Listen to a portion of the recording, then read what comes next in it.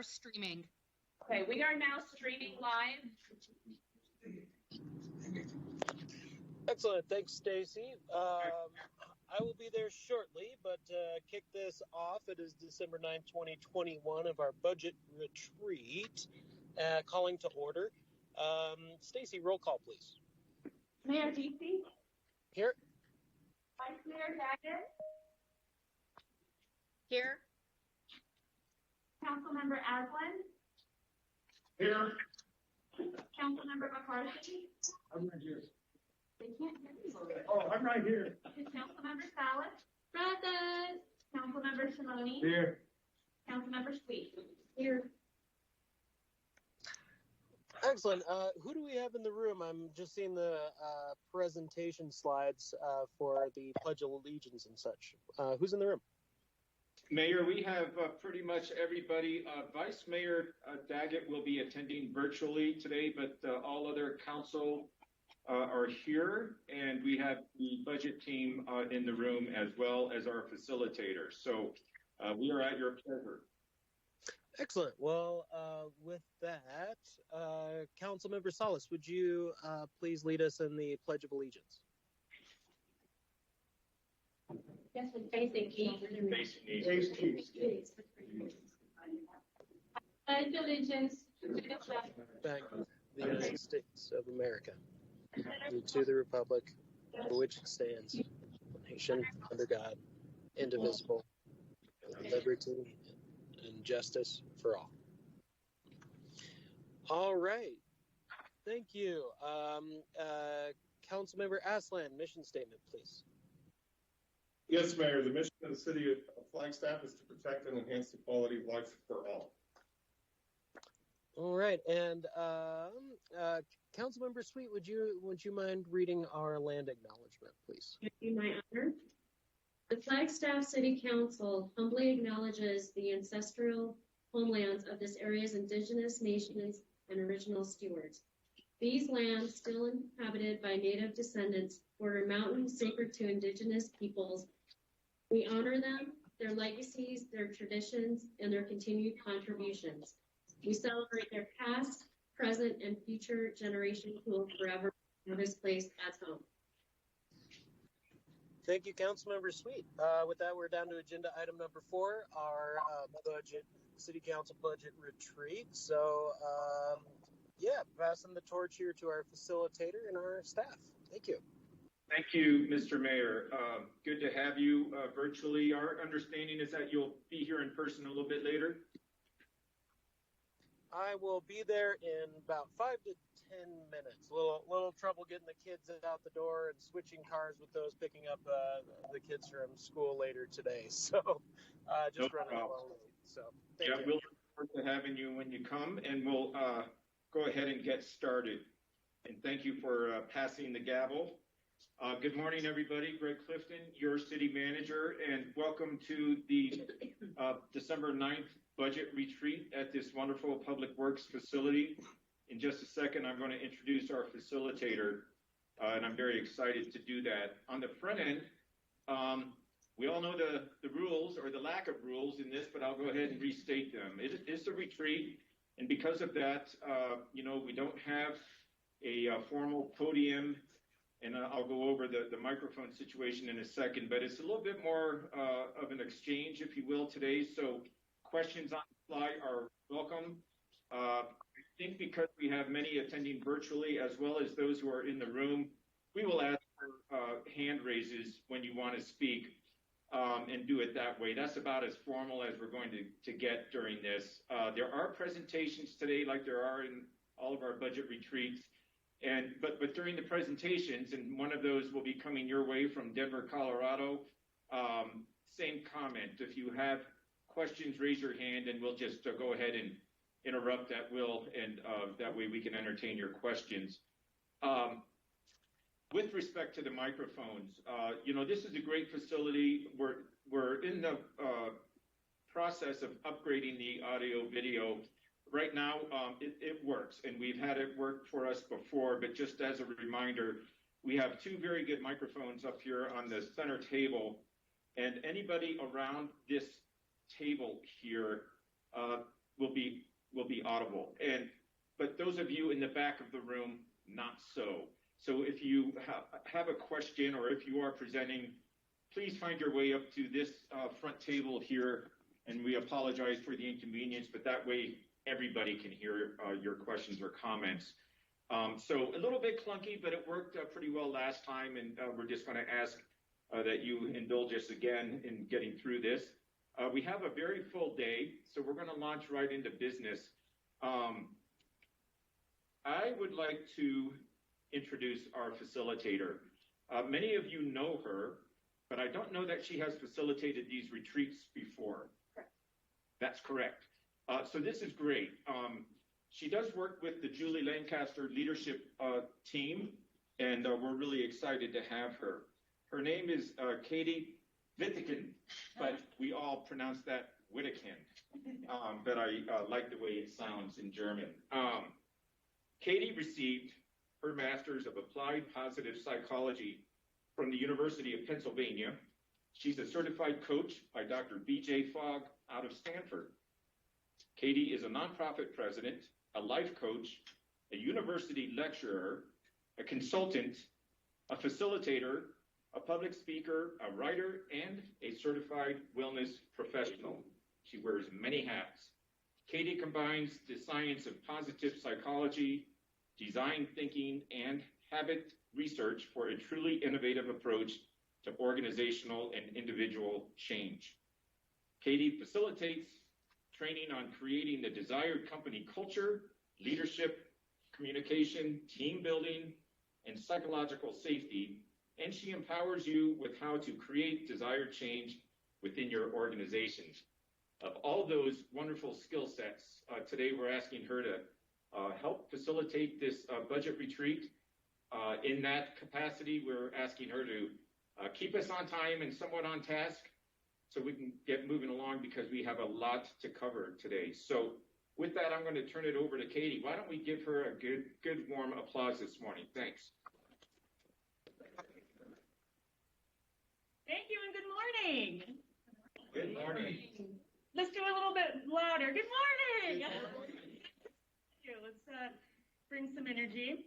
So I just want to welcome you and say that today we have three main objectives. One of those is going to go over priority-based budgeting, kind of 101, especially for anyone in the room that is unfamiliar. Then we're going to go over some strategic objectives and then what to expect in the budgeting process. So we're going to definitely hit those three objectives today.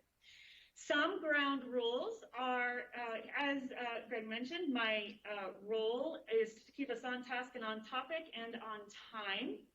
That being said, I might gently say, okay, we're at time here. Do we want to borrow time from another part of the agenda or keep discussing this? So just look out for those interruptions there in a friendly, kind way.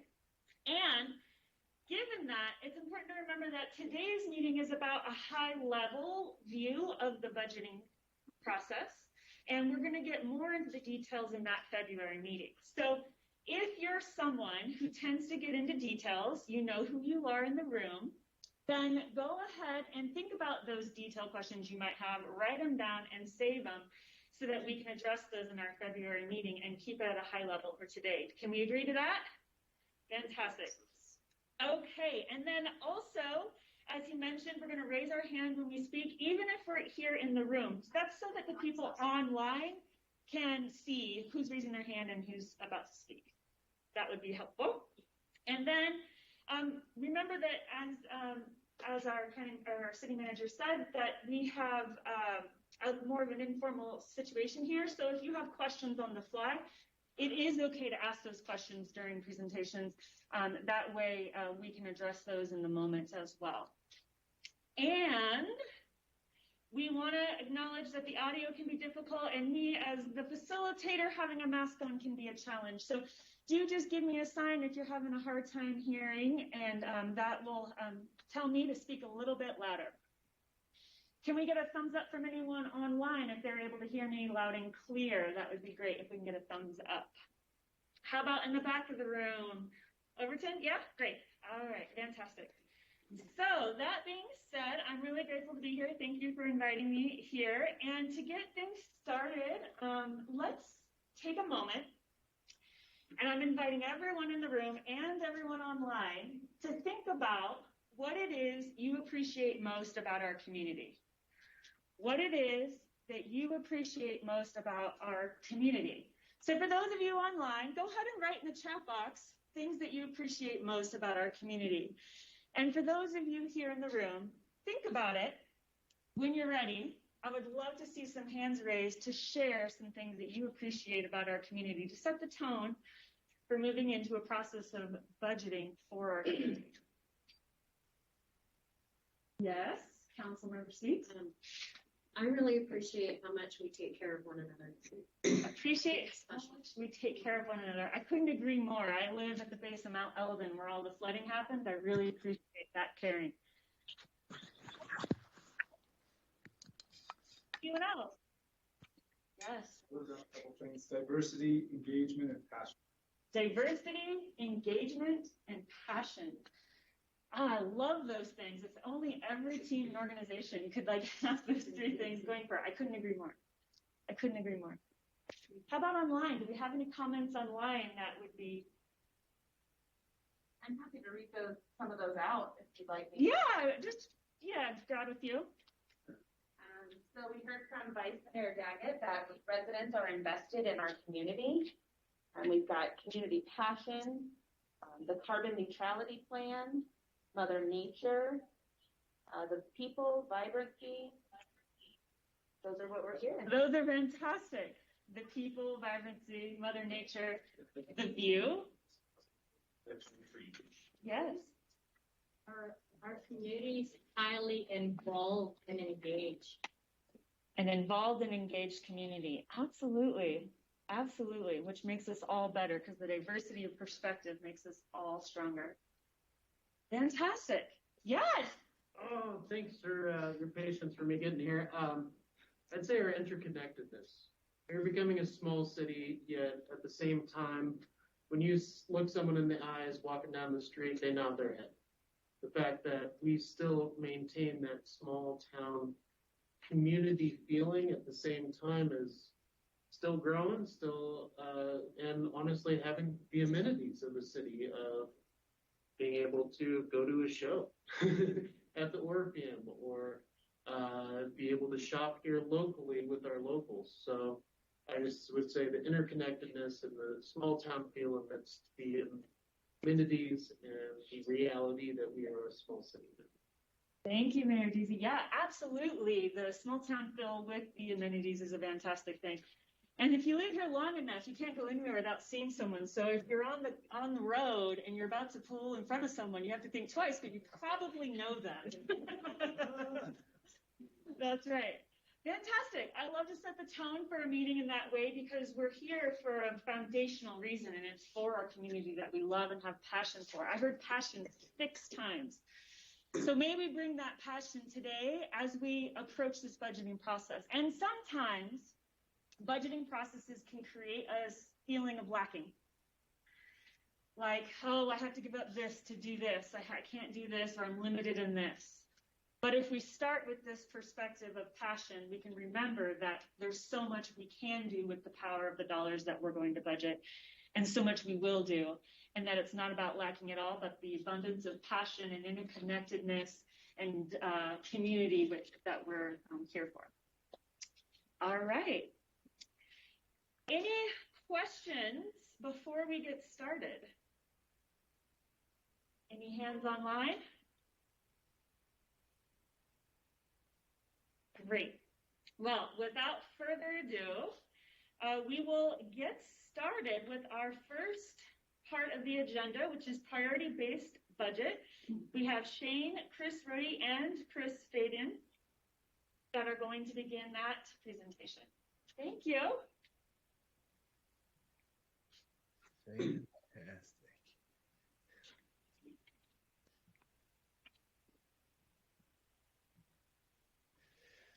Hello, everyone. Hey, Shane or Greg or Katie, is my audio coming through okay? Can you hear me? Yes, it is, Chris. Okay, great. Well, I am so pleased to be here virtually. I'm in Denver, Colorado, I hear there's the potential for snow in Flagstaff, and usually we have solidarity on that front, but not today. And I long for the time that I can return to Flagstaff and be with you all. But thank you for having me to join your retreat virtually. I run an organization called Resource Exploration.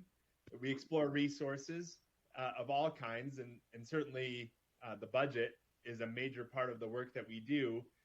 And we've been fortunate enough to be working together with the city of Flagstaff for a few years now as part of your budget transformation journey to evolve the way that you look at resources through the process that we call priority-based budgeting.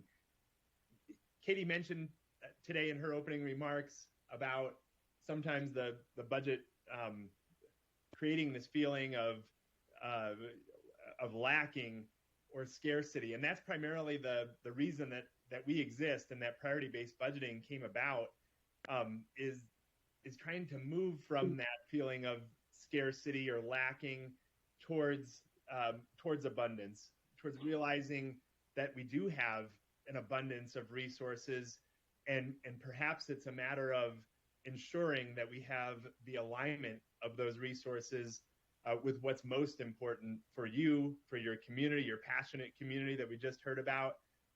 And that's what we're going to get into as we discuss what priority-based budgeting is all about. For a very quick introduction on me, and then I'll bring it to Shane. I got started in budget and grappling with this exact same feeling as my elected officials in Jefferson County, Colorado, had these high hopes for what they wanted to accomplish in our community. And every time it came to the budget, there was this feeling of maybe we can't do what we really long to do. And so we had to invent a different process. That was back in 2008. We built on the shoulders of others who had came before us, who had tried to tackle budget transformation and seek alignment of our scarce resources with outcomes. And since we first implemented in Jefferson County, there have been now over 300 local governments across the United States and into Canada who have implemented priority-based budgeting. 300 sounds like a lot in some ways, but if you consider that there are 90,000 local government entities in the United States alone, you realize that 300 represents a pioneering and innovative group of local governments, and I hope that is how you see yourselves. Certainly that's how we see you as one of the leaders in this budget transformation, so much so that the leading associations who represent city managers, that is the International City and County Management Association, ICMA, finance and budget professionals from the Government Finance Officers Association, GFOA, and the National League of Cities, where I've met some of you over the years, NLC, recognize priority-based budgeting as a leading best practice for how we are going to need to look at resources to manage it in the 21st century. So as I turn it over to Shane, I hope that as we start this presentation on priority-based budgeting, I want you to feel that for a moment, that you are part of the leading charge of local government professionals who are pursuing a different way to make this feeling of the budget less about lacking and more about that abundance to achieve the priorities that we seek for the future. So I will turn it over to Shane, who can give us a little bit of background on your PBB journey and how we got here. Thank you, Chris. Good morning, Mayor and council members. Pleased to be up here with you. Sitting next to me is Chris Rohde. And as a member of the team in the city manager's office, Chris is really taken the lead role with priority-based budgeting. As Chris Rohde and I and Mr. Fabian here got together last week to discuss this presentation, we thought it would be helpful to just kind of take a quick step back and recap the origins of PBB for our organization. So it's my pleasure to be here to go through the next 2 slides with you to provide that backdrop to this discussion and presentation that Mr. Fabian will help us with. As a local government that prides itself on providing public service at a higher elevation, the city of Flagstaff has long embraced and strived for higher performing governance. It's very important to our organization. Team Flagstaff, we value trying to do things better each and every day in providing service to our community. Priority-based budgeting, or sometimes we'll refer to it as PBB, is a relatively new tool in our performance tool belt, and is meant to help us along that journey to higher performance as a government. It came about for our organization as a result of staff's effort to satisfy 3 primary directives that we had received as staff from the council in our budget discussions for the fiscal year 18 and fiscal year 19 budgets. And the focus of these directives really was all about the budgeting process itself. So the first objective you'll see up here on the screen is that the budget process needed to be something that promoted and enabled the city leadership to make data-driven decisions. That was extremely important to the council, and it's still important to our organization as we approach these budget decisions. The second directive was that we needed to have a process that provided greater public transparency and engagement. So the budget process itself needed to reach out to the public better and in more transparent ways and help the public be engaged and better informed about our budget process. And then the last directive was that the outcomes of our budget itself needed to clearly show the community a strong alignment with the values and priorities of the community itself. So what's that alignment look like with what's most important to the community? So those were the 3 primary directives that we had been charged with as staff, and we in our exploration for ways to improve our budget process came upon this tool, this priority-based budgeting tool provided by Chris Fabian's company, Resource X. When we came upon this, we researched it. We had a small group of staff go out to Colorado. We visited with Fort Collins, Colorado, which is, Chris referenced a pioneering effort. Fort Collins has been received national recognition for their budgeting process, and it's very much aligned with the PBB model here. And so that led us to Chris Fabian and Resource X. As staff, we presented this tool to council for consideration. Council liked it, and in May of 2019, approved a contract with Resource X to begin implementation of the tool itself. A huge endeavor, going from a traditional line item budget processing to bringing this tool online was a heavy lift by staff and by the community itself.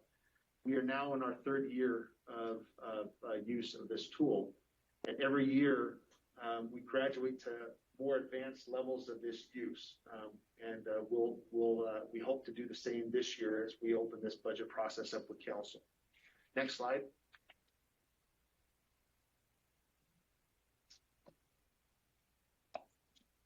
Thank you, Chris. Critical to the success of priority-based budgeting is that alignment between the community priorities and values and the budget itself. To accomplish this, we needed the council to establish those priorities. And so council endeavored to do just that. And up on the left side of the screen, you'll see the community priorities as they sit today, starting with the blue tile and moving to the right. We've got high-performing governance, as a priority. We've got a safe and healthy community, inclusive and engaged community, sustainable, innovative infrastructure, robust, resilient economy, livable community, and environmental stewardship. Mayor and Council, each of these priorities by design are meant to represent overarching, long-standing pillars of governance that can withstand the test of time for a community. In other words, they're not really meant to change very often. By intent, they're broadly stated, but they provide an ongoing beacon of light, of guidance for us as we move forward as a local government in providing service to the community. On the left side, you'll see another image. You'll notice that the priorities themselves have been relocated to the top of that image, and underneath are supported by a list of objectives. The council also created these objectives, which are by design more action-oriented. So you'll see in the wording itself that there's verbs, and we're by intent made them more action-oriented. These objectives are things that would likely be more susceptible to change over time. Each and every couple of years, staff's intent is to bring these back in front of council to revisit and to make sure that they're still true to the needs of the community. Both the key community priorities and the objectives in the summer of 2020, so 2 summers ago, were presented to the public, and the public weighed in on those. Staff took the feedback from the public back to council, and in November of 2020, the council memorialized what you see today in terms of our key community priorities and the objectives that support those priorities. Priority-based, all of this priority-based budgeting information is available on the city's website under the city manager's page for the public to use, including the online PBB public-facing portal. There's a link on that page for the public to go to that portal. Chris Fabian, in his presentation later today, will reorient us to that portal and help us understand its value in allowing the community to get more engaged and to better understand our budget process and the alignment of our budget dollars in support of the community's values and priorities. I hope this backdrop has been helpful and informative to you as a reminder of how we got to where we're at today. If you have any questions for me, I'm happy to answer those. Otherwise, we'll turn the time back over to Mr. Fabian to walk us through the PBB presentation. No questions? Enjoy your retreat today. Thank you.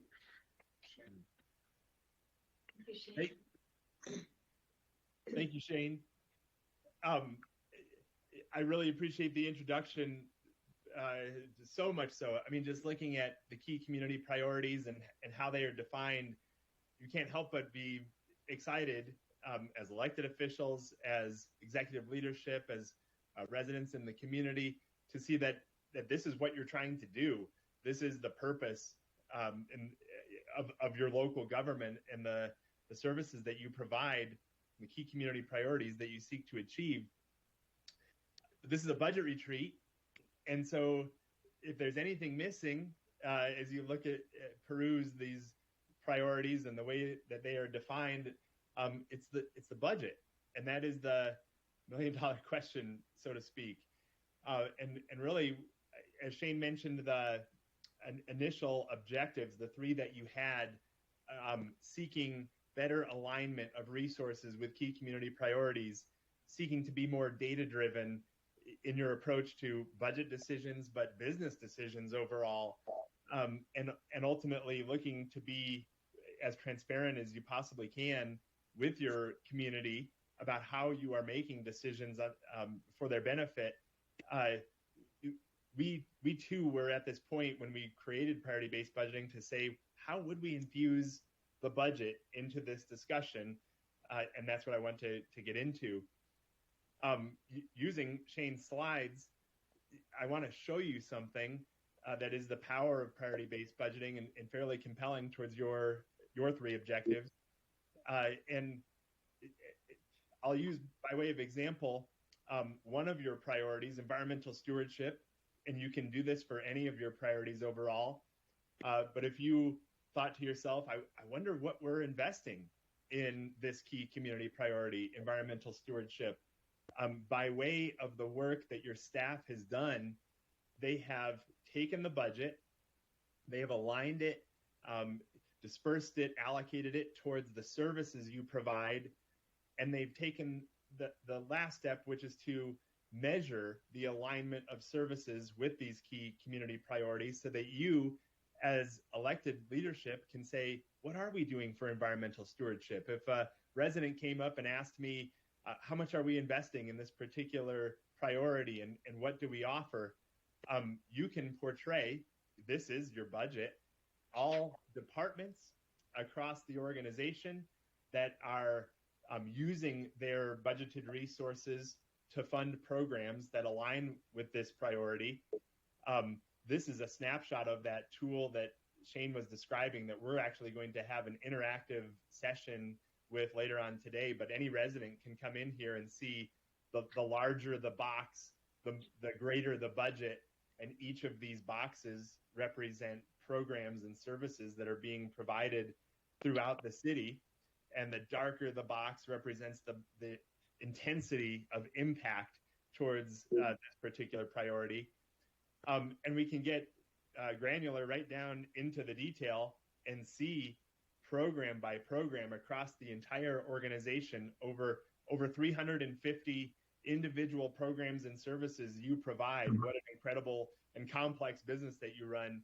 But here for environmental stewardship, this is your data. You can see things from your transportation planning to community climate change adaptation, resilience, and mobilization, to specifically Wildcat Hill Water Reclamation Plant monitoring and planning, and the individual price tags for each of these services that you provide, each of these having a high degree of impact with environmental stewardship. And you have many more that you offer as well that impact this particular result. And we could spin the wheel of priorities and see this type of data for every one of your priorities across the organization. But this is what we mean by measuring the investment and aligning resources with key community priorities. You now have a way to connect your budget directly to these priorities, whereas prior to priority-based budgeting, it's a tougher calculation to make in terms of how your budget actually connects to the priorities that you seek to achieve. Yeah.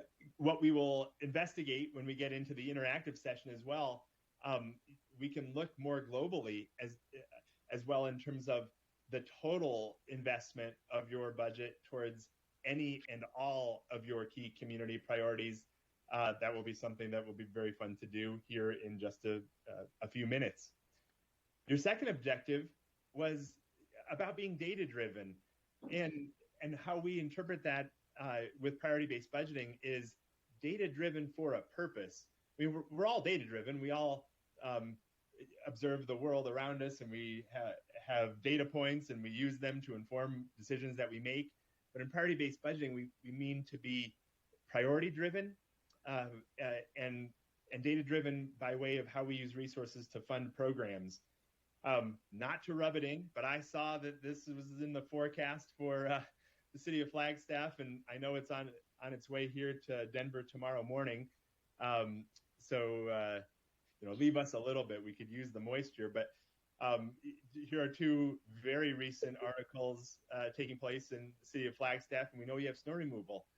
And you might wonder to yourself, I wonder when it comes to snow removal, in terms of being data-driven, what does it cost us? to provide snow removal. I want each of you for no more than 10 seconds. This is not an examination, but take a second and guess how much do you believe that Flagstaff invests for snow-related work? Take 5 seconds, take 10 seconds. Think about what you do for snow removal and maybe put down on paper a dollar amount for what you think you invest in this particular operation. This is like one of those games like guess how many candy corns are in the jar, and Chris, they want to know if they can phone a friend. That's awesome. You could either phone a friend, Rick Tatter's in the room, and Heidi and the team, or you can go to your own website. You can click now on your priority-based budgeting open PBB data and pull up all the programs related to snow. And we'll show you how to do this, but it's snow plowing, basic removal of snow with your plows and graders from downtown select areas. It's reallocation of snow around city facilities, city hall, civic spaces. Those are two different snow plowing operations. You have snow removal at the airport. You have snow removal taking place throughout the city. You know, I actually pulled up, this is kind of funny, but you can, as you search on programs and their descriptions, I inadvertently pulled up your Snowflake Festival as well as a special event. But take a look at all the diverse operations that you provide. And now, because you have identified program and service data and put a price tag on it, we can get down to how much each of these individual operations you're investing in. And that's what it really means to be data driven. Is you're running a business. Local government's got to be one of the most complex businesses to run. Many of you as elected officials probably have experience in running operations. I run a company. We don't offer 350 and then some individual programs and services. That's a lot to keep track of. But now you have that program level business intelligence to really help you manage and make great decisions. And last but not least, we talk about being transparent overall to your residents on what you're doing and how you're providing these services that you provide. And I want to recognize that the city of Flagstaff, in your work in putting this information online, it has done something that very few priority-based budgeting communities have done, even among the 300 plus who we have served. Being bold and brave enough to take your priority-based budgeting data and allow and invite your residents to access this information is a gift to your community overall. And that's easy for me to say, but let me go one step further. I'll tell you why some communities don't do it. Some communities get down to the level of measuring how much they're investing in their programs, and they're a little afraid of publishing that information and allowing residents to scrutinize every tax dollar invested in the multiple snow removal operations. Because as you know, as elected officials, it's easy for residents to take issue with how the tax dollars are being spent. But you've taken such a bold step to say, here it is. Here's how we've allocated our budget. And we've done a rigorous approach to try to analyze every resource that this community invests in its local government. We've aligned it with the services that we're offering you, and we're showing you how those services align with our priorities. It's a bold move, and we highly respect and admire you for doing it. It was part of your value system and why you embarked on this particular process overall. And so that's what it means to be transparent. So I wanted to simply reflect back to you after Shane had gone through the 3 objectives that you sought to achieve when you embarked on your journey, how much progress you are making towards fulfilling those objectives overall. And now graduating from just the city of Flagstaff perspective to a national and international perspective. These are very recent, December 7th and well, it's in December as well. Both of these pictures are from the industry, the associations that represent city managers and are raising and educating city managers for the future, as well as finance directors for all local governments. This is ICMA and GFOA, who I had referenced earlier. Both associations are advocating for budget transformation for the 21st century, rethinking local government budgeting. And you might ask, why? Why is this happening right now?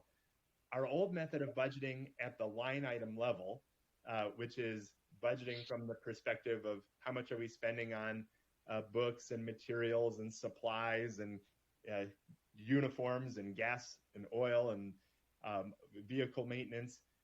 That budget process has been around for 100 years. I presented earlier this year at the 100-year celebration, the century mark for line item budgeting. And while fascinating to see how it's withstood the test of time, and while line item budgets are not going away, we still need them for spending control, for reporting at the state level.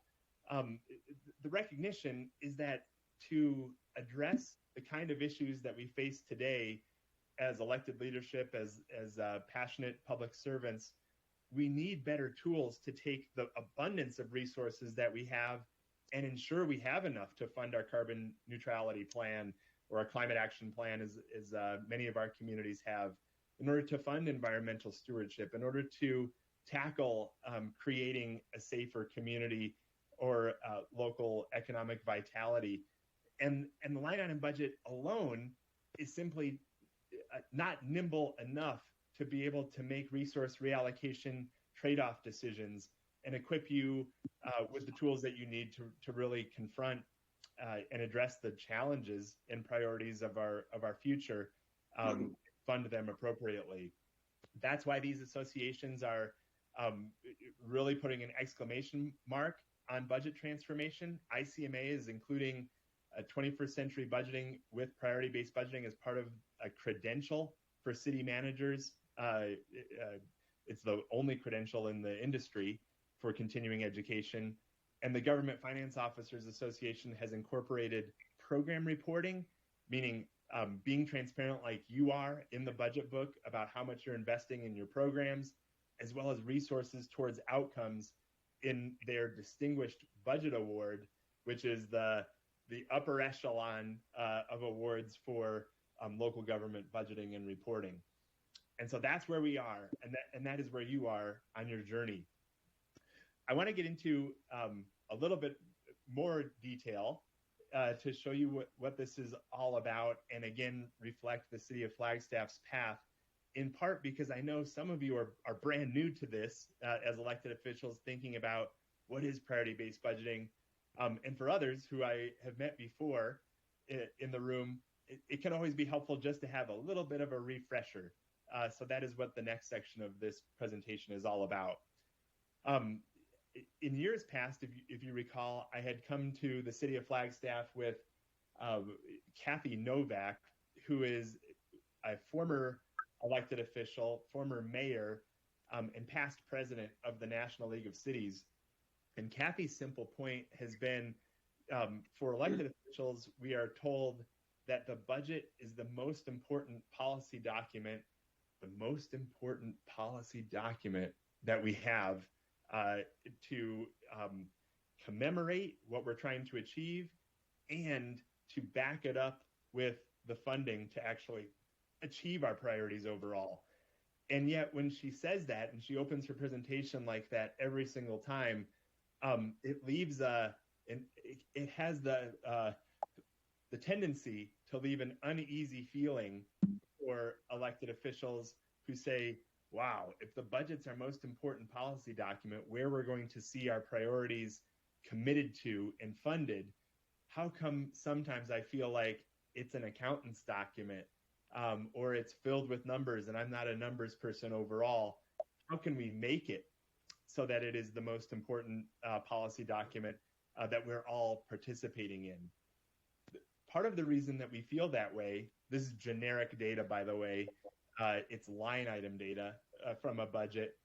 It's not Flagstaff data, And if you're squinting your eyes and finding yourself, your stress levels rising, that's partly intentional.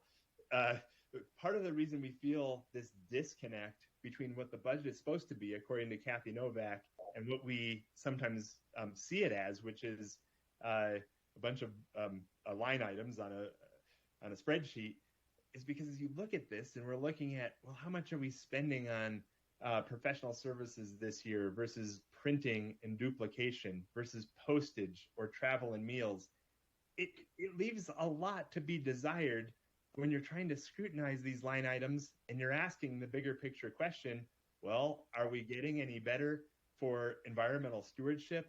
Are we getting safer as a community? Are we making our citizens healthier? The kind of things that are reflected in your key community priorities. Are we improving the economy?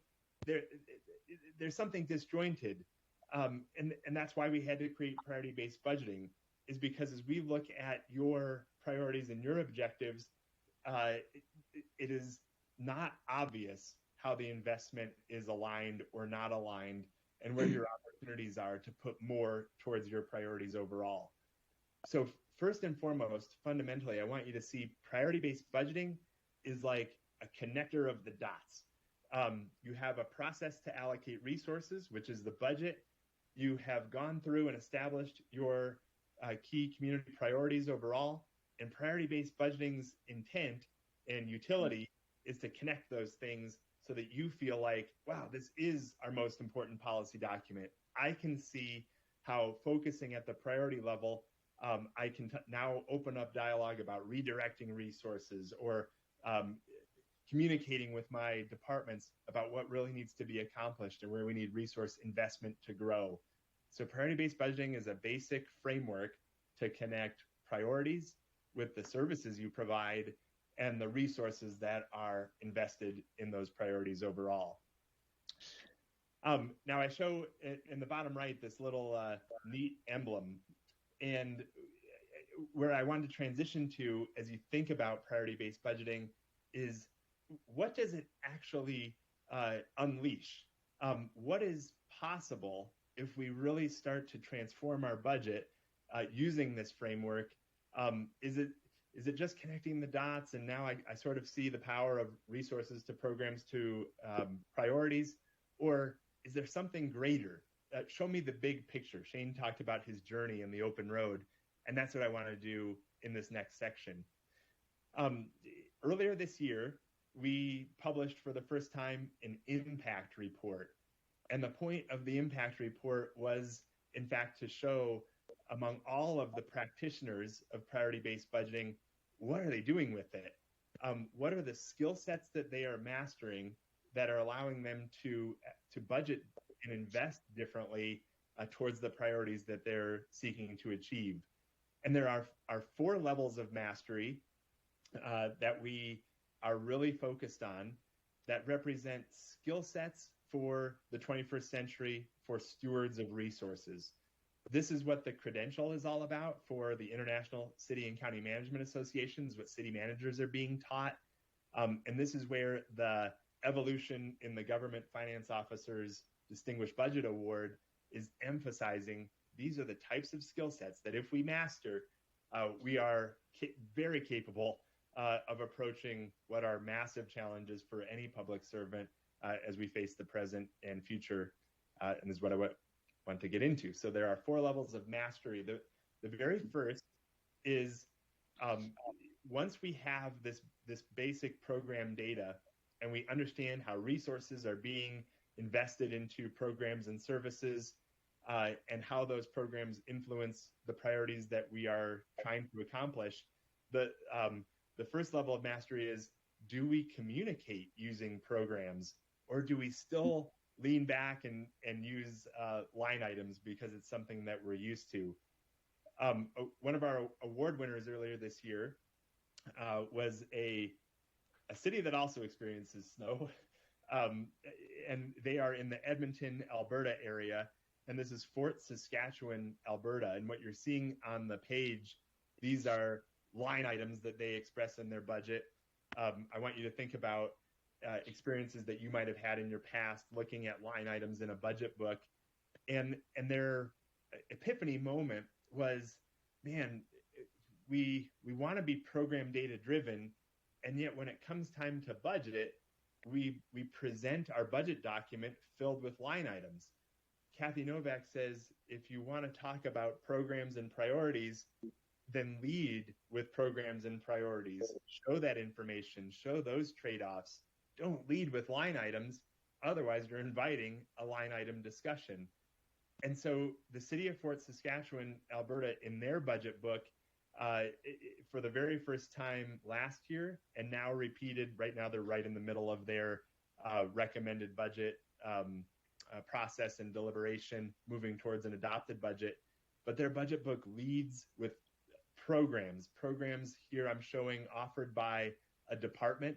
Here's an example in Public Works, showing cemetery operations as opposed to snow removal or traffic control or events and festivals.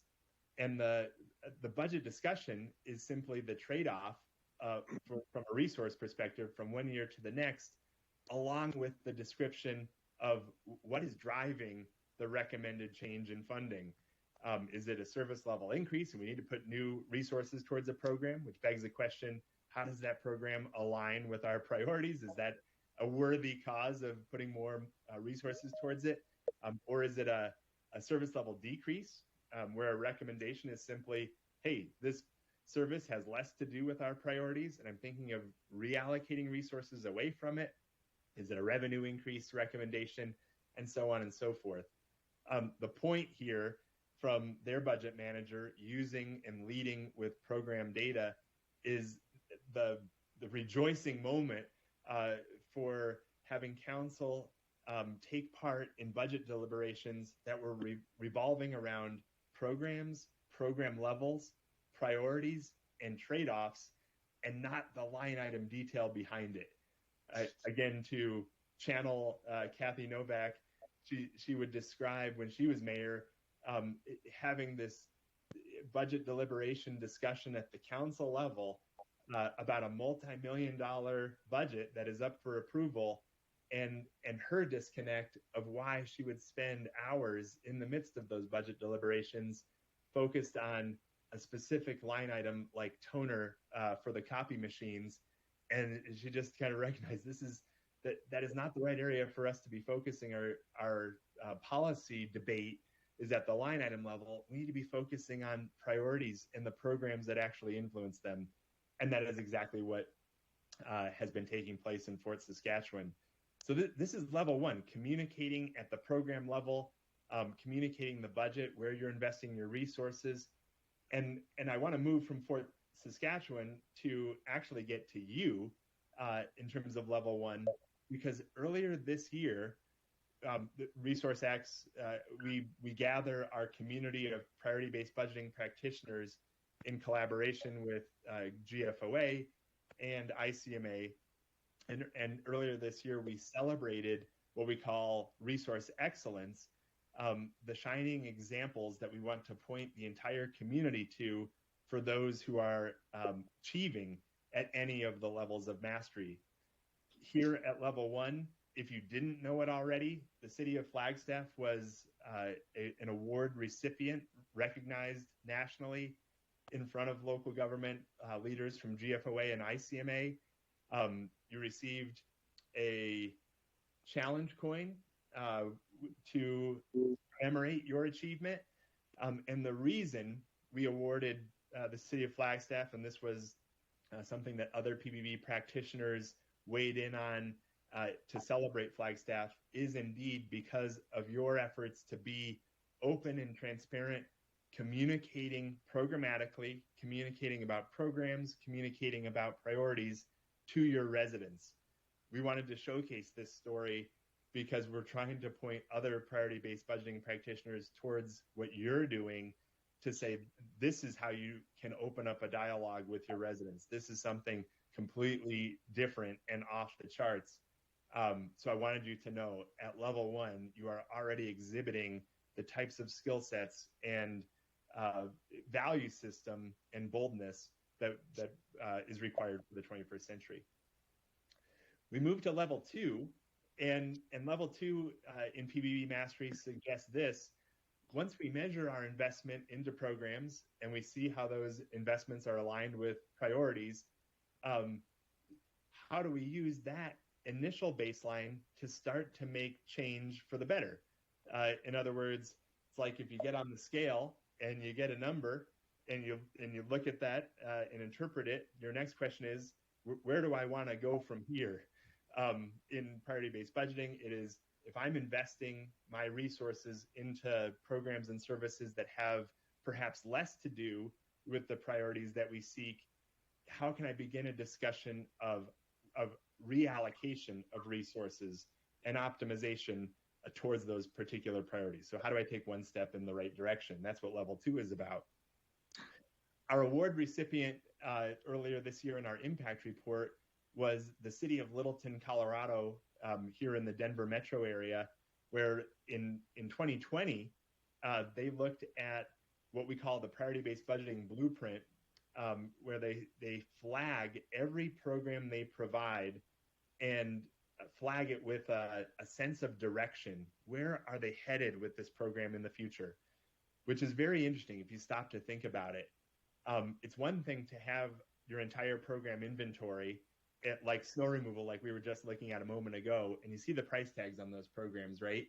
It's another thing to think through, of all of those programs, what direction are we headed with those programs for next year and the year after?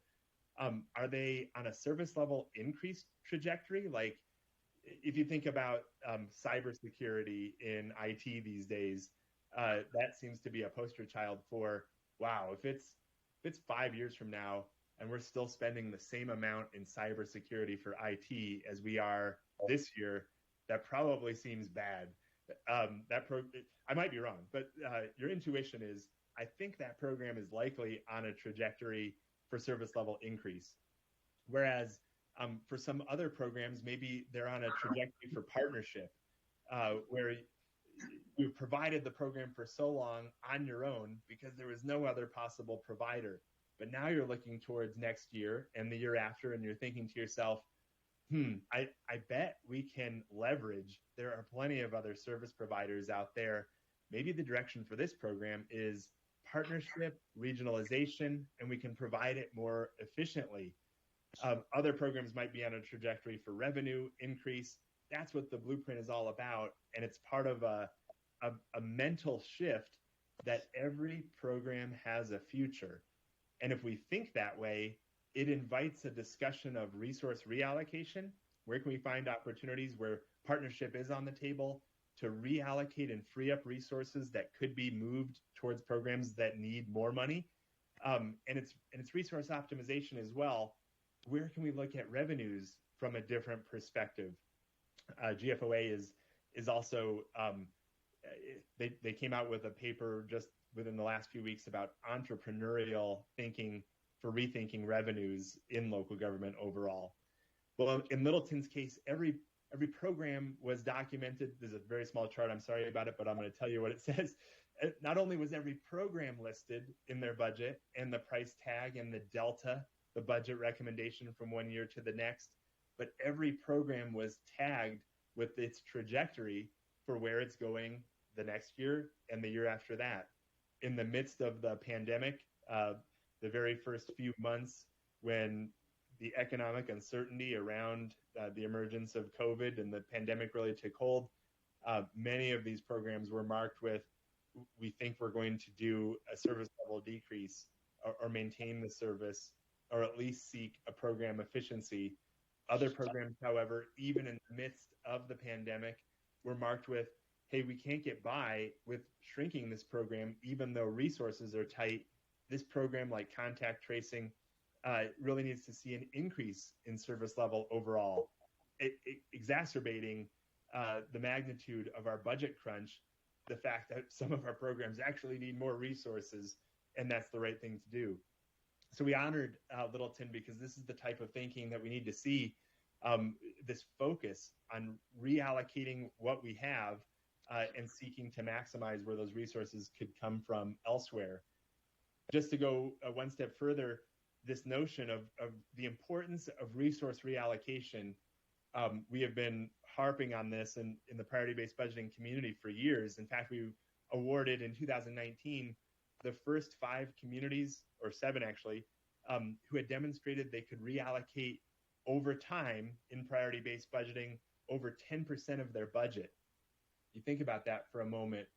The reason is because as you look towards your future and you consider the magnitude of the priorities that you're hoping to fund, whether it's your carbon neutrality plan, whether it's infrastructure, and sure, we have things like ARPA and the infrastructure bill that are coming in that are really going to help.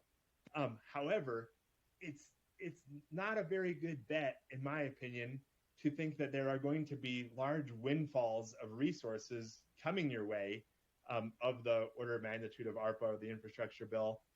And as beautiful as those blessings are for new resources, how else are we going to come up with resources to fund a better future? Will it come from economic growth? In part. Will it come solely from residents wanting to pay more for taxes? Anybody's guess, but our clients say no. And therefore, what are our opportunities to maybe optimize internally? Look for partnerships, look for efficiencies, reallocate what we have.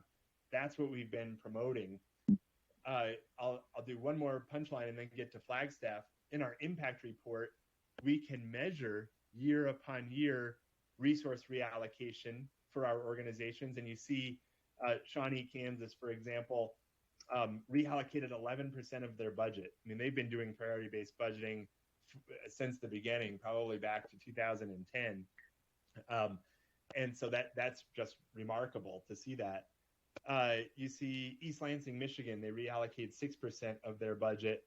And I'm focused on the right-hand side. Salem, Oregon, 5%, 25 million.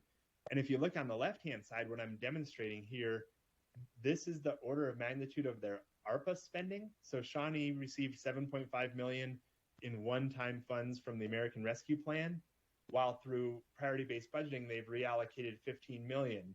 In East Lansing, Michigan, they've received 12 million from ARPA. They reallocated less, about 8 million. Salem, Oregon, 34 million from ARPA, 25 million in resource reallocation. These are 2 different concepts. Why am I drawing your attention to it?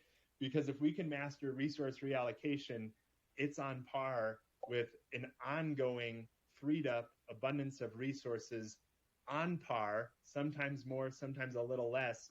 It's like having ARPA every year. And so it is a huge skill set to be able to master. And so then you wonder, well, how can we get moving in this direction? I point you to City of Flagstaff's work in what we call Program Insights, which is looking at every single program that you have, tagging it with a sense of its future. What is the direction that this program is heading? Do we have an efficiency opportunity? Do we have a partnership opportunity overall? Does this program need new resources? This is a snapshot of Flagstaff data from your budget that so many of your programs have been tagged with a future-focused opportunity. And I want to report to you the good news. You're on your way towards this skill set, towards this value system of resource reallocation, following the blueprint and looking at mastery overall.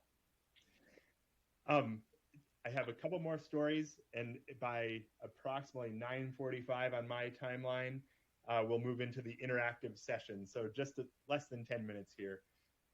The third level of priority-based budgeting mastery suggests that if we can start to understand the power of resource reallocation, then where might we head with that? If we could reallocate even 5% of our budget, like we showed for Salem, Oregon, and free up some of our internal resources, where would we go?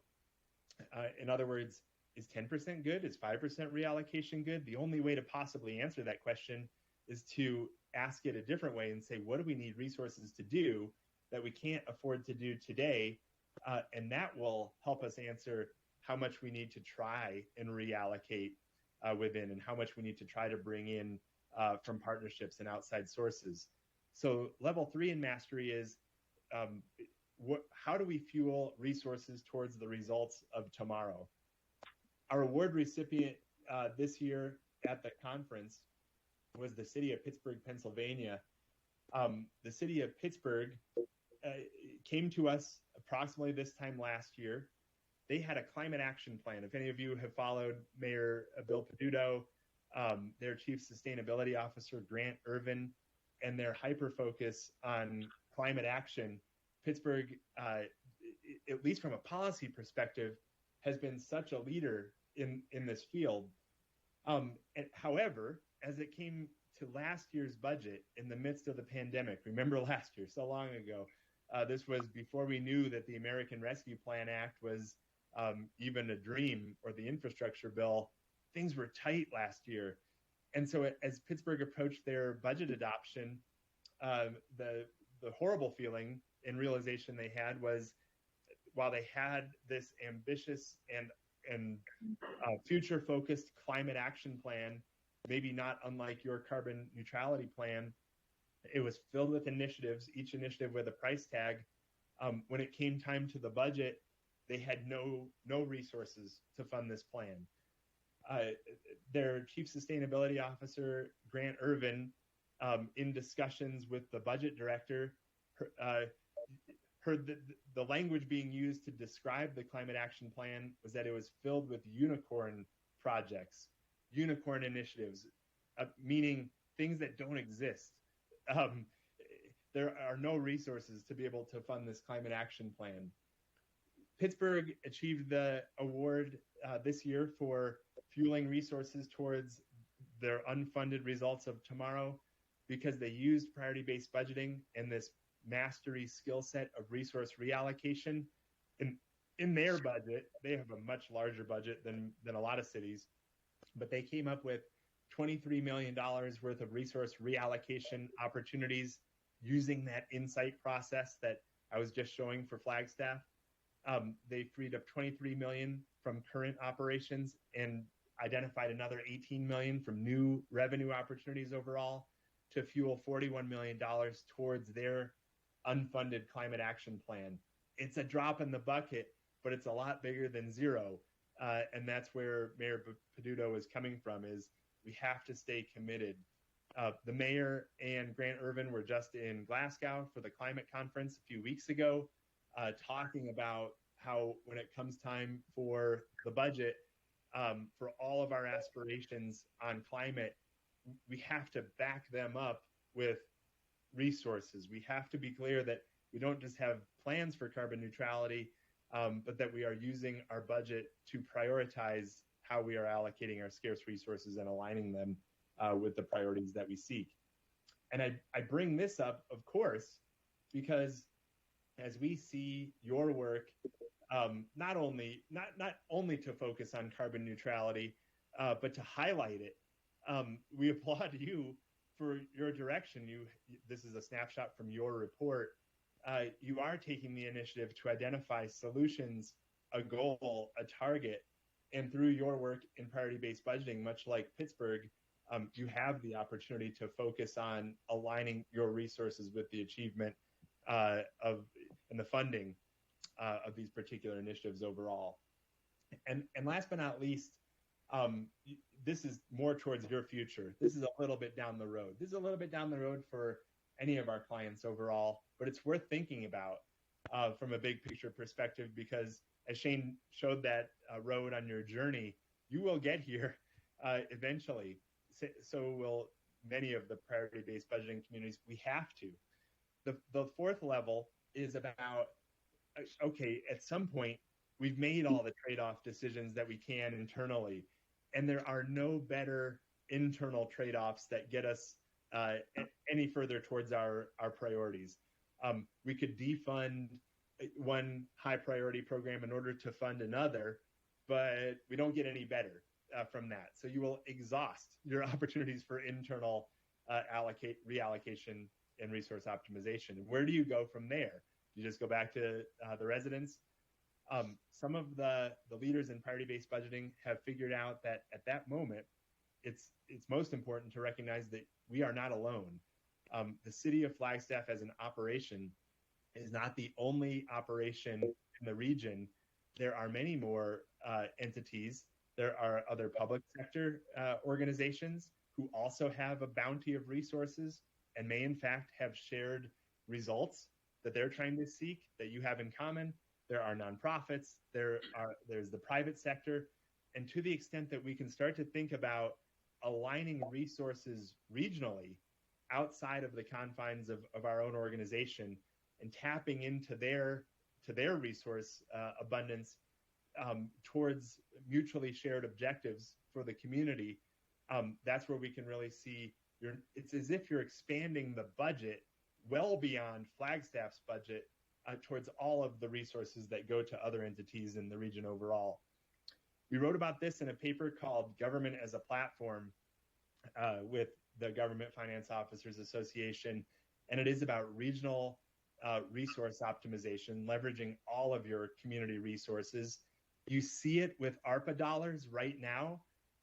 We have communities like Durham, North Carolina, who is partnering specifically with the city of Durham and Durham County to pool resources from the American Rescue Plan Act and look at what they can do together.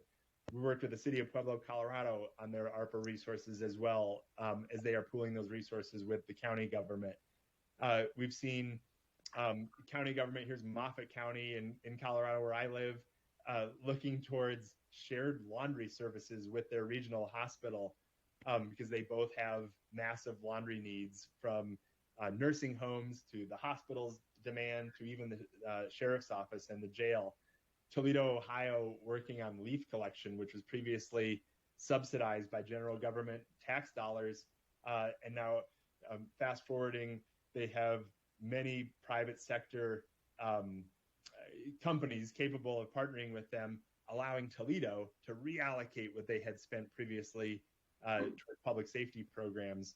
The city of Inglewood in Denver, Colorado, looked at a merged fleet and fire operation for greater regional service. And so the concept is actually quite simple. It's just looking at other providers in our community and how to tap into their resources overall. Well, that is how we have reached this point of having 300 implementations, and we hope to have so many more. But it is thanks to your efforts and your leadership that we have been able to get to this point.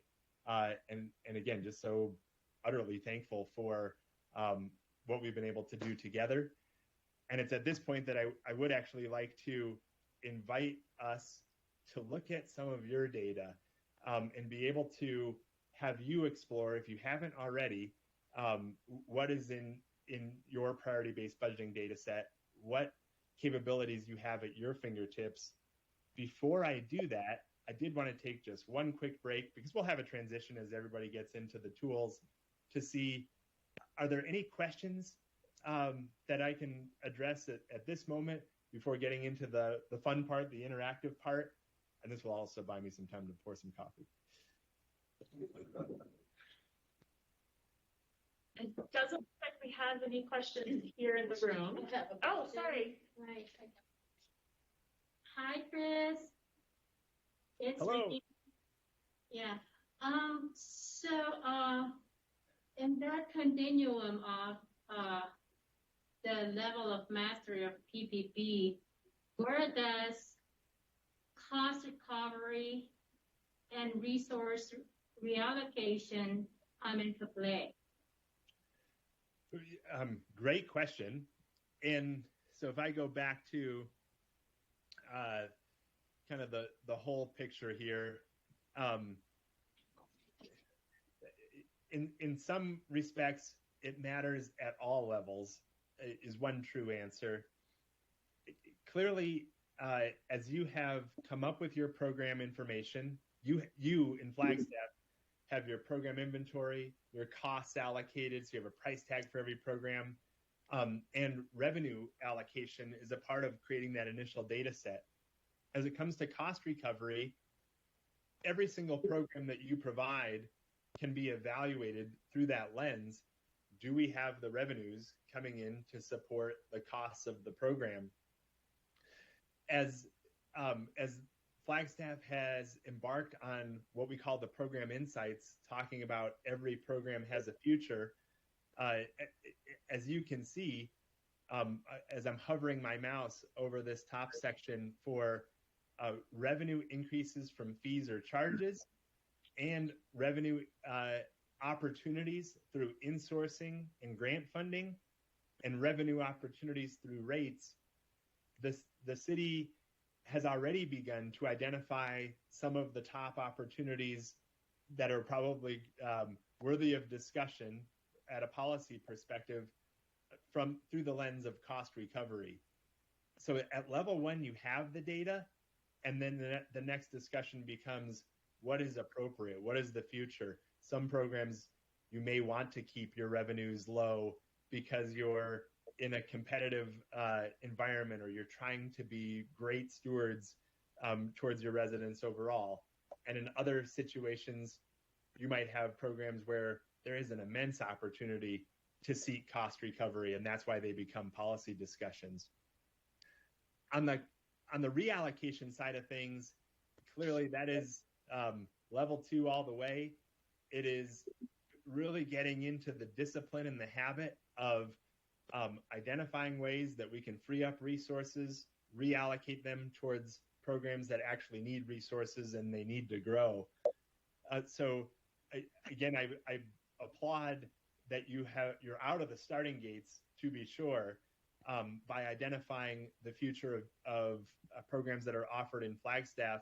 I think you're even going to get into it more as you get into this year's budget process overall.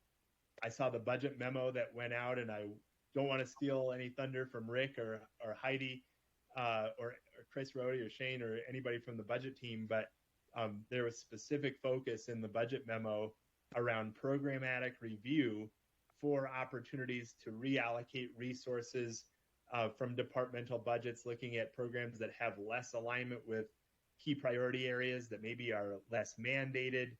Maybe somebody else provides and maybe they don't recover their own revenue. Those are great opportunity areas to comment on and see if there is a resource reallocation opportunity overall. So that is happening right now in the midst of your budget process. Chris, we have Shane Dilly who'd like to say something. Sure. Chris, in the in part of the response to the question on cost recovery, part of the work has been done in what we've laid out already as an organization. And what I'm referring to is the scoring process to the programs that we have inventoried in our system. Mm-hmm. Part of that scoring process is identifying the potential for cost recovery or revenue potential. And so, part of the task ahead of us in furthering the effort of cost recovery is identifying the programs that lend themselves more strongly to cost recovery. And I think part of that work is already done in the inventory that we put together. So I just wanted to add that insight as well. Thank you. That's great. Shane, you gave me an idea as well, as often happens in the midst of a live presentation. When we get to the interactive part, perhaps I can show where that scoring detail can come to life that you just referenced. Thank you. Sure. All right. I can't see a live look into the meeting, but Katie, if you can guide me. Are there any other questions that are? We do not have any more hands up at this time. Great. Okay. So I'm going to go live into your data set, into your tools, and into your public-facing data site. I will drop a link in the comment area in Teams so that you can access this website as well. This is on your homepage, so you might be able to beat me to it. If you Google Flagstaff Priority-Based Budgeting, or you simply go onto your own homepage, you can navigate towards the page that I'm showing you on the screen, and I'm going to do the exact same thing because it's pretty cool to be able to do this. I'm going to copy this link and go to Teams. I'm gonna open the chat. Oops, here we go. And if you are on your computer, you can click on the link that I just put into the meeting chat. When you click on that link, you go right back to your own homepage. This is what any resident or student of priority-based budgeting can do. And as I go down a little bit further, I can click on this section that says, to learn more about PBB, please view the videos below and visit our PBB Present site to view and interact with budget data. And so I'm going to click on that link.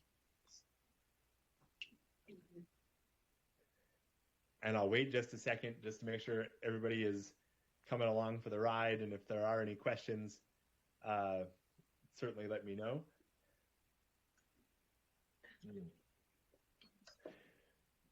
So, and I'll expand my screen a little bit. I want to give you a little bit of tutorial, and then we're gonna have a little bit of time to play around, and that's important. One of the objectives that I had for us all today is to make sure that you know that this site exists. It's important not only in the budget process as you're considering programs and budget requests that are coming forward, but it's important outside of the budget process as you're at home and you're thinking about snow removal, and you want to quiz your family members over the holidays about how much they think that you are spending on snow, or if you're out with your constituents and they're asking you, what are you doing to provide for a robust, resilient economy? I want to show you how you can answer that question by saying, here's what we're doing. I'm going to pull up all of the programs that are aligned with that particular key community priority and show you what we're working on. Or when Shane says, hey, in terms of cost recovery, every program that has been evaluated in priority-based budgeting has been scored with that detail. I want to show you where you can go to find out that information. So when you open up the site, you do get some nice tutorials. I am not going to walk us through today, but it's leading you through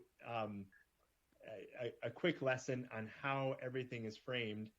First, you will see your key community priorities listed first, and that is what we are drawing attention to. When you click on any one of these, here the tutorial is saying, if I clicked on high-performing governance, then the tool is going to focus on programs that achieve that particular key community priority. This section says, after every time that I click a priority, right below it, you're going to see some more definition. And that's helpful because as you look at each of these priorities, they seem perhaps high level. Shane, in his graphic earlier on, if you recall, showed us that we have the high level title for each priority. And then if you recall on his slide over to the right, we had specific definitions for each of those priority areas. And we've tried to bring those to life in this presentation-oriented tool. As we scan down below, one of the first charts that we're able to see is a look at each of your key community priority areas and the investment that is going into those result areas. We call them results, you call them priorities. You might notice the different gradation. There's a dark color, a very dark, intense color, and then they get a little bit lighter. The darker the color means that the investment in that priority in terms of programs that have a high degree of impact on that priority, that's what the darker the color is all about. Every program was scored in terms of its alignment and impact on these priority areas, and it wasn't a yes or no question. It was allowing for some programs to be tagged with a high degree of impact, so that's the darkest color.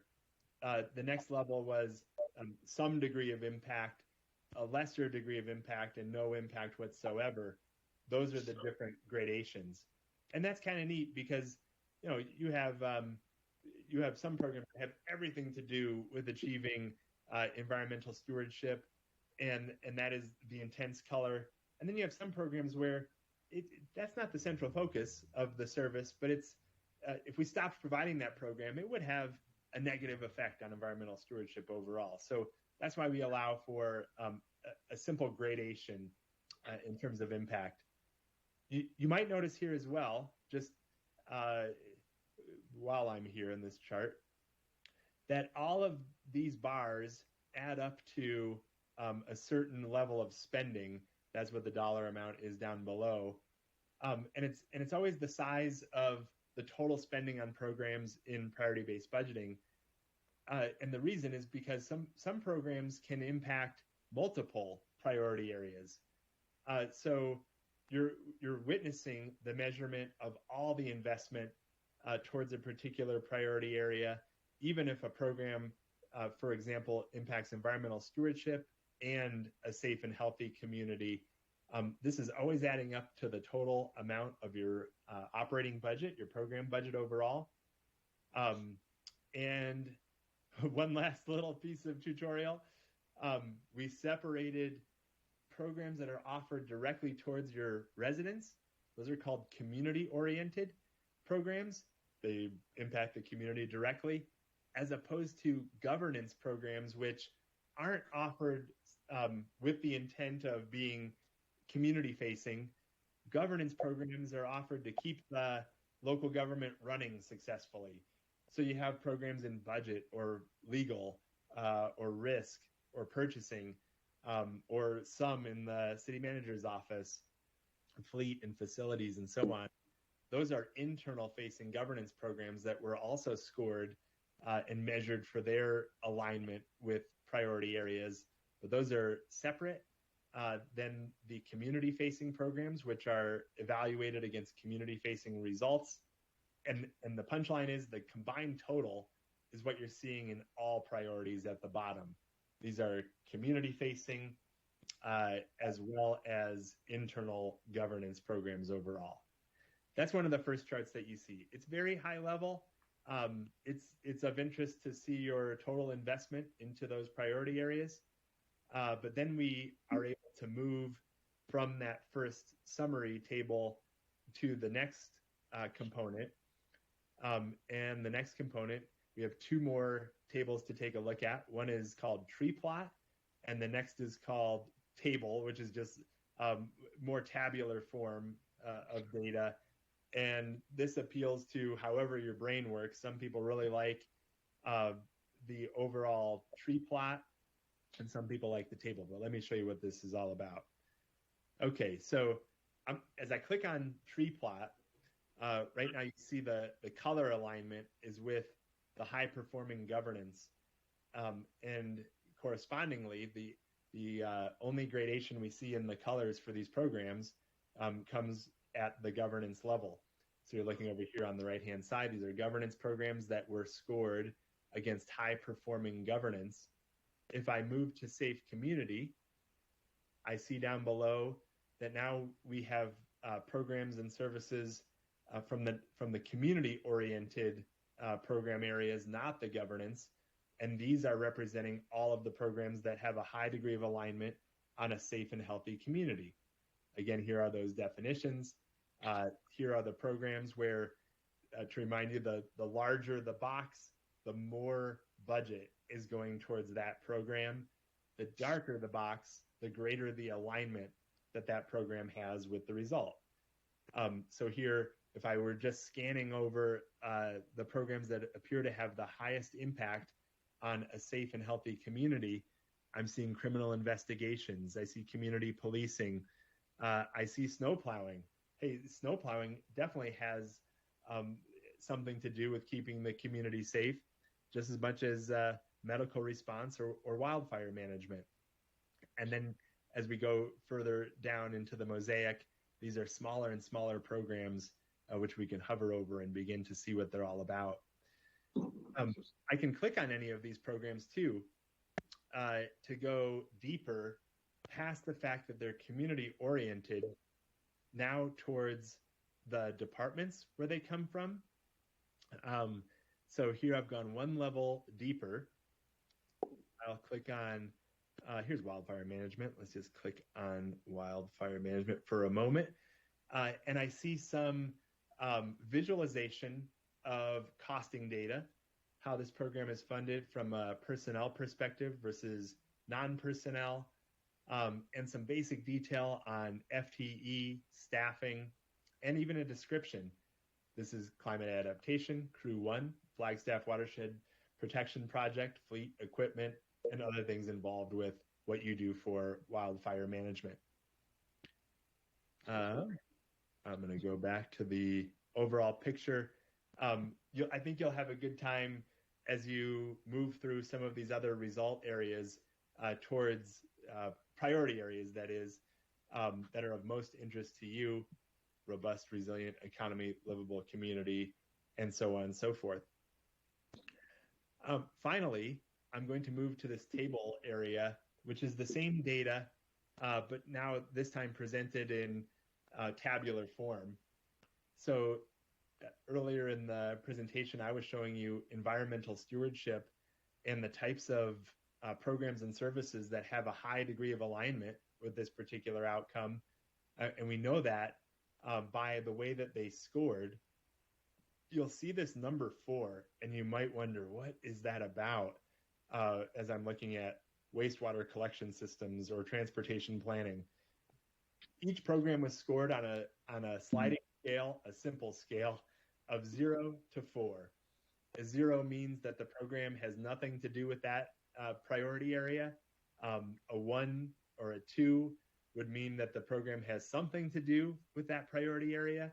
And a 3 and a 4 means that that program has a lot to do with the achievement of that priority area overall. So it's just it's a language. It's simple shorthand for high degree of impact versus a lesser degree of impact overall.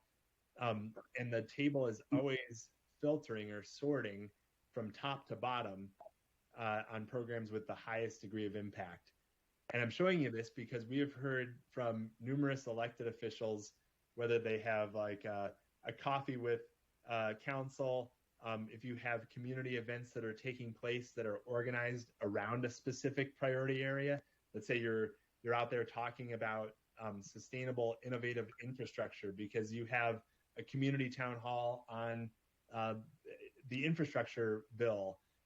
You can bring up for your community the type of programs that you offer today that are all about creating that successful priority area. Here's what your spending looks like.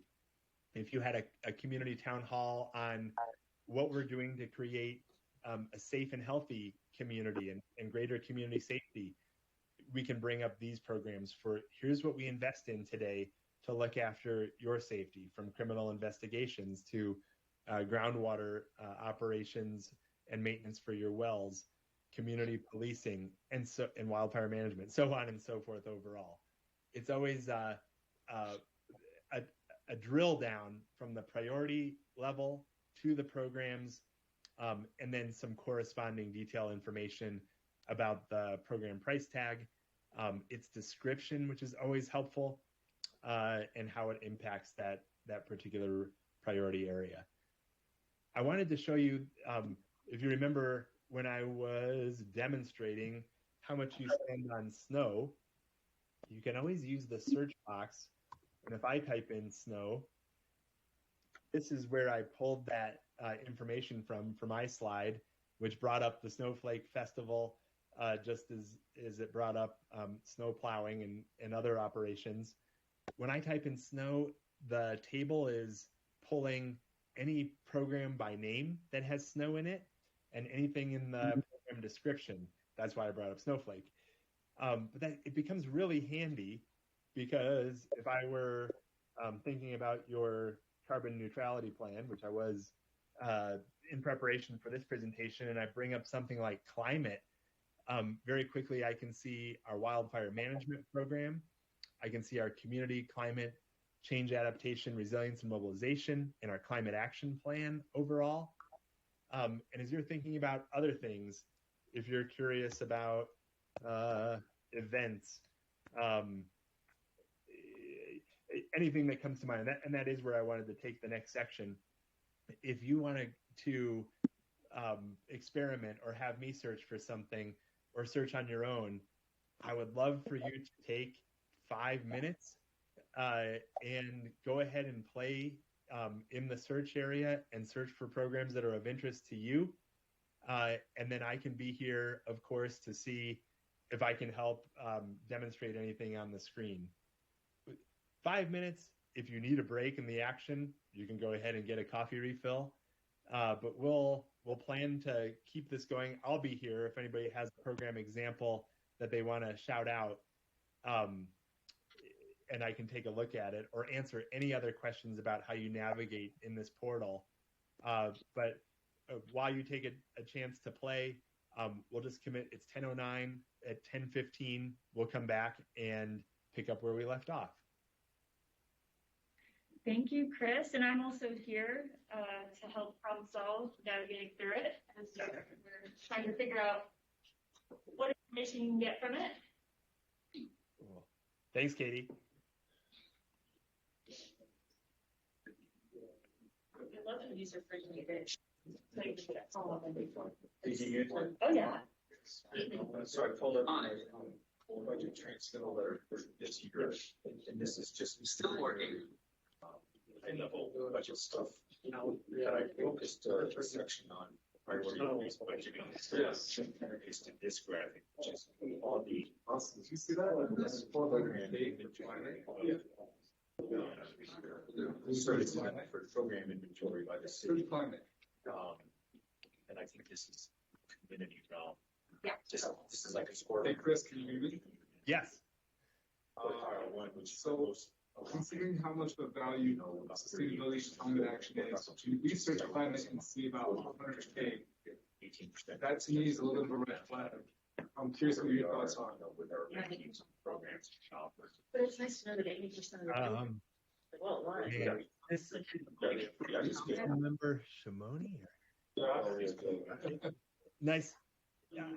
I am hearing you. It might be more effective even in the chat, just because I'm getting part of what you're saying and part of what other conversations, and I wasn't able to sift through the data coming to my ears. Oh, no worries. Sure. Actually, my questions. You can go ahead, Adam. We'll go ahead, Adam. Yeah. I was just asking, when I search climate, I see a total of about 400K being spent on climate, and that was just seemed to be a little bit of a red flag considering how much of a priority that is to the city. I'm curious what your insight was when looking at that. A couple of quick reflections, and would also welcome Rick or Shane on that front as well. I just realized I didn't have my camera on. Sorry about that. So keep in mind that these are the programs and services being offered as opposed to any of your capital projects. So the priority-based budgeting that has taken place thus far has been focused on day-to-day operations. So staff working on a climate action plan, those who work on wildfire mitigation. If, on the other hand, you had a massive facility modernization effort to create better use of energy or something like that, that would not show up in this operational priority-based budgeting, and that is clearly where some large dollar amounts are existing. Is that helpful? It is. It is. So if I could just add, right now we're just focusing on that base budget, but ongoing resources that we apply to all these priorities and objectives of the council. So when you're looking at it, you want to allocate, so you're truly ongoing resources that can be allocated versus those one-time expenses we may have. It's hard to reallocate to something still away. Right. But we're on this path, and we've talked about how do we do capital in a priority-based budgeting. We're around also, and I'm sure Chris will guide us through that when we get to that level of mastery as we move forward. So true. Where are you getting that number from? If you search climate in the search bar under the table, Like what? It depends on which one of the tabs. tabs they're on, right? Well, actually, I just did it in a different tab and it's the same as well. Same answer under any tab, I think. I don't know where he's getting 400,000. Yeah. What number are you going to I am. Even if I switch, it's not just economy, the same thing. I've never seen the number 400,000. Well, it's 203 plus 164. Right. So,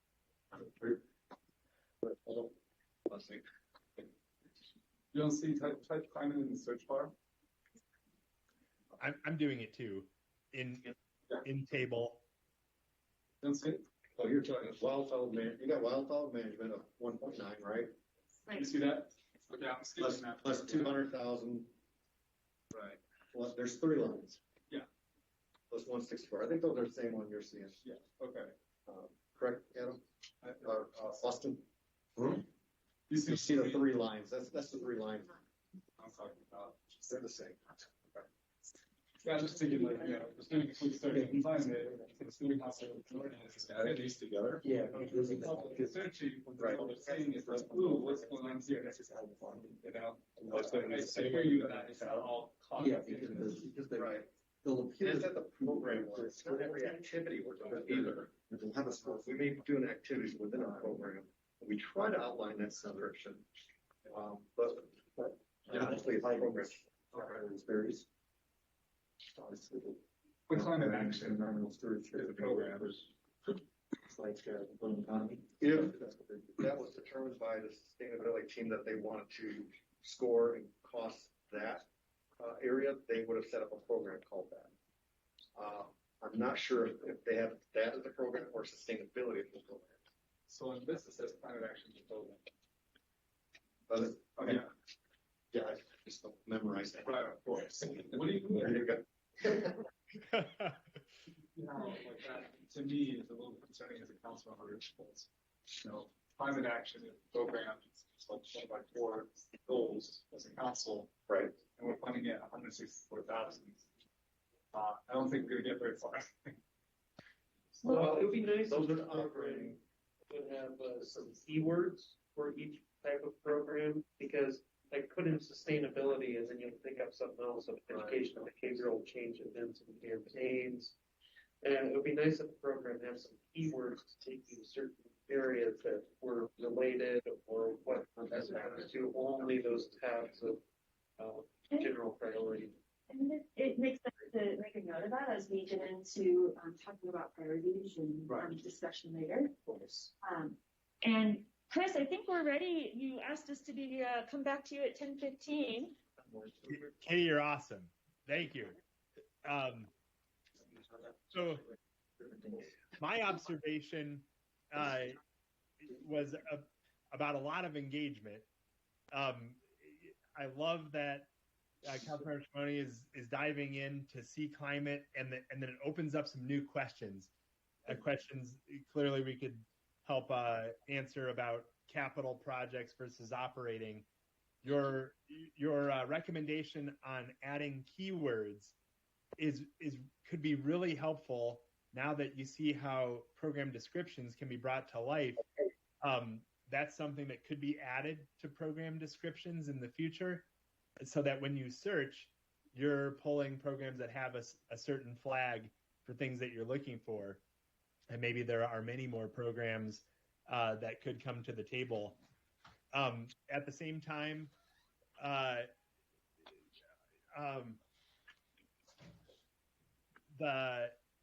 sorry about that. I had a quick interruption.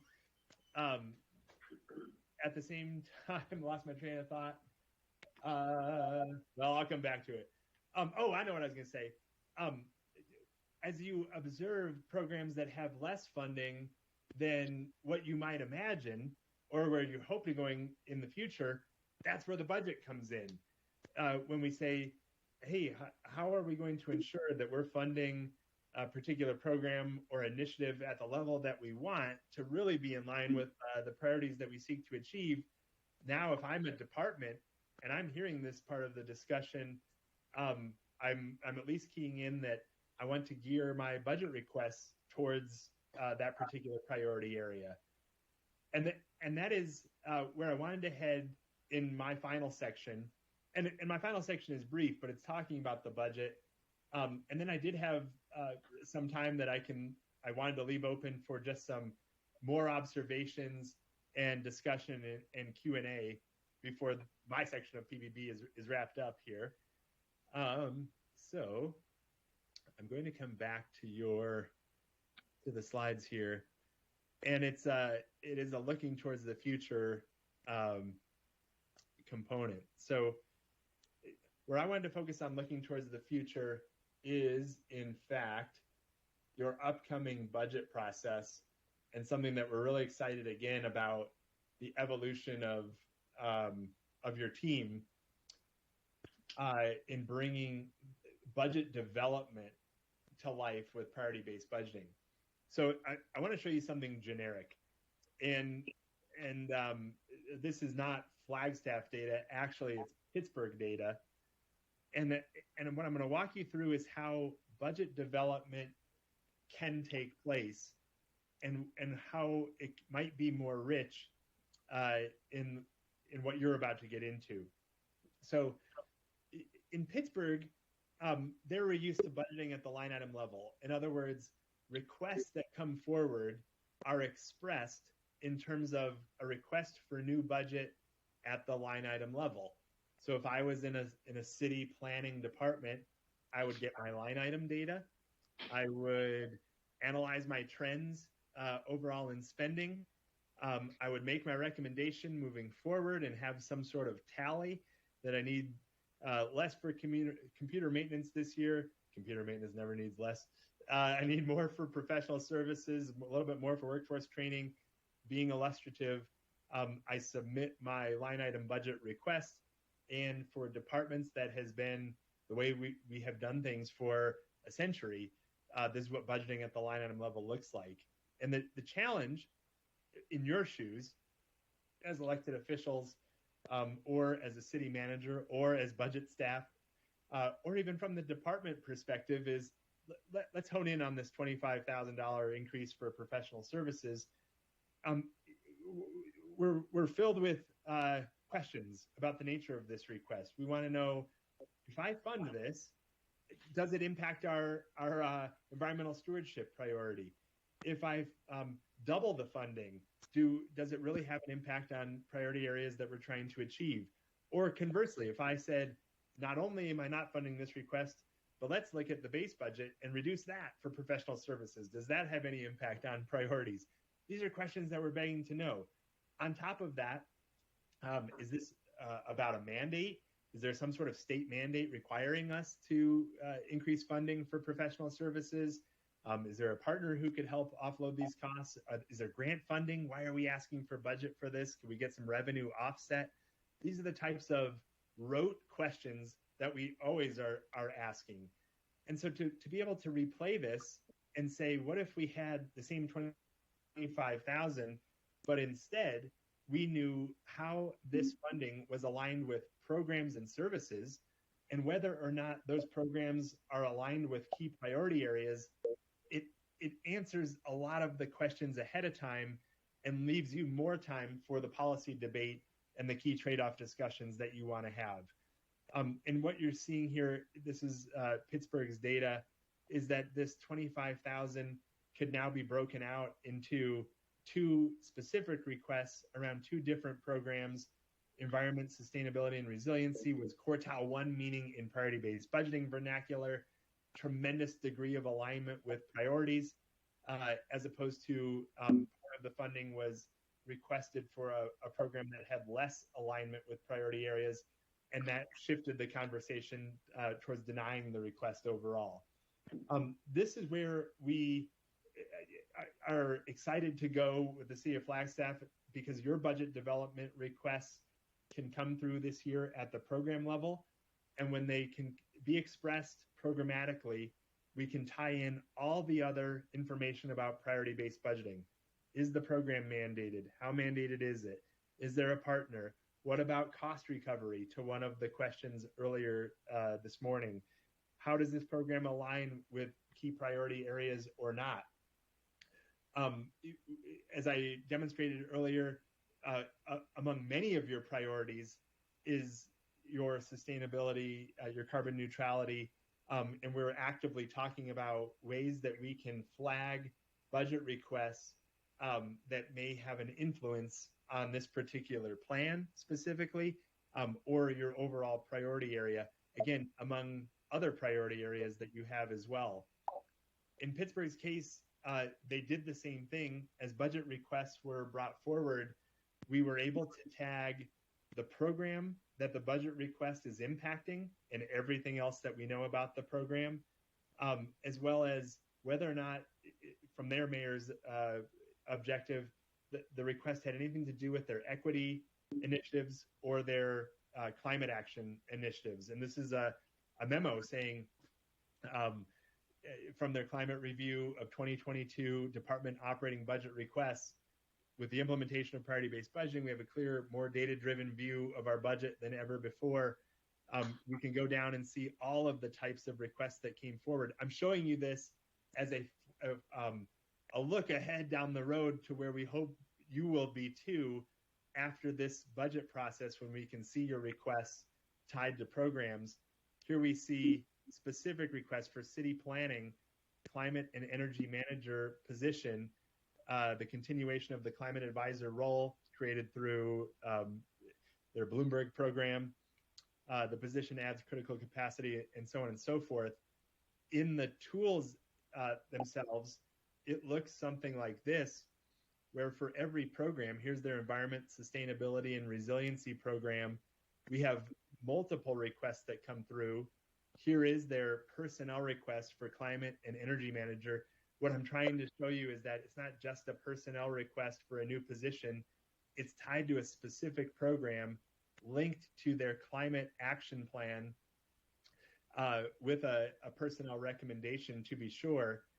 And as budget requests come forward, we can look at all of the requests for new resources. Here are budget requests versus what gets approved in terms of their alignment or lack thereof with the priority areas. In priority-based budgeting, this blue represents quartile 1, meaning that these requests have a strong degree of alignment, like you just saw in the tools, with their priority areas, where back here in yellow, these are budget requests tied to quartile 3 programs. It just changes the conversation around what questions you would ask about a request for a program strongly linked to priorities versus a request to a program that perhaps has less to do with your priority areas. And last but not least, drilling into climate impact, show me the requests that have been flagged and reviewed. Back to Councilmember Shimoni's discussion, show me the budget requests that have an influence on our carbon neutrality plan or on our climate impact goals overall, sifted from all other budget requests. This is the level of information that we can begin to get to for budget deliberations as an outcome of what you're about to get into here coming up. And I wanted to end there because it's inspirational for where you can go next with all of this, building on what you've already done, which is miraculous work in your journey towards PBB mastery, and coming full circle to where Shane began his presentation on budget alignment with priority areas, on being data-driven, and on being transparent. We couldn't be more excited about where we're heading in this year's budget development process. Comes right up. So I plan to end by 10:30. We are just about there, and the reason is because I did want to leave time for observations, whether it's on the tools that we showed earlier, or it's on the budget process coming up, or general questions, because part of my objective was to make this a PBB 101 for general understanding. I'll stop there and just turn it back over to you all for follow-up Q&A and discussion. Thank you, Chris. And I just want to say that your passion for priority-based budgeting comes through in your way that you speak about it. So thank you so much for making it an engaging discussion. And if we wouldn't mind, just as a thank you to Shane and Chris, the Chris's, for presenting not only our history with it, but how to use these tools moving forward. If we could just give them a little round of applause as a thank you, that'd be lovely. So, questions and discussions? Yes, Councilmember Sean. Thank you, Katie, and thank you, Chris, so much, and Deputy City Manager Daly. Really appreciate all your hard work on this and leadership getting it to this point. Very exciting that the city's adopted this, and we're continuing, I think, year 4, year 3. We're in year 3. This will start the 4th year. Okay. 2 questions for you, Chris. 2 of them. I'm not too sure how to get to the program insights that you spoke about. Great, simple answer. Insights are not in the tool that is open to the public. Okay. If you wanted to get to insights, I think that would be a great dialogue with Rick and the budget team. Insights are, it's a very interesting thought that comes to mind about how would the public react to future direction and insights and possibilities with programs overall. But it's certainly meant for internal planning for what your options might be for each program. Okay, so I'm hoping we'll dive into those in upcoming budget retreat or one-on-one. So we can talk about that later. That's good to know. And then the other thing is, my quick question for you, Chris, is when you look at the summary of that slide that you showed, which shows our budget summaries, I'm just curious if there was anything that stood out from your insights in looking at so many different cities' budgets and knowing our values. Was there any things that stood out to you? It's a very great question, and I don't have a definitive answer, but I'll give you a couple things. One, Flagstaff, one of the reasons I focused so much on carbon neutrality, climate, and that particular priority area is because in our work with ICMA and Government Finance Officers Association as well, this is definitely emerging as something that needs funding. And to see it reflected as part of your key community priority areas is not where every other priority-based budgeting community is at. You're ahead of the curve. Whereas for other cities and counties throughout the country, this might be the first time that there are a lot of communities that don't have a climate action plan. There are a lot of communities that don't have a commitment to carbon neutrality, and it is certainly not something that's reflected as one of their priorities.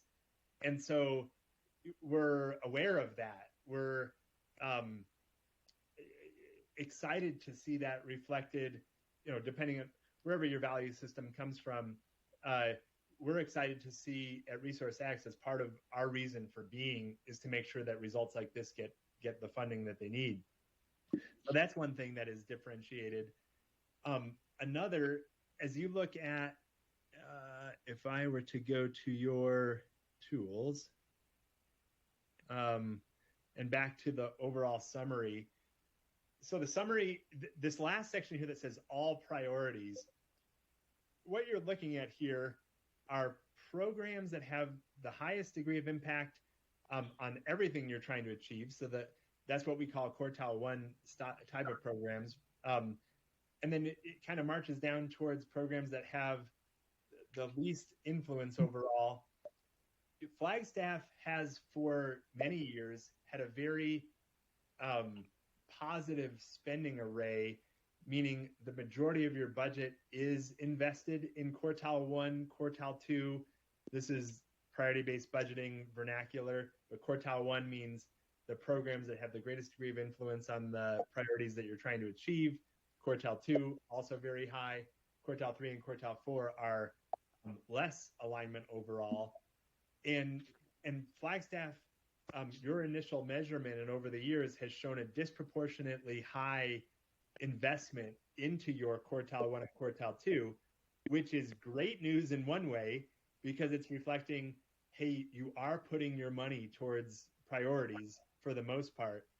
The only bad news, not bad, is as it pertains to internal resource reallocation, it suggests that maybe you have less opportunity to reallocate within because so much of your budget is already invested in high priority areas. That begs the question for more partnership opportunities because you can still partner on high priority programs. You can still achieve efficiencies on high priority programs, but you might not want to have a service level decrease on a high priority program, which is a reallocation opportunity overall. So if I were in your shoes, I would say if I'm looking at resource optimization, I'm still looking for ways to get new resources into the equation here. Efficiencies, partnerships would be my game plan for reallocation. Not to say you have no opportunities for low priority program areas, you do. And then I would also look at it was brought up earlier, the cost recovery, partnerships where you are a revenue recipient. Those are the areas that I would focus on as well. Thank you. Sure. We have another question here from City Manager. Just a comment, if I may, and I'm wondering if I could share screen. I was when I showed you, Katie. Is that possible, Stacy? Yep. Thank you for that, Chris. And in sharing this screen here, I want to, I'll enlarge this.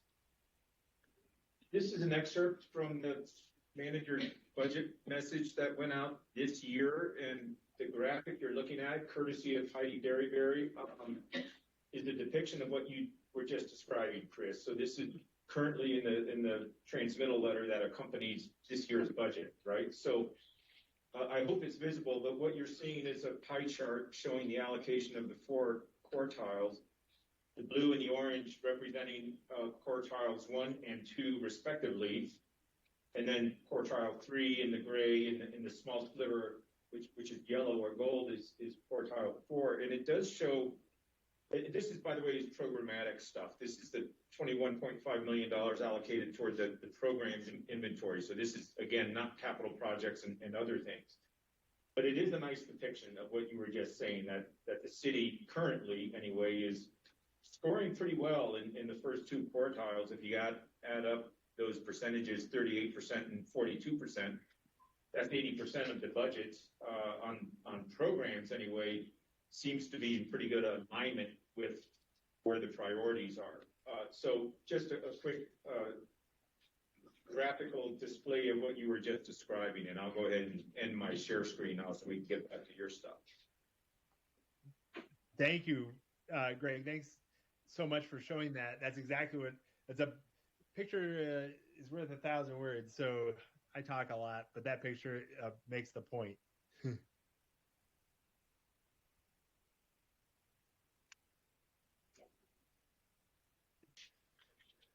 So do we have any other comments or questions about accessing the information?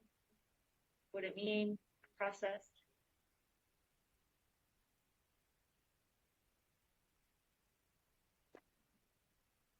Okay.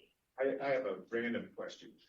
Chris, you were showing the map of all the municipalities, jurisdictions that are using priority-based budgeting. I was looking hard at Arizona, and it was hard to ascertain, are we the only municipality in Arizona, or is there other users of this tool? Great question. In Arizona, you have City of Scottsdale is a multi-year priority-based budgeting implementer. City of Chandler, Arizona. The City of Yuma is just underway in priority-based budgeting. It has been since 2017 that we had software to support ongoing implementations. Prior to 2017, we would at least create the data set for communities to use. And I bring that up because way back when the town of Queen Creek at least developed their initial priority-based budgeting information. Oh boy, there might be a couple others from the early days, but your current colleagues, to be sure, are Scottsdale, Chandler, and Yuma in the state.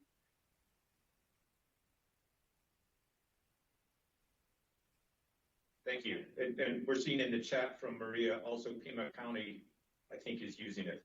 Ah, very cool.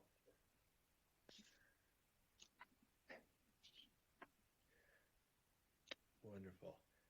Well, hey, if anything, if I exist for anything, it's about resource efficiency. And if we're ending 7 minutes early and you can reallocate a little bit of your time resources back to your action-packed agenda with a lot of priorities, then that might be the mark I need to leave. But I just want to say thank you so much, council members, for having me here and for your commitment to using resources differently. Your commitment to key community priorities where we have to make sure we don't fall short of making sure we have the resources we need to fund them. I mean, Resource X, we put our bet on local government because you exist to achieve things that are incredibly important in our communities. And you already know this, but that's why we're here, to have staff from Greg to Shane to Rick to Heidi and Chris and so many others on your team who put in a lot of work to make this come to life.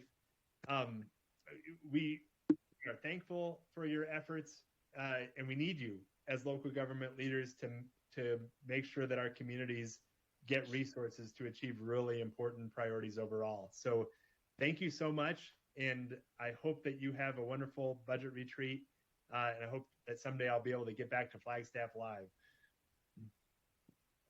Thank you, Chris. Thank you, Chris. We hope you can come visit us. Wonderful. Take care, everybody. Thank you. So we do have a little break. I'm asking that you come back into the room at 10:58 and give yourself a few minutes to settle before we start back about 11 o'clock sharp, so that the rustling of your settling doesn't disrupt those people online. That would be super wonderful. And then we'll get started again. Woo, thanks, you. Yeah, you've earned your break. Good. While we're waiting for a few other people to find their way to the table, I have a thought experiment for you. A thought experiment. Imagine for a moment that you've been granted the opportunity to do one of two things. You can either become a superhero with a red cape, and with that red cape, fix all the problems of the community.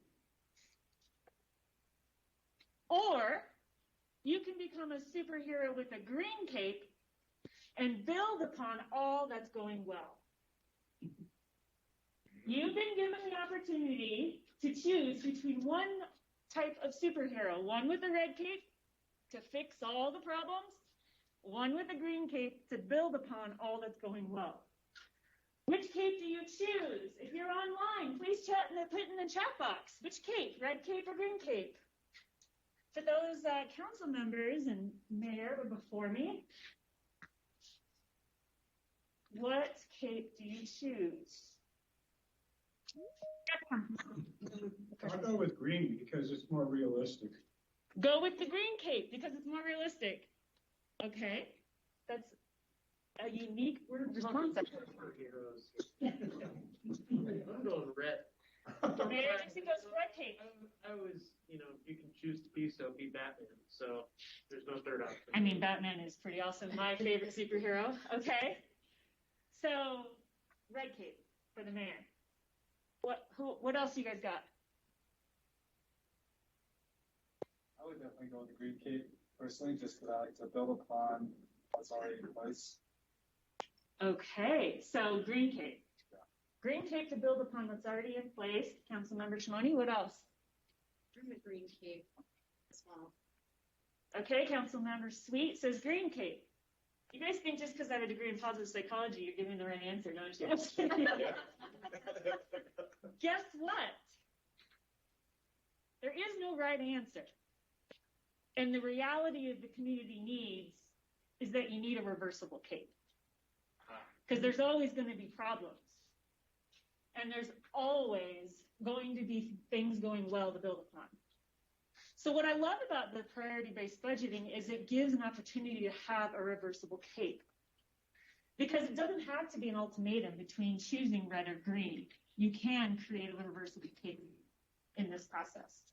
And I am proud to be part of a community member with a community and a council that is wanting to lead with innovation and being willing to leave the ultimatums down and think innovatively about how can we create a reversible cape. Maybe it's through partnering, right? Maybe there's all sorts of innovative ways to do so. So thank you for that little thought experiment. Now, without further ado, we are going to have the lovely Heidi Derryberry lead us in the next presentation. Thank you. Good morning, Mayor, Vice Mayor, and Council. My name is Heidi Derryberry. I am currently the Interim Finance Director here at the city. And I'm here this morning just to kind of do a little bit of a budget kickoff and refresh to get us thinking about how we need to look at going into this next budget cycle. Before I do that, though, I just wanted to share with Council a little project that the budget team has been working on over the last few months and currently is still in process. And that is the budget team is creating a charter. So we often get questions on what exactly is the budget team doing? What is their purpose? Who makes up the budget team? When do you meet? What do you do? So Greg asked us to start looking at doing a team charter, and so we are currently working on that. So I'm going to just share a few of the pieces that we do have done, some examples, and then kind of let you have a status update of where we're at. So our charter includes 5 different sections, including the purpose, the composition, our meetings, our roles, and a code of conduct. So the main purpose of the budget team is to provide financial advisement and strategic direction to the city organization and to protect the interests of the public through sound fiscal services. Under that, we have many, many items that fall within this purpose. I've just provided a few examples of what the budget team feels is important for our purpose, which includes providing fiscal oversight and financial decision-making on an ongoing basis. We forecast short-term and long-term financial landscapes. We provide constant stewardship to ensure integrity, accountability, transparency, credibility, adaptability, and excellence in collaboration. And we also proactively assure city fiscal stability through effective recession planning. Like I mentioned, we have a whole list of items that are under our purpose. These are just a few examples of what you'll see.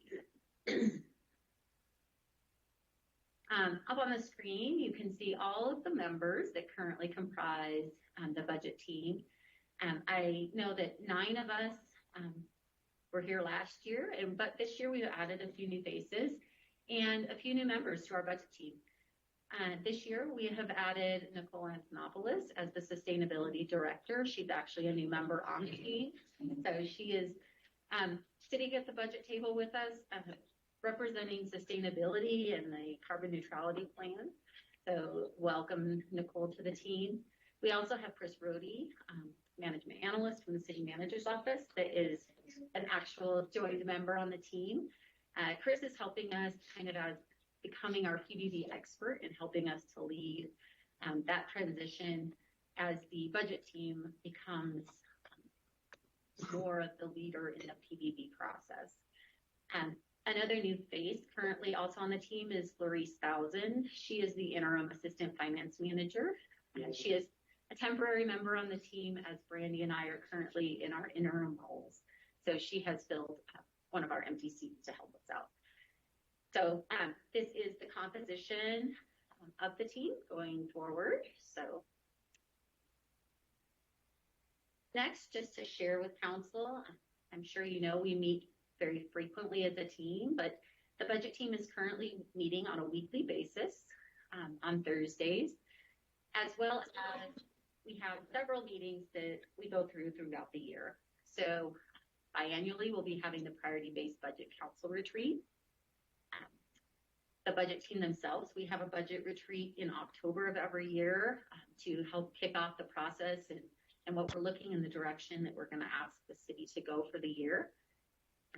The council budget retreats, so we're sitting in one today. We usually hold those in December, February, and April. We also have division review meetings, which are held in the February-March period. In the past, we met for 2 full weeks. It never seemed to be enough time to thoroughly get through what we needed. So this year, the budget team has decided to meet for 3 weeks. So this is a 15 business day meeting schedule. So it's a lot of time, but it'll help, I believe. And then last, we also meet as needed for recessionary and emergency response purposes. Through the recession, we met, I don't know, up to 5 or more times a week as a budget team, looking at expenditures and what we needed to do to respond to the revenues we were seeing, as well as even with the museum flood, we were meeting on discussing what we could do to help on that too. So that's our meeting schedule. And then just a few of the roles that we do is we are strategic leaders. We assess. So we assess the expenditures, we use PDB, et cetera. We have a budgetary role, which is the oversight of the formulation and city budget.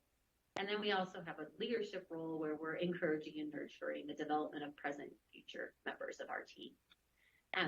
This is very general. We're still working on our roles, so this area will probably expand.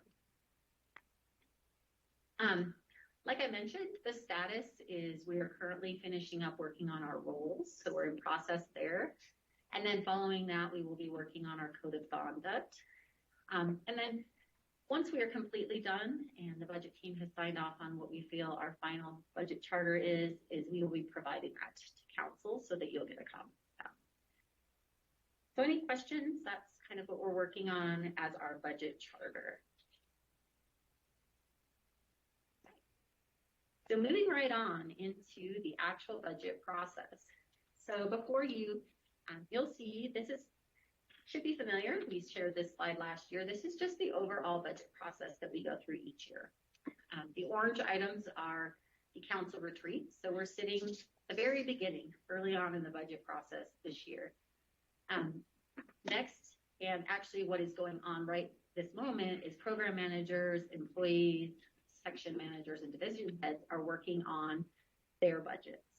So they're working on inputting their grants, capital, et cetera, needs into the system, and we are beginning that process. The next retreat we're going to have is in February. I believe Katie and several touched on that today is a very high level budget retreat, and February is where we're going to start getting into the details. So after that, we come to the budget team review that I just mentioned that will be 3 weeks long, where we as a budget team sit down and we go through the entire budget. Out of that process comes the city manager's proposed budget. Next budget retreat with council is in April, and that is where we would see that proposed budget. And then after that is through the normal adoption. So we have public hearings for property tax adoption. We have adoption of the tentative budget, adoption of the final budget, and then final adoption of property tax. And then the new implementation of the budget for the next fiscal year. So just a few important items on the timeline coming up. Obviously today we're in the budget introduction retreat. February 3rd and 4th is when we're scheduled for that second council budget retreat, where we will be coming back to you with much more details. And then April 21st and 22nd is when we will be bringing to you the city manager's recommended budget. And then the 21st of June, or actually the 7th of June, is the tentative budget adoption, followed by on June 21st with the property tax levy hearing, first read of property tax adoption, and final budget adoption. And then wrap it up on July 5th with the final reading of the property tax adoption. I know it seems like a long ways away, but the next 6 months always seems to go flying by. All right. So any questions on timelines before I get into the final section that I'm going to talk about this morning is just a little bit of a refresher on the color of money. I know that you've all seen. Go ahead. I have a question. Sure. So for council, it sounds like our big retreats are in February, in terms of setting the budget, setting the tone, setting the direction, and then we let staff kind of run with it, and the city manager come back with this recommendation to us. It sounds like this is the introduction, but the February one is really the hardy one where we're going to really get into things. Is that correct? I would agree. Yeah, I think there's been, I wouldn't downplay everything that happens in between. It's not like council's only voice occurs during the retreats. There's a lot of things that are happening along the way. And it seems also like in April, at the April retreat, even though we're getting closer to finality, if you look back on last April and the April before, there were a lot of things that did emerge out of those retreats that found their way into the budget. So it's a long process.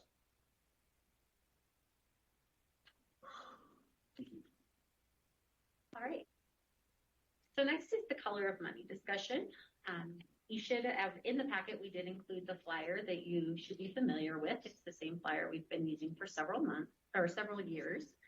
But just a brief discussion, just to remind us as we get into talking about our priorities and where we may in PBB have some money, just reminding us that there is some limitations on how our money can be spent for different reasons.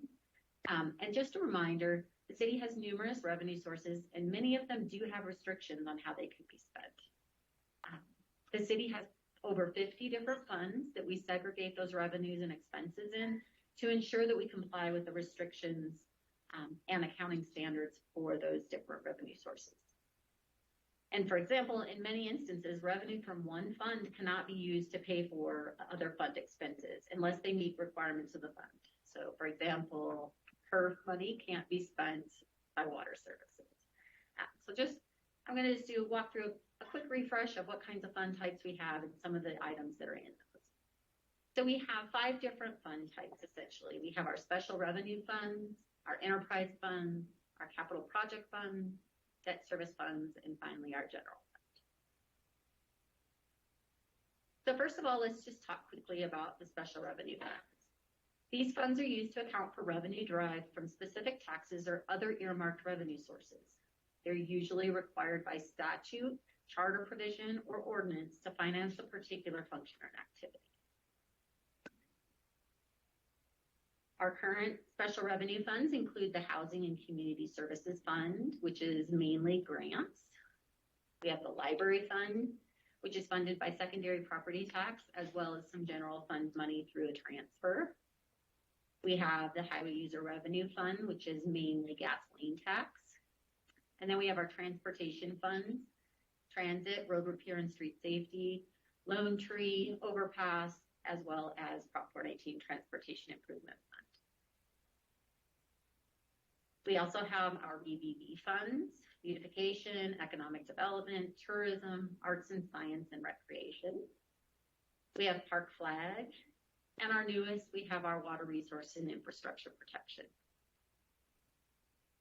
So those are all examples of special revenue funds, and you can see why there's limitations on how that money can be spent. Our next category is the enterprise funds. These are the self-supporting funds. They are supposed to be supporting themselves through user fees. So there may be user fee ordinance that restricts the use. There's water, wastewater, trash charges, rent, airport leases and fees, etc. These funds include water, wastewater, reclaimed water, stormwater, solid waste, sustainability, environmental management, airport, and the Flag Housing Authority. We also have capital project funds. So capital project funds are used to account for major capital acquisitions or projects separate from ongoing operations.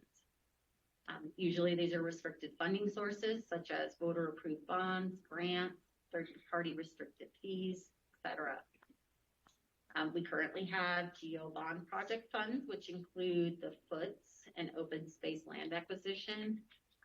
We have core facilities, which is wrapping up. I believe the Sweeper Bay expansion was the last project in that fund. We still have some money left in the Watershed Protection Fund, which is the FWPP bond money. We still have the USGS campus expansion, which is tracked in a separate fund, as well as the courthouse, which is also wrapping up. Another type of fund we have are our debt service funds.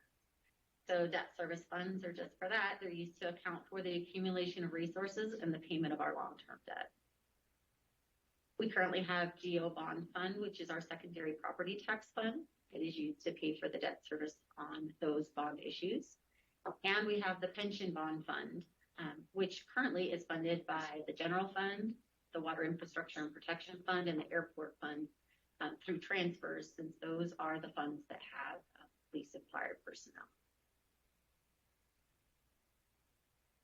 And last but not least, there's the General Fund, which accounts for all revenues and expenses used to finance the operations of the city and the traditional services of the government. And in other words, it's everything else that I didn't capture in those previous slides. So just wanted to give everyone that refresher. And then general fund, just examples of what we have in here for revenues are city sales tax, franchise tax, primary property tax, state shared revenues, licenses and permits, fines and forfeitures, and charges for services. And that is all I have for that refresher. Sure. Yeah, so this is somewhat peripheral, but can you remind us when we next revisit the DVD tax? I can't remember what. I don't think we have that. How do you have it memorized? Yeah, 2028? Yeah. 2028, okay, thank you. I think we're looking to go election in 2024. You're correct on the election. We want to get ahead of it, so 2024, I think, is the first time we'll put out an election. Then Okay, that's substantially. 2024 is when we decide to go to election for 2028 expiration. Okay. Sorry. That's okay. Thank you. Can I ask you a quick question, Susan? Sure, go ahead. You mentioned the vehicle tax. That's for license plates for cars or whatever. I assume that went into hers, but it doesn't. It goes into the general fund? Yeah, the vehicle license tax, the gas tax is what goes into her. Interesting. Thank you. Great questions. Any other questions from council members? Any other questions? All right. Well, now that we've had a refresh on that. Thank you, Heidi. Let's give Heidi a little round of applause. Inviting Rick Hatter. Thank you, Rick, for giving us a presentation on revenue updates. Good morning, Mayor, Vice Mayor, City Council. We're going to give you a really high-level update on where our revenues are at. Kind of give you a recap of where we ended the year, as well as where we're at in the current year. The projections, and as we move forward, you'll see more of that in the February retreat to see what kind of resources we have. When we have conversations, we get into more detail at that retreat. So today's kind of a recap of where we stand and what we predict for this year. So first off, let's see if I get this right. There you go. There's always economic considerations we want to consider when we're building budgets, talking about revenues, and looking at projections. But the first thing is, more recently, recessions happen.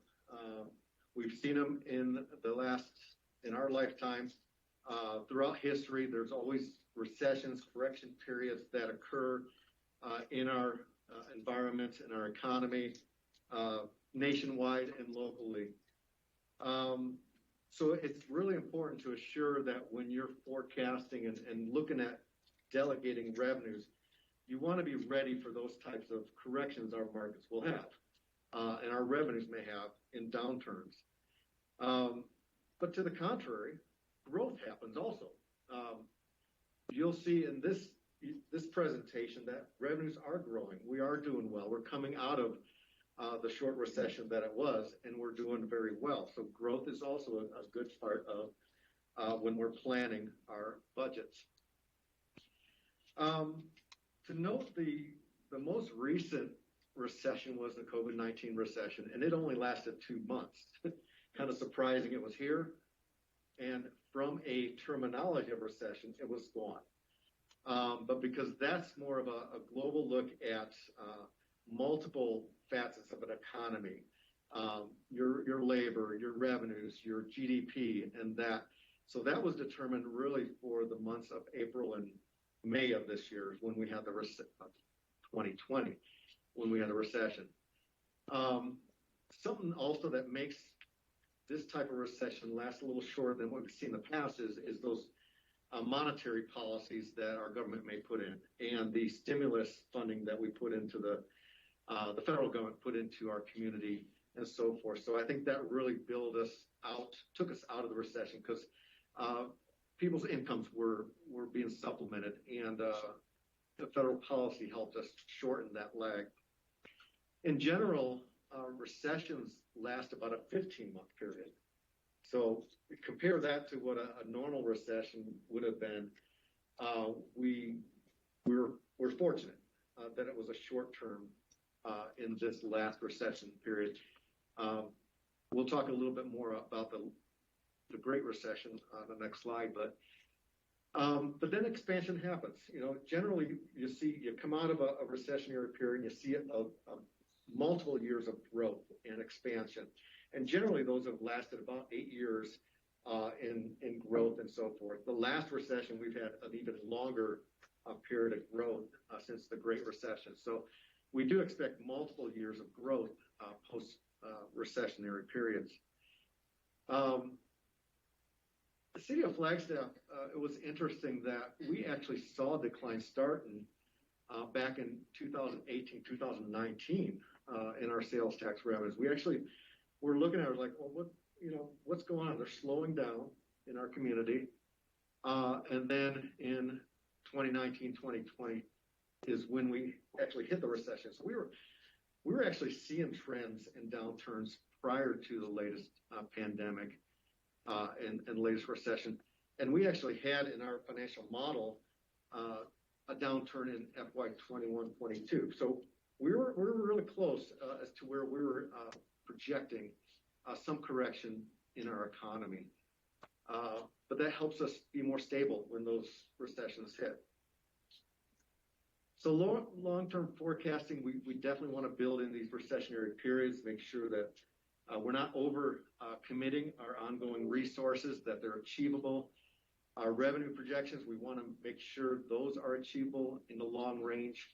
And that limits the impacts during a downturn. For this next 5-year plan, 10-year plans, as we come out and talk to council in February, I'm trying to figure out where do we put that next recessionary period. I've heard some economists saying it may be a little sooner than later because this was not a terrible impact to our economy. And some saying, no, we've got 5-7 years of growth ahead of us.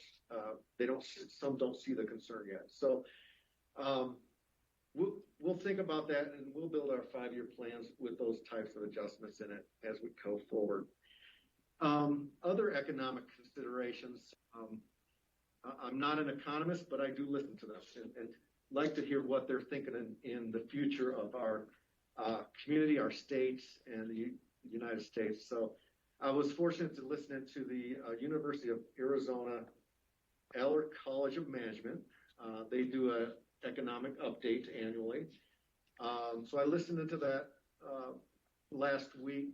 this week, and got some ideas of other concerns that they're looking at.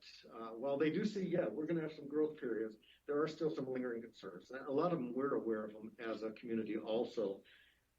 So just a list of the things, COVID-19, the pandemic's still here. A new variant has come up. We're going to keep seeing changes for that over the next who knows how long. The supply chain, you've heard that discussion nationwide. There's a supply chain issue, getting goods out to communities. They feel that is turning the table and getting better in probably the first quarter of next calendar year. The supply chain will have a lot of correction and things be moving much better. The labor market is one that we're all aware of, hiring staff, getting people employed, and so forth. This was an interesting one that they brought up during the conversation. Their studies show there's about 4 million people less in our labor pool than pre-recession. But there's multiple factors that are balancing this is why we can't get people hired and so forth. They're estimating about 2 million, half of that population decided it's time to retire. The baby boomers and so forth, probably just said, well, this is my time, I'm going to retire. So 2 million people are out of labor market from that decision, and maybe earlier than they expected. So that's one of the impacts. And the other side of it is for multiple reasons, such as people are not comfortable getting back in the labor market. They may have had family changes that occurred over this last time, but COVID is one of those overlying factors of maybe having people not ready to go out, work in an environment in their community. So those are some of the factors that they brought up during that webinar. Energy prices, I think we're seeing those energy prices at the pumps. We expect natural gas and those to start increasing in our community. So that'll be an impact in where that goes from here. Inflation is definitely real. It's here. Cost of goods going up. And also, the Treasury is looking at interest rate increases over the next calendar year, maybe a couple increases that we'll see. And the housing market, it's been a crazy year. Housing prices gaining and growing and selling. They think with all that activity we had this summer, the inventory is going to shrink. If we don't keep up with building, inventory is going to shrink, and the cost of building is higher than it has been in the past. So those are some of the still economic concerns that the Eller College was bringing up at their webinar. So just wanted to share those thoughts with you.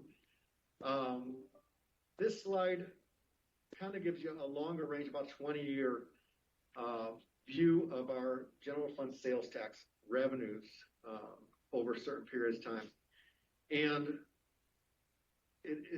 let me go through kind of the orange line represents the percent change in revenue growth year over year. So you can see that kind of jumps up and down quite a bit over the last 20 years. The blue line is our revenue collections, going from about 20 million in the fiscal year 99, 2000, and projecting to be about over 25 million this current fiscal year. And that one's a little smoother, but you do see the ebbs and flows during events that occur. And then we've highlighted some events that occurred nationwide, from the dot-com issues, the 9/11, the big one in the middle, Great Recession, Zika virus, and then the recent COVID recession, which is the smallest slice of those events that occurred. So, as you look at the revenue growth on this chart, it's really interesting that we only see 4 of the 20 years as negative revenues, right? Negative revenue growth. The biggest one was the Great Recession. That was a huge impact. It was a multi-year impact that we saw. But generally, we're pretty strong as a community and organization, and we weather a little bit better. But we also want to be aware and be prepared for some types of corrections in the future. The Great Recession lasted about 18 months, and it took 5 years to recover.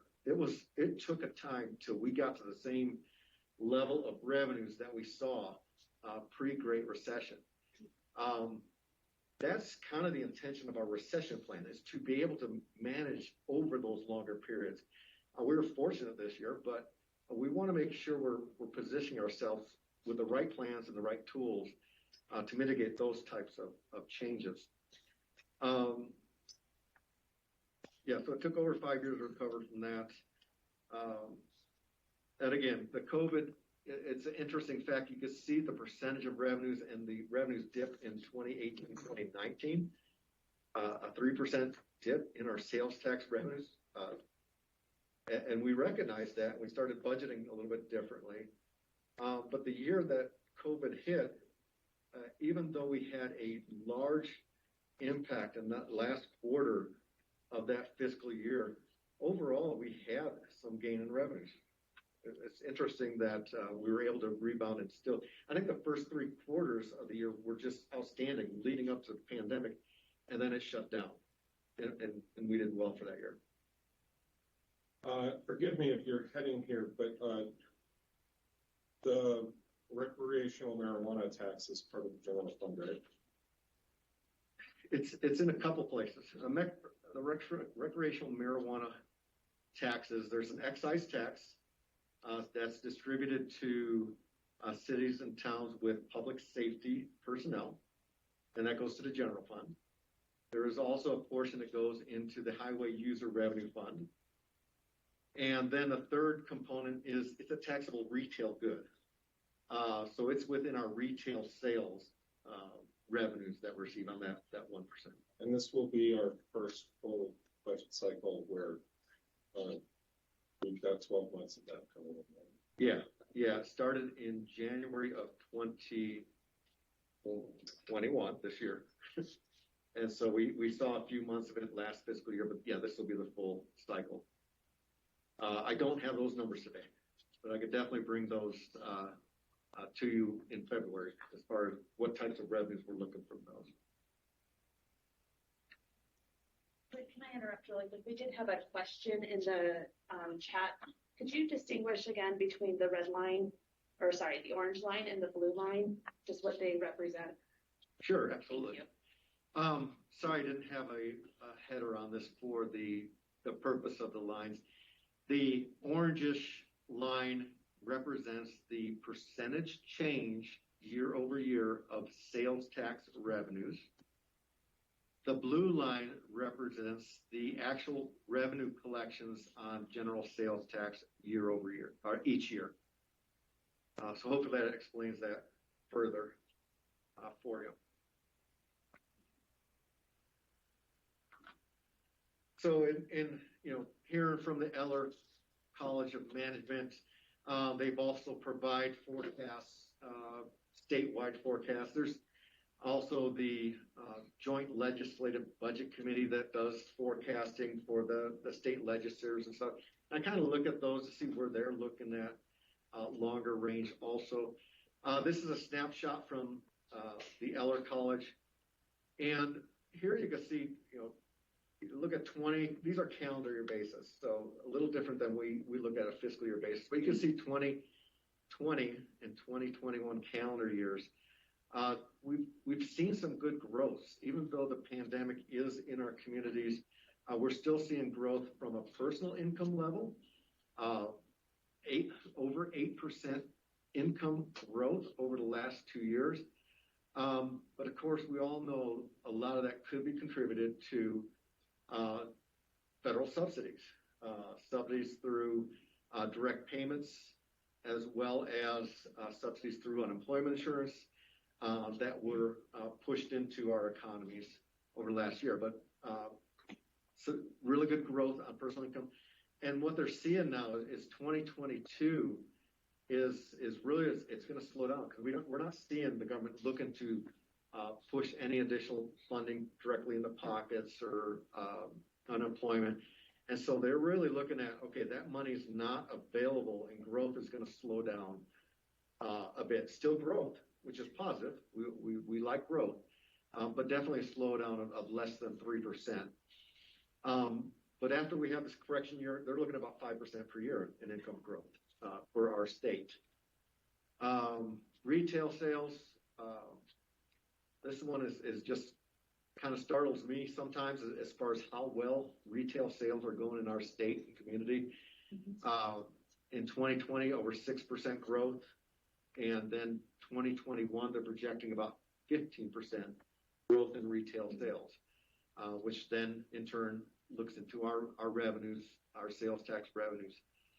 but they are seeing a slowdown. They are projecting, again, just like income taxes, maybe the money's not there, the cash flow is not there this coming calendar year, and we expect a slowdown to still good growth, but kind of slow growth of just over 2%, and then about 4% growth going outward. The growth numbers are fairly close to what the Joint Legislative Budget Committee is saying in the growth year. So we kind of look at this and we kind of, what they look at the statewide is not always what's Flagstaff issues. And we kind of monitor our revenues in line with how they say the growth. And we'll project these when we get to February, what we feel is reasonable growth for Flagstaff.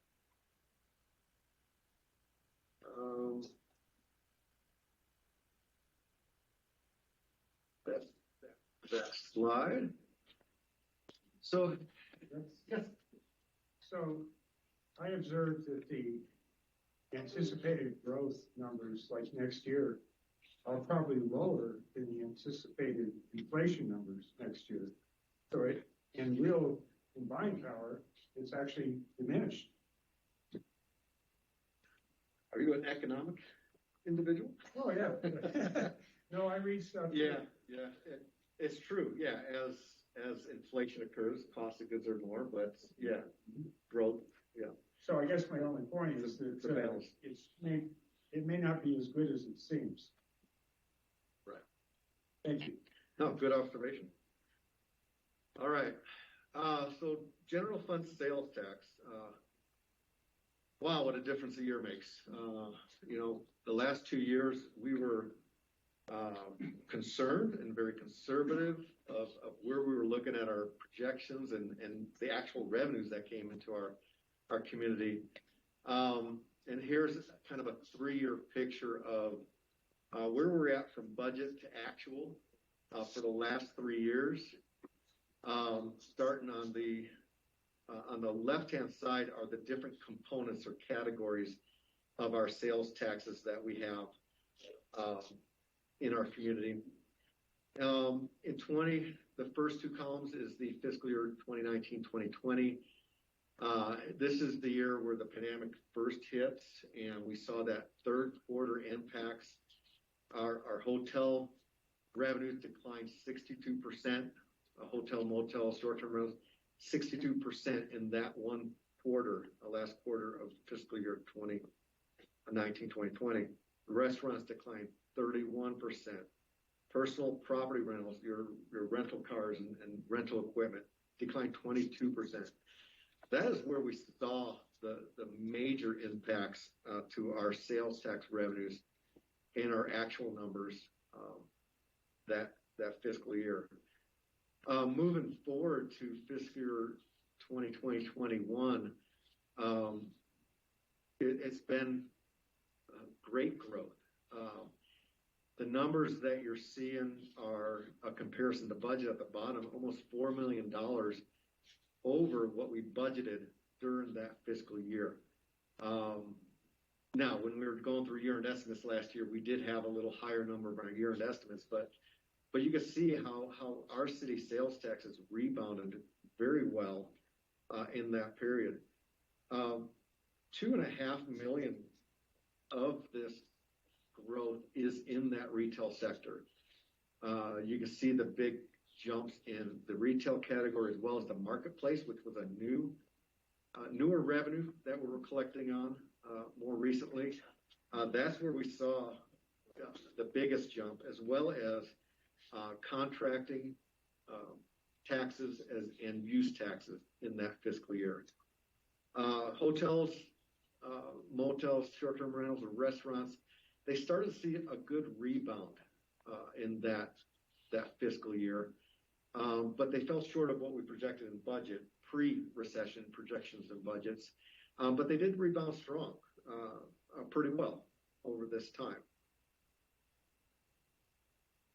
So then going on to the current year, fiscal year 21-22, we've got numbers through, these are numbers through October, and we're projecting forward on these numbers at this time. Here we're seeing continued growth in our general sales tax. The biggest growths are in our restaurants and bars, and hotels, motels, and short-term rentals. Not surprisingly, they were a little low, and now they're really getting through their rebound. About 29% year over date versus prior year over date. So it's been a very good 4 months that we've had this fiscal year in those categories. However, the retail sector has been showing a little bit of slowdown. Not as strong as it was the last 2 years, but still doing very well and above budget in our projections. But we are seeing the last couple months a little bit of slowdown. It'll be interesting to see what this holiday market and revenues brought in our community, and that'll help us with the February conversation and moving forward to see where that needle moves. Commercial rentals are down. Commercial space rental, use tax rentals declined this first quarter by 15% year over year. But overall, we're projecting pretty flat in our actual from 2021, what we're projecting in our estimates at this time.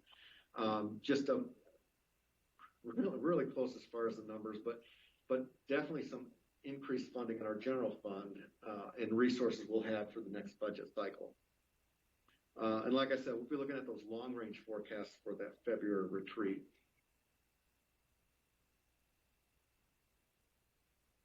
The next group are, so the general fund sales tax makes up about a third of our general fund revenues.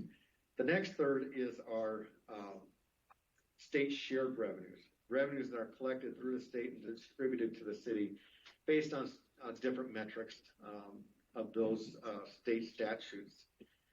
And so here's just a snapshot of the last 3 years, similar to what we showed you on the general sales tax. And you can see that, even that year where we had declines in our state or in our general sales tax, our state shared revenue did well in that fiscal year. Actually had a gain about 3% over budget in fiscal year 1920. In 2020-21, a great growth year for our state shared taxes. Leading the pack was our state shared sales taxes, about 19% increase over prior years. A strong retail market helped in that area. The online sales helped in that area. Those were some of the contributing factors. The state shared urban revenue is our income tax share. Those are relatively known, and we usually get pretty close to budget because those are a 2 fiscal year prior collection period. They collect 2 years prior, they calculate it, and then they distribute the year after that. So those we kind of have known numbers. Autolieu, which is our vehicle registration tax, has been doing very well over the last couple of years. We actually saw over $4 million last fiscal year, which, that's vehicle registrations, people's new cars, bringing cars in the community and so forth. And this shared revenue did very well. It slowed down a little bit this fiscal year, so we don't expect to meet the same levels as last fiscal year. We're looking at probably about 3.8 million, so a little bit of decline over actual, but above budget as we projected this year. In FY 21-22, overall budget to estimates, all categories are projected to be above what we budgeted, about a $1.3 million growth in revenues. A portion of this revenue increase is related to census figures. I don't have all the numbers on me right now, but when we look at the city's proportionate share of population to the rest of the state, the city actually gained a fraction of population. And what that calculates into is the state share sales tax, the state shared income tax, primarily those 2 categories, because it's based on your percentage of population. So we actually are going to see some growth in those areas. If you look at the state shared urban revenue, we're projecting almost a 300,000. Where's that? There's almost a 300,000 increase in revenues, just primarily because of that population change.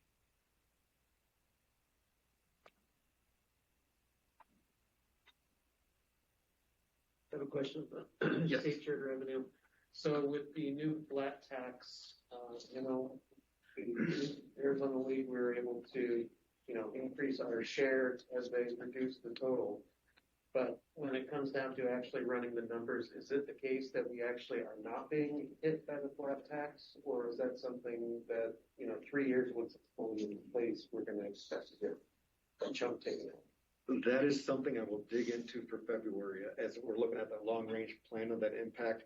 The Arizona League of Cities has provided some projections, but was early on in the conversation about that legislation. And we didn't get the full total that we were actually that we felt calculated, and then they did a little less. So I didn't know how much that's going to hit us. Yeah, I don't have that right now. I think it's going to hit us, but is growth going to maintain greater than the impact of those changes in taxable income? It's a whole equation as far as how the numbers grow in the future, but we'll have more information in February on that. Yeah, great question, and definitely something we're looking at. All right, next up is our highway user revenue share proportion of the gas taxes we receive through the state. Here I just wanted to show you a trend line of our revenues, our actual revenues that we've received back to 2012, 13. Here you can see in 2019, 2020, the year the pandemic hit, our revenues versus our budget projections. The orange portion represents what our budget projections were back in fiscal year 19, 20, 21. The blue line represents the actual collection of revenues. So we expected some growth in our budget process. However, those were hit pretty hard as people started to stay home, less travel on the roads. Highway user tax was one of those heavily impacted during this pandemic, at least an initial stage of the pandemic. As we got into the next fiscal year, July 2020 and on, they rebounded pretty well. And you can see kind of how the projections were, going higher and then leveling out. The actual collections are going kind of the opposite. They leveled out and now they're going up. And it'll be interesting if they can maintain that growth level in this current fiscal year. We saw a great January in revenue collection, July of this year, but the last 2 months have been a 5 to 6% decline year over year. So something has slowed down our gas tax collections for a couple of months. So we're monitoring that to see where it's going to land and what our projections will be. But there's several components that create the changes in the revenues we're collecting in these gas taxes. Gas prices. Is gas prices one of those reasons people are maybe just not going to drive as much because gas prices are going up? Are people getting more efficient vehicles? We hope they are. More efficient vehicles, less gas. That could be an impact, as well as mobility. People are going to work from home and drive less or just choose not to be out in the community. That's going to impact gas sales. In our tourism industry, the more people we bring in, vehicles from Phoenix or so forth, the more they're sharing in our revenues in this category. So several factors there that drive these revenues. And we will monitor those and bring you more information in February.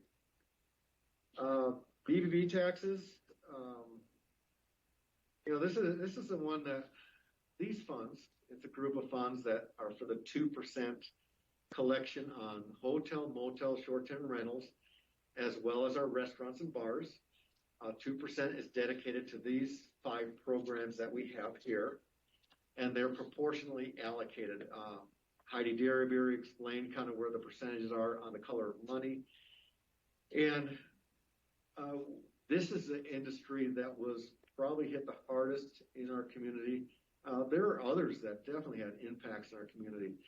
But the tourism-related activities, the restaurants and bars were one of the heavier hit due to this pandemic. As mentioned earlier, the declines in that last quarter of fiscal year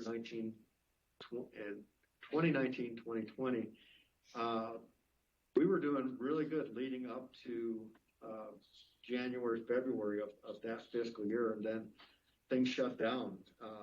And we saw the 62% decline in hotel, motels, and short-term rentals revenues, and similar with our restaurant and bar sales. Those impact this fund. And here you can see that we were under our projections for that fiscal year by almost $900,000 for that fiscal year. So, we're definitely making corrections to those funds as we move forward. The budget we adopted prior to the pandemic showed moderate growth.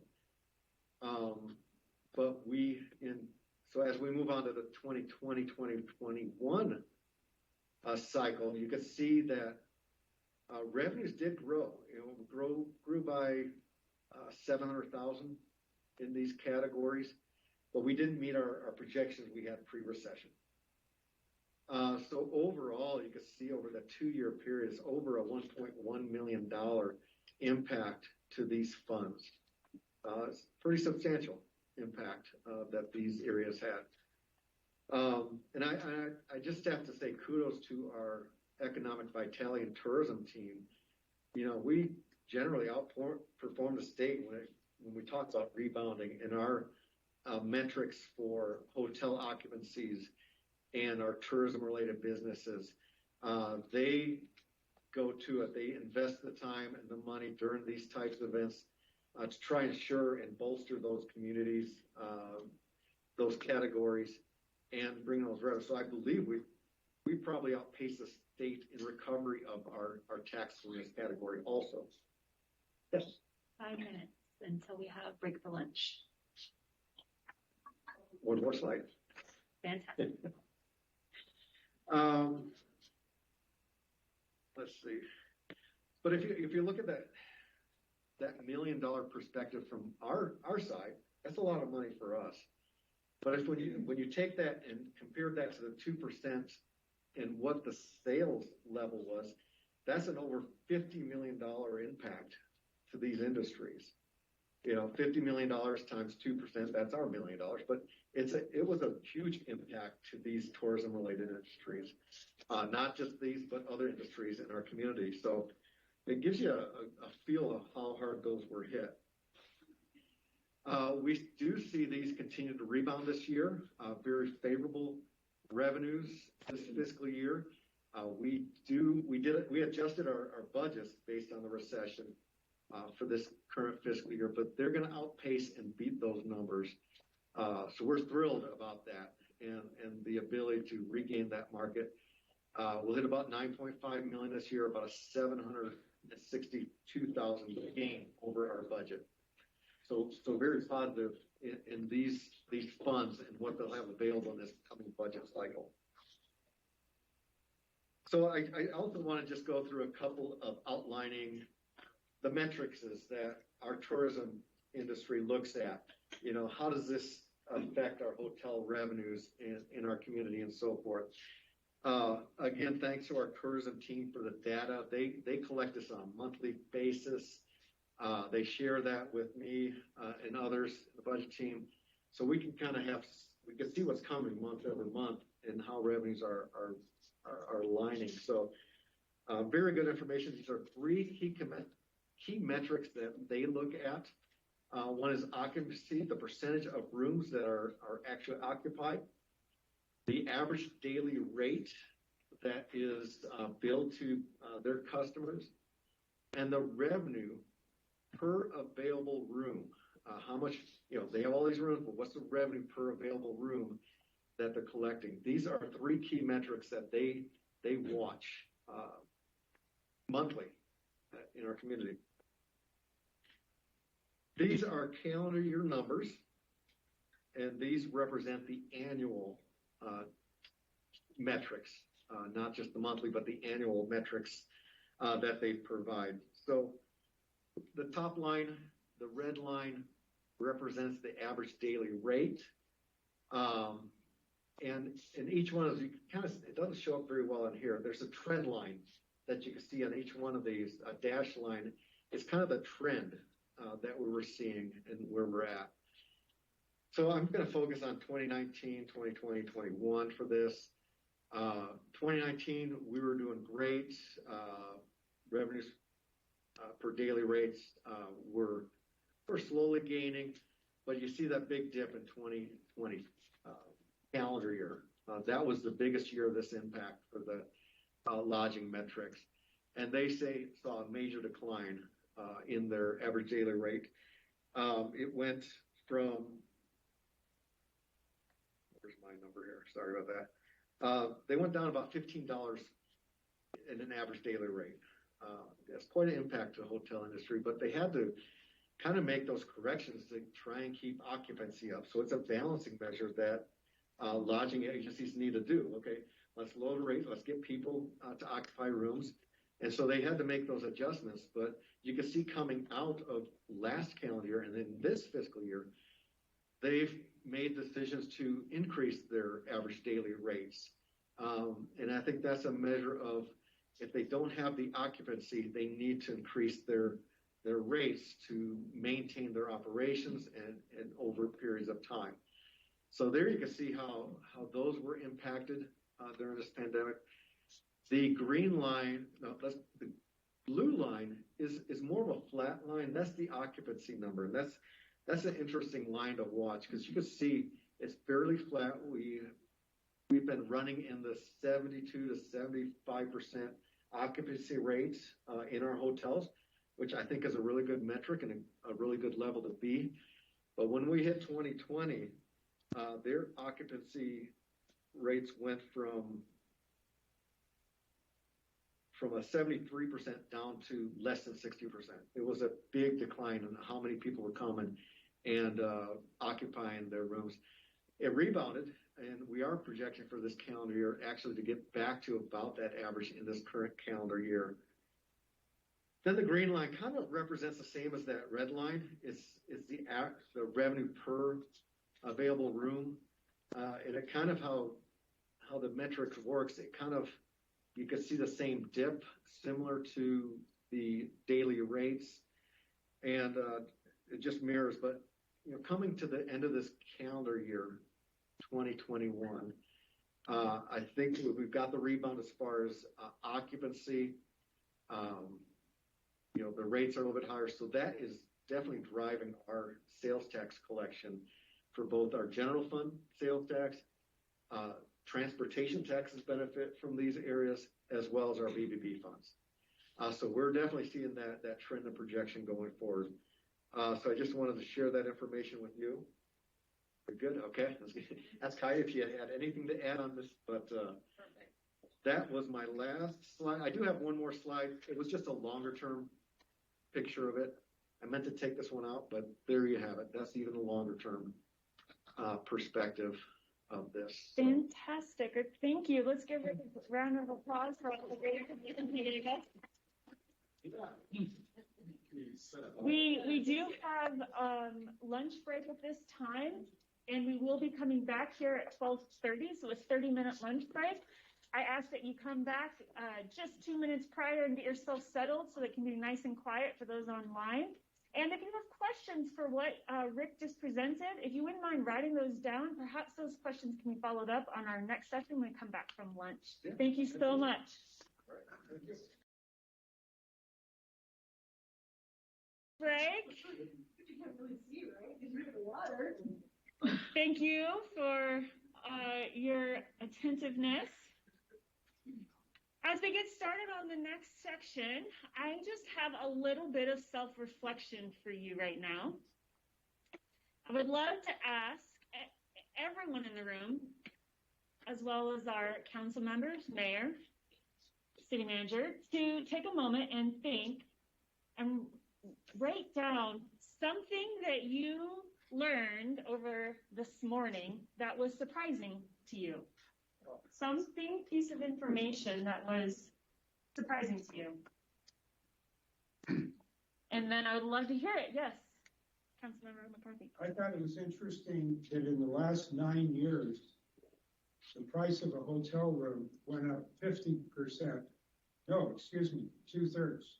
Went up 2/3 in 9 years. And that's not just in Flagstaff, that's happened across the nation. Thank you. Yes, the cost of a hotel room. I have one. Yes, City Manager Clifton. I was enlightened to find out that our recession only lasted for 2 months.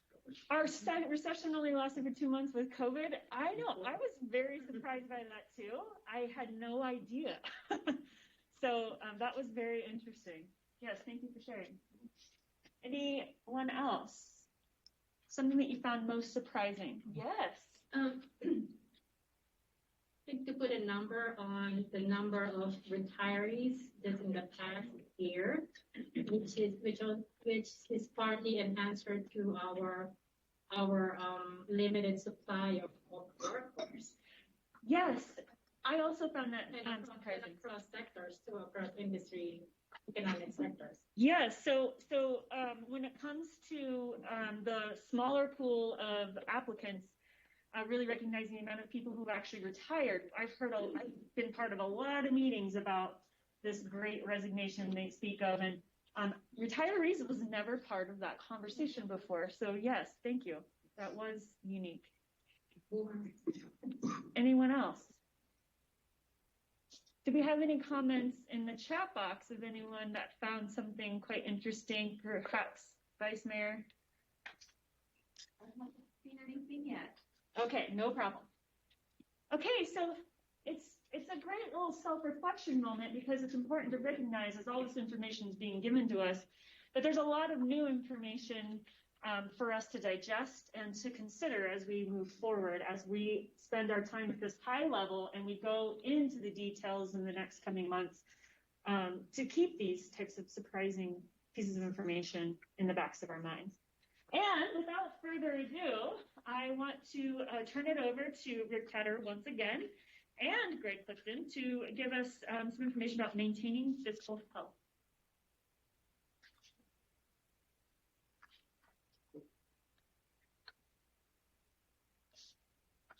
Can I sit next to you? Absolutely.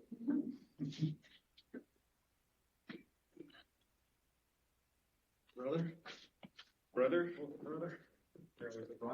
We are, in fact, twins. Same team colors. Is this me? Yes. Recession planning refresh.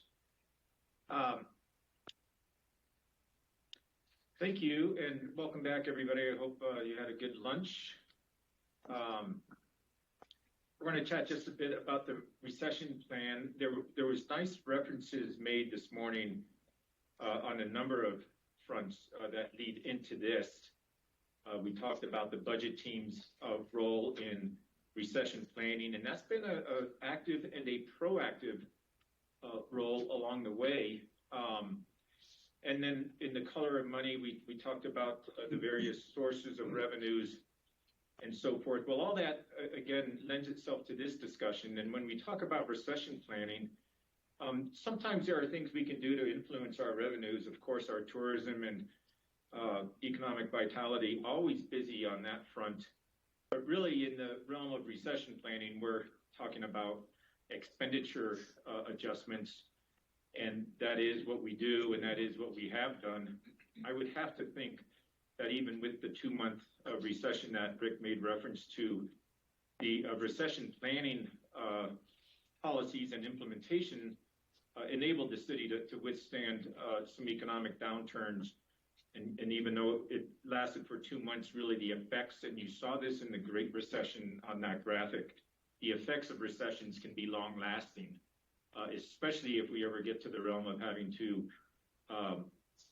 reduce our labor force and take really drastic measures. The good news is we did not get to that level over the last 2 years.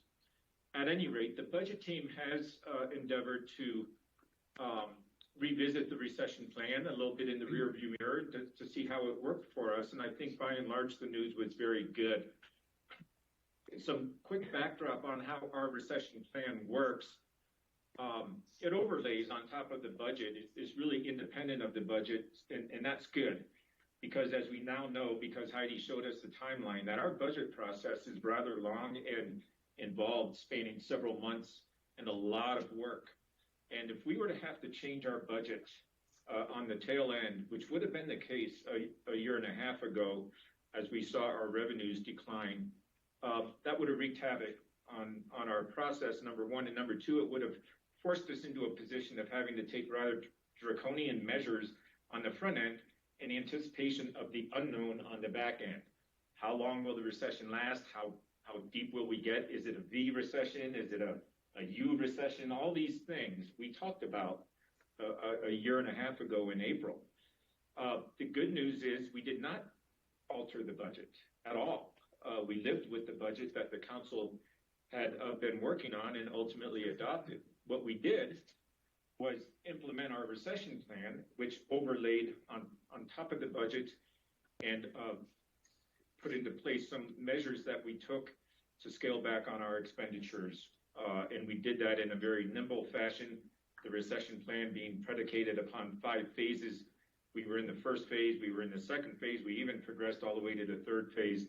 Each one, as you can see here, showing different degrees of actions, remedial actions to be taken.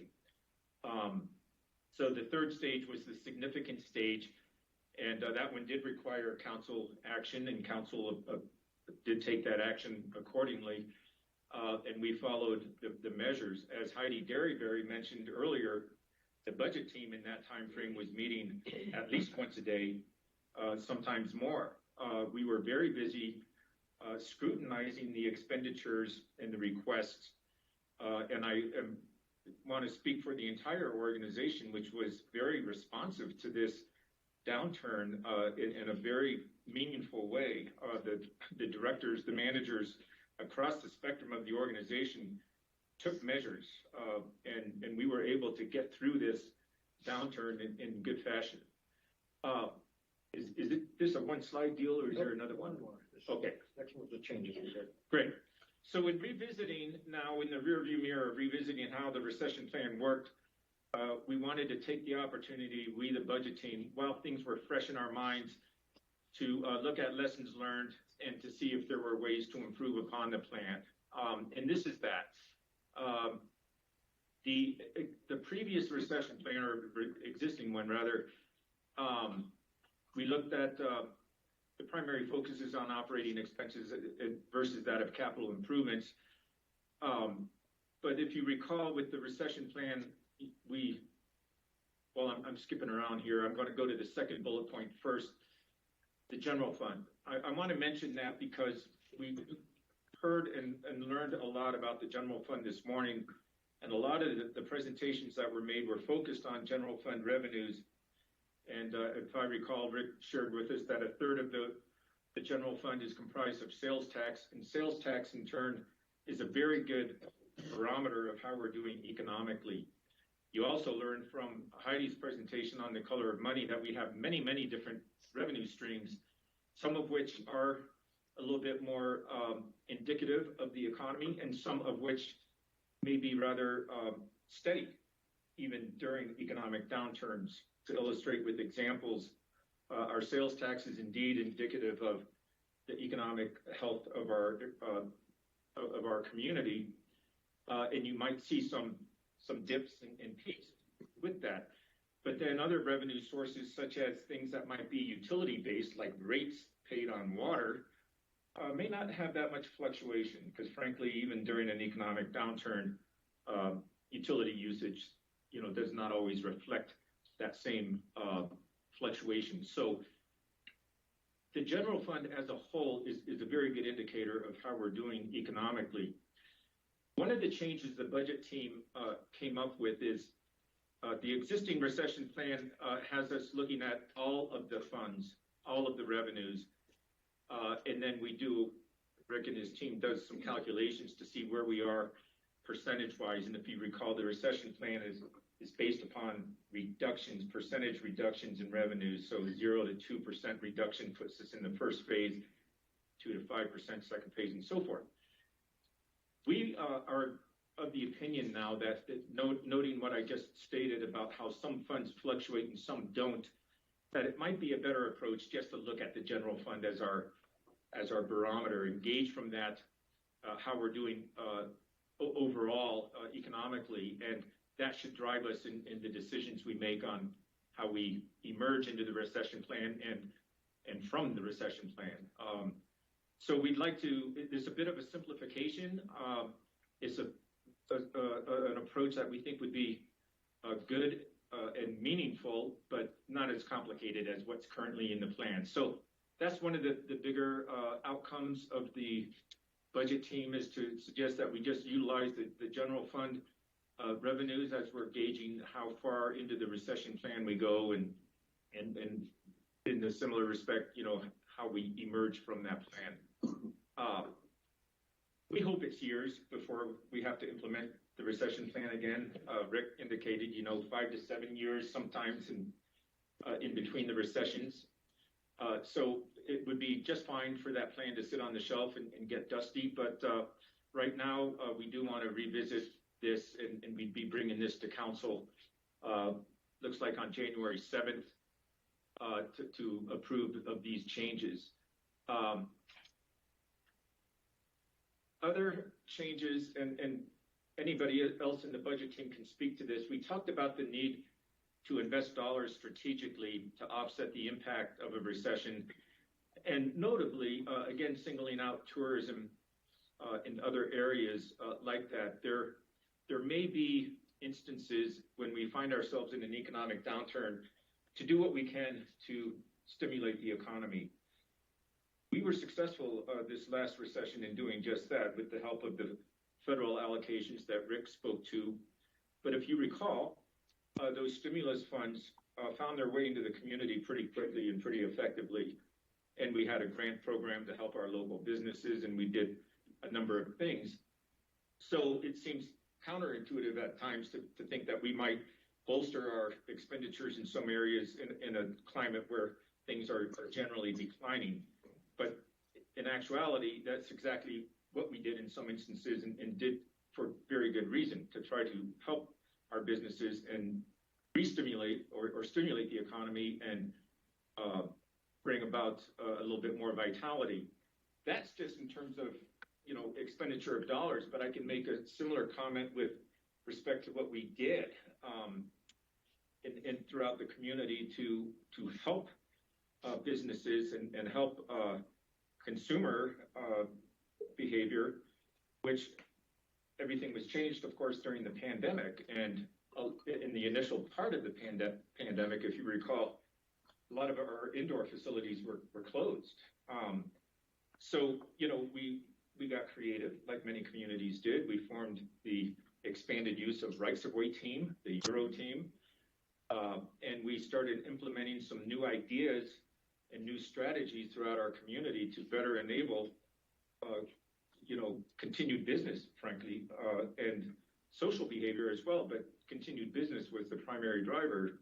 So, providing seating outdoors, providing tables in Heritage Square, allowing for parklets, allowing for more pickup services, curbside.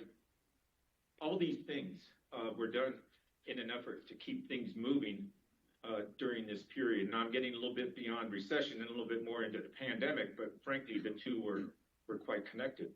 So the bottom line is investing dollars strategically is something that the recession plan should speak to, and we are seeing those draft changes accordingly. So the general fund as a as a barometer to look at, rather than all of the funds in the aggregate, how we invest our dollars, these are things that will be suggested revisions to the recession plan, and we'll have a red line version in front of the council coming in January, or is in front of you now, I guess.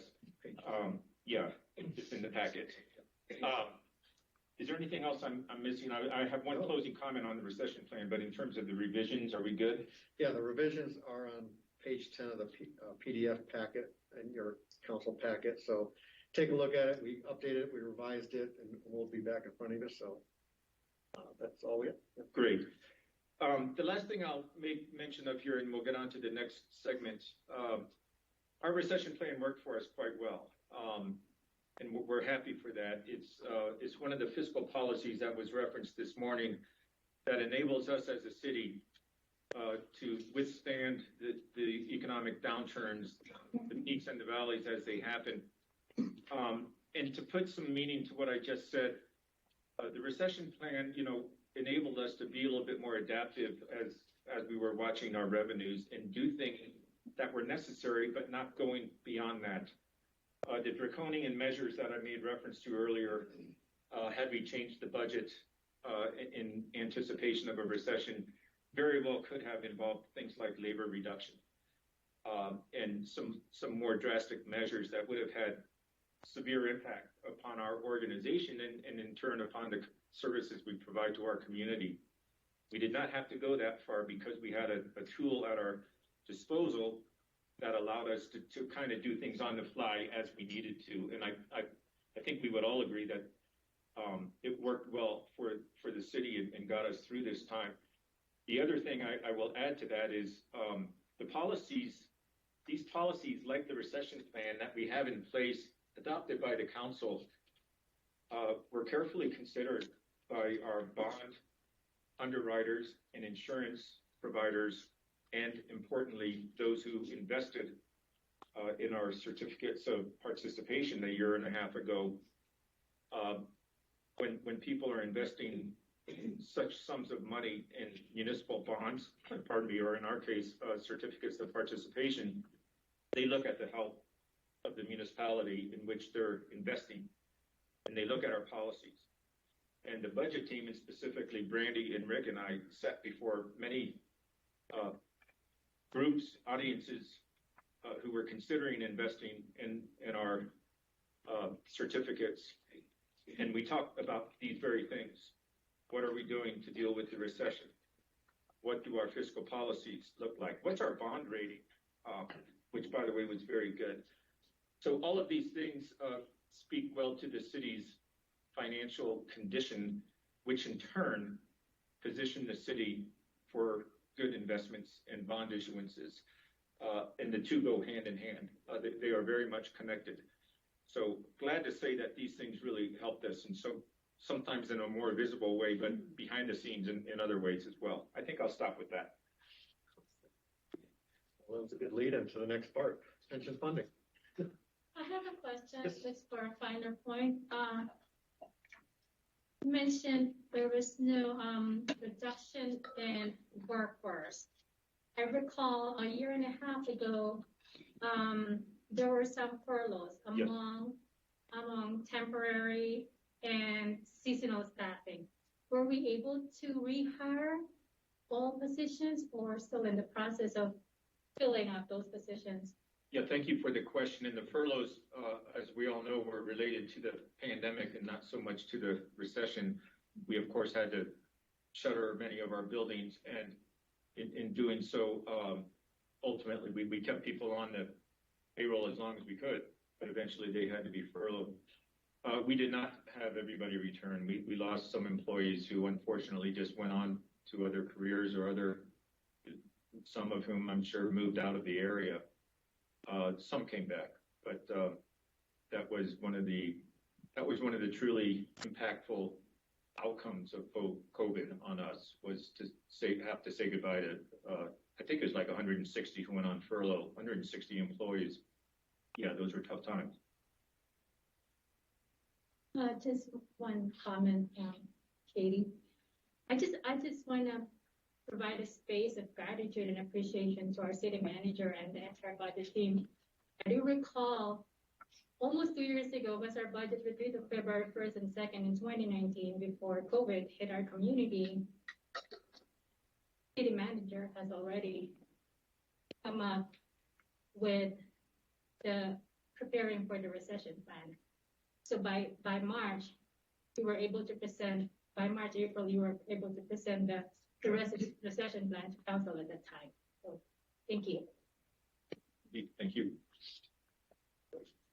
If I could just quickly just echo that gratitude. I remember when I first got elected, Shay and I would talk a lot about having a recession plan in place, and city manager and your team and our team did a great job at putting that in place and ensuring that we have some things. So I also just want to take a moment to say thank you. I think it means a lot to the city, to the city government, to our bonding ability and our investors, but overall just our well-being and health.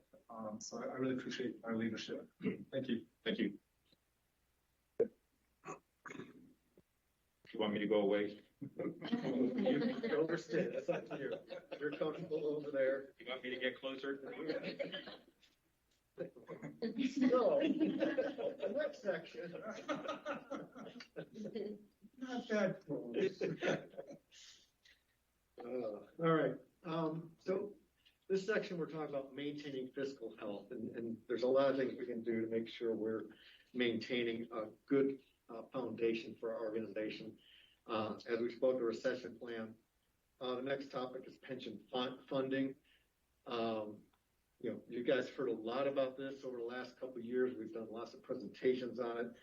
I'm not going to dive into it too much, but we saw if we didn't make action on our public safety pension plans, there was going to be growth and more resources put toward our pension payments on an annual basis, and they were going to continue and peak to maybe 10 million more than they are today. And it was just, we would, counsel, and we were doing things to try and slow it down, but we were up to about $2.5 million extra a year, providing the funds, but it wasn't taking the mountain of future payments out of the equation. Thanks to council in giving us the green light as an organization, we made some major change, and is really a highlight in this entire state as well as our organization. And so these are the kind of things that make us more stable when we look at future and we look at growth of our organization. So as I mentioned, last August, I believe it was over a year ago now, we issued $133 million in certificate of participation debt. As City Manager Clifton mentioned, we went through a long process telling investors why they should invest in us, why we're doing it this time. Recession plan was a big thing, and our financial stability was another. So here's just some of the results. You've seen these previously. I have an error on the 2.9%. You want to correct? 2.69. There you go. Wow. I knew you'd have that number. It would be 2.69 all-in interest rate, which is a great interest rate.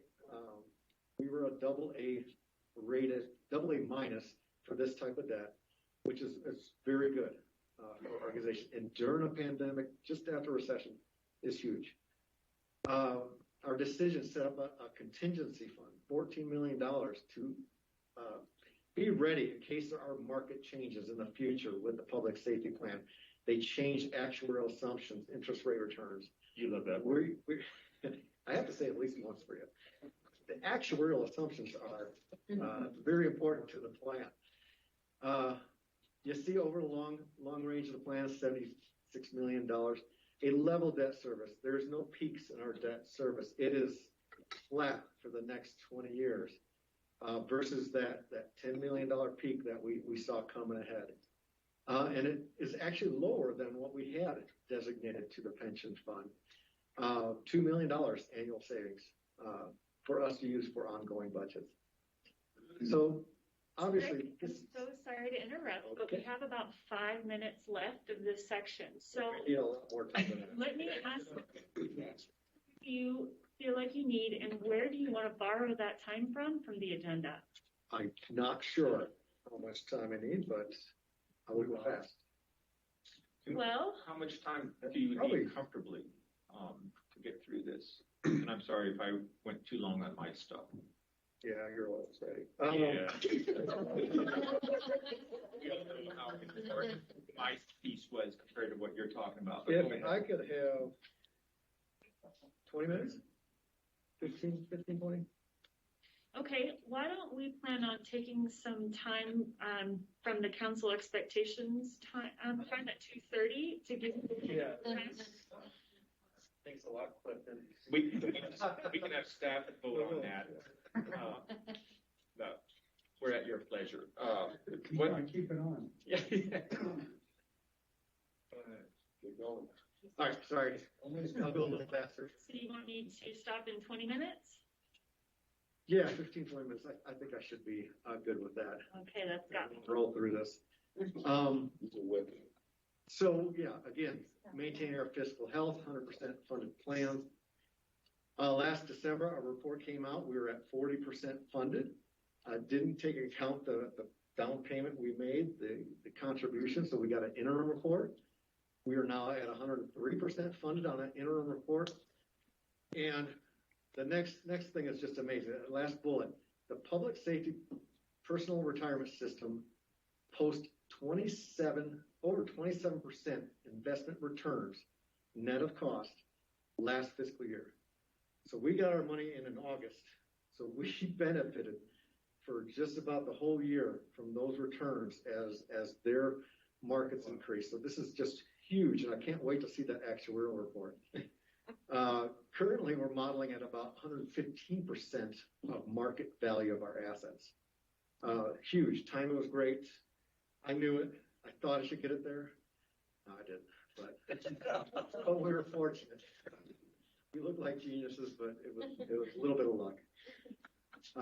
Reports should be out shortly. Also, fiscal responsibility is key to maintaining fiscal health. A structured 5-year plans in our organization. We do this for all of our funds, make sure our ongoing resources are there. Achievable revenue, since we talked about that a little bit earlier today. Cash balances, when you have these gains in 1 year, you want to use those for one-time expenditures, not for ongoing. You don't want to take, we gained $1 million and use it every year. You can't. So use those for one-time expenditures. Having a good policy on fund balance. We'll talk about that here coming up. 20% in the general fund. Recession have been built into our plans since the Great Recession. We've been planning recessions in our annual plans, and we'll continue to do that. And of course, the budget process is that time that we really look at those resources and we allocate it appropriately to maintain long-term fiscal health. I keep changing. I'm going to close that because I keep hitting that button. Fiscal responsibility, talking about bond ratings. This is where we are strong as an organization. We're constantly in that high level of bond ratings that receive Standard & Poor's, Moody's Service, and most recently Fitch rating. AA rating is, I don't think we have the slide in there. I started to put a slide together, but here's a chart for your knowledge as far as the ratings that each agency gives. And we are a AA, which puts us way up high in the rating. There's just 2 ratings higher than us when it comes to our general obligation bonds. That's how well industry see us as a leader in financial stability for the organization. So kudos to the team, kudos budget team, and the organization for your decisions. I always have to say management services is really fiscal focused, financially focused, and we got great teams with our revenue section, finance section, and purchasing section. We talked about awards last Tuesday. Thank you for that recognition in the city manager letter. Consistent work done by all of our management services team. So good chance to plug and thank them for their dedication. Fund balance reserve policy is our last part of this discussion. A good fund balance policy definitely helps you maintain fiscal health. specifically through recessionary periods, these become very valuable. The Government Finance Officers Association is really the highest governmental measure that we have in the United States and Canada. They provide cities, towns, good information, best practices, training, and many help for our organization. They have best practices for unreserved fund balances. These are the uncommitted for other uses for a general fund. They have a paper out on it. I've read it years ago. We keep watching it. And there's three key components that they look for when setting your unreserved fund balance policies. How does it assist you in mitigating the risk, the current risk and future risks of your operations and funds? You need to think about setting an appropriate level of unreserved fund balances. And should you need to utilize them, you've got to understand when you utilize them and when you replenish them or how you replenish them. So they have an actual model, a spreadsheet, a calculation model. And I've used this a couple of times, and I had to update it for this recent presentation, but because of the pandemic, I really want to make sure we're still there. So here's many levels that they have a ranking system for each of these areas. And you go through and you look at where do you see your organization when it comes to revenue stability? Are you diverse in your revenues? Are you struggling because you only have one revenue source? If you're only sales tax based, are you really balanced in your risk over time? So you look at that as a measure. Your expenditure volatility. Do you have programs that you see expenses continue to gain and fall and move around a lot? Leverage. How do you leverage your resources, not only from a general fund perspective, but supporting the rest of the organization or the community programs? Extreme events. I'm sure you're aware of extreme events. We've had a lot of them over the last decade. Snowstorms, floods, fires. That's where we definitely rank a little bit higher in the risks there. Liquidity, cash flow. How quickly can you sell your investments to get cash flow to maintain your organization? Do you reliance on other funds? Do other funds rely and take a pull from the general fund? And of course, capital projects. How are you funding your capital projects? So you go through this model and calculate where your general fund would end up. Under use and replenishment, so that's setting where your percentage will be. Then you talk about how do you use these and replenish these. Defining the events. We know the recession is an event, and in our recession plan, it specifically talks about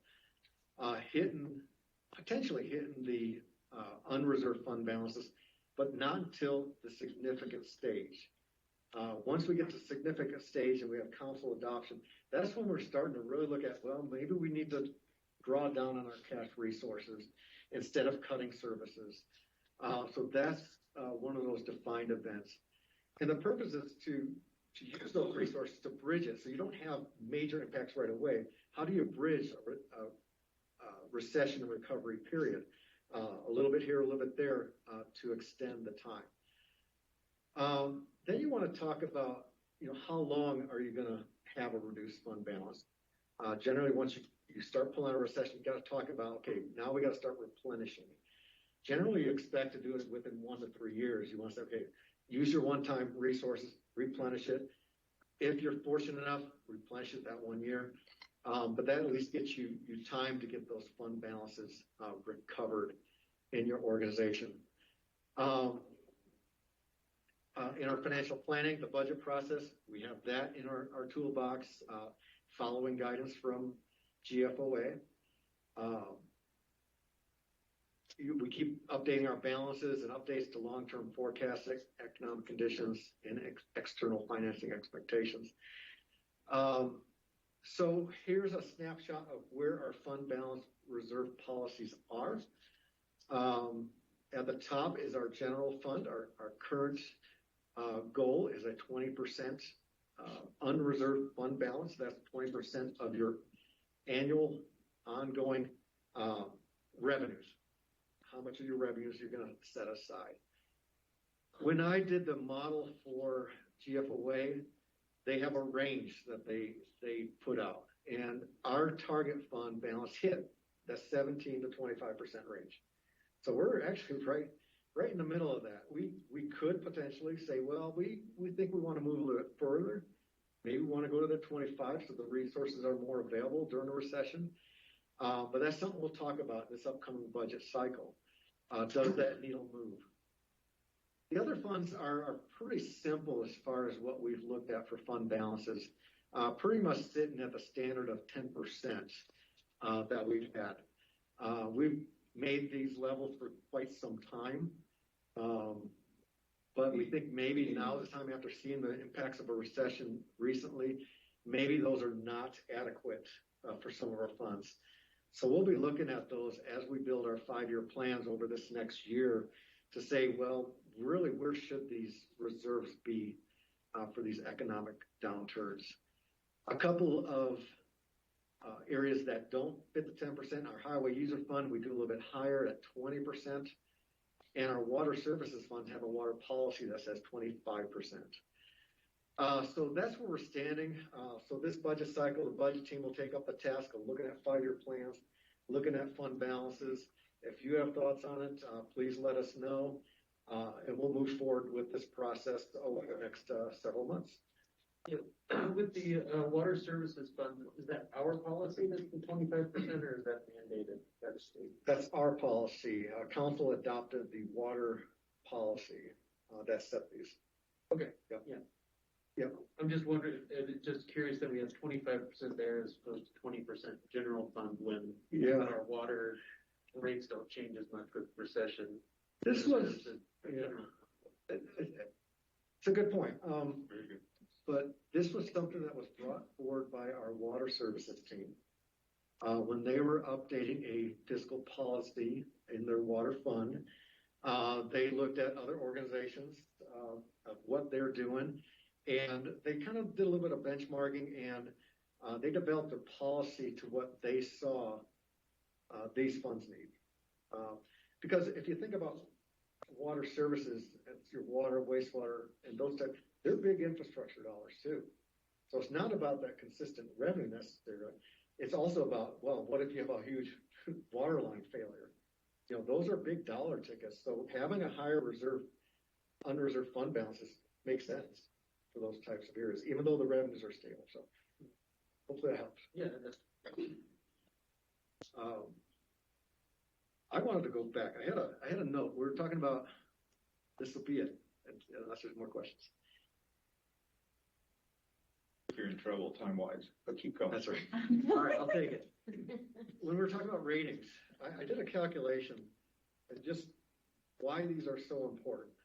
If we moved from a double A and got worse, or we were a double A minus, if we received a worse rating than what we did at the time, and the interest rate went up by 0.3% of what we could issue on our the pension bonds, it would have cost us another $5 million in interest payments over the life of that bond. So you can see how that is of value to this organization and how it pays off by having that. I just had to go back and share that. It's a big number. How do we go up on that list? Good boy. I'm trying. Double A minus. I push for that. Next one is for general obligation bonds, it's double A, then double A plus, and triple A. We only got 2 ratings ahead. Oh, okay. I thought you were saying that's double A. The revenue bonds and the certificate of participations are just one lower, double A minus. Okay. So we got to go double A plus, triple A. Keep trying. Let's do that. Let's keep moving. Okay, thank you for the extra time. Thank you. Oh, let's give them a little round of applause for giving them space. And without further ado, let's go ahead and move into our next section, budget expectations and impacts.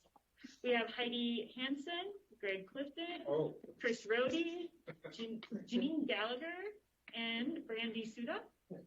Brandy, come on down. You're the next. On crisis, right? Well, I can get started. Yeah, you go ahead. So good afternoon, Mayor, Vice Mayor, Councilmember Heidi Hansen, Economic Vitality Director, and also a member of the budget team. I'm here to share the team focus that we shared with the entire organization so that they would have better understanding of what to do when putting together their budget this coming fiscal. So first, we shared that the needs of the organization are our number one priority. Hands down, we have many. And we wanted the staff to know that we take what they're asking or what they need very seriously. But with that said, we have many critical issues that are facing our community. We have infrastructure needs, we have flood mitigation issues that we have to take care of, and the list goes on. You know these issues. We just wanted to make sure that our staff is aware of the everyday things that you're working on. So basically, we let them know when putting together their budgets that we want them to understand that with our limited funding, that we ask them to have careful consideration of what they ask us for this year if it is not of an urgent matter. Doesn't mean that we want them to stop functioning as a division or a section. We just want them to know that if it's a wish list item or something like that, it cannot be asked this year more than likely.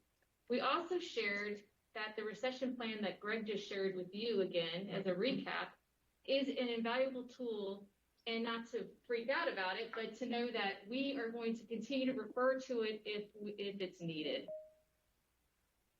And this next slide, which seems a little bit big, but I will break it down for you. We actually shared 3 key focuses for them, that we are honoring compensation and benefits. We want to align with the priority-based budgeting that you heard from Chris and Shane and the team. And we also wanted to take a little bit of a deeper dive on sharing the funding request focuses. So a little bit on compensation and benefits. We wanted to let them know that we are going to focus first on current employees' needs versus adding new positions. We are committed to funding merits and to maintain a competitive market-based pay. We also need to take into account the minimum wage adjustment. We need to consider any benefit changes that come up. We also would like to continue to maintain a 60-day salary sweep when a position is open. We also look to fund vacant and new positions at the midpoint of our pay range. We've committed to that. And it's important to note that recruitment is ongoing, as all of you know, and retainment of our employees is key to a healthy organization. So when looking at aligning our budget efforts with PBB, we would like to message that the key community priorities that all of you have identified a long time ago are what sets the framework for us putting together a budget. So we need our staff to understand it's not going away. These priorities show that we listen to our community and know what needs to be addressed. One of the areas we want to help gain some traction on this year is budgeting anything that's one time. We want to get it to an ongoing status. We currently have, don't freak out, $3.3 million in one-time requests that need to eventually get to an ongoing status. So we're committed as a budget team to try to put a dent in that by getting 25% of that from one time into ongoing this current fiscal. As far as an overall focus to the budget this year, we are going to be looking at those infrastructure needs. You heard about those in September. It wasn't a waste of your time. They are definitely still on our radar. We're also going to continue to look at PBB overall and note that personnel requests that rank in the lower quadrants 3 and 4 of the PBB model, they might not be considered if money is not available. And we have definitely made this known to our team. We go for it. What does 60-day salary sweep mean? Okay, Mayor 60-day Councilor, salary sweep, yes. I'm going to let Heidi Derryberry or Brandy speak to that because they can explain it the best. Okay, thank you. So a 60-day salary sweep is what we do with any vacant position that comes open, is we hold that position for 60 days. before filling. And we use that to help balance ongoing in our general fund budget. So you delay the hiring 60 Yeah. days. Which in most cases, it takes us 60 days plus to fill those positions. Thank you. Yes, absolutely. And if I could add, it doesn't mean that we won't begin recruiting all the time. It just means that we won't have filled it between that time. Make sense? Makes sense. Thank you, Brandy. Welcome. But we also wanted to share that when adding positions, we are open to adding contracted positions. So for instance, if there's like a proposition out there, like Proposition 419, where we get a grant and we have money to be able to afford that position for a certain time period, we are definitely open to that. And we have a very creative staff that never lets us forget where the money is and how they would like it to be used. And then last but not least, we will be tracking all requests that have anything to do with the carbon neutrality plan. Our team continues to work with Nicole and her staff, and that's probably a key reason why Nicole is part of our budget team as well, so that we can have these ongoing conversations. So I know I rambled really fast, but I didn't want her to tell me that I didn't have any time.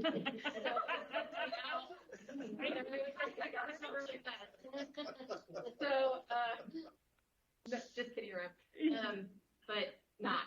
Are there any questions besides what Councilmember McCarthy just asked? It might have been answered.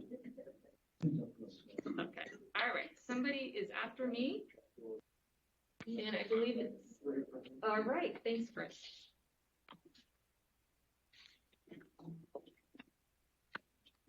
In this section, you got multiple people, so we're kind of just cycling out. It's not here. Talking about the minimum wage state assessment. Very short, quick backstory. You remember back in 2006, statewide, there was a ballot measure passed. It was Prop 202 at the time. It raised the state's minimum wage up to what it was before. I think it was about $8 an hour. It also had a provision there that allowed municipalities to set their own minimum wage as long as it was higher than the state minimum wage. So you couldn't go lower, but you could go higher. That was passed 15 years ago in 2006. The city of Flagstaff did that 5 years ago with our own Prop 414, which has our current minimum wage at $15 an hour. It'll go to $15.50 in January. Now, 2 years ago, in 2019, the state legislature, so not through the initiative process, but through their normal legislative process, passed House Bill 2756, which allows the state to assess cities for that difference. So if a city has a minimum wage that's higher than the state minimum wage, they can send an assessment to the city along with their budget process to recoup those costs to the state. Now, it's worth noting that in our own city code, in the language from Prop 414, we have an exemption for the state and the federal government. So essentially, they're not included in the definition of employer. In the definition, they're explicitly excluded, meaning that state agencies, as well as federal agencies, NAU, other entities of the state and federal government are not subject to our higher minimum wage. So if you're working for NAU, you're only subject to the state minimum wage, not to our minimum wage. Now, we've known since they passed that bill a couple years ago, if we move on to the next slide. Do I have it? Oh, right there. I'm so sorry.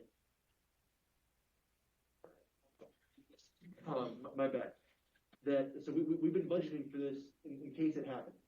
So for the first fiscal year, we estimated that it could be at $671,000.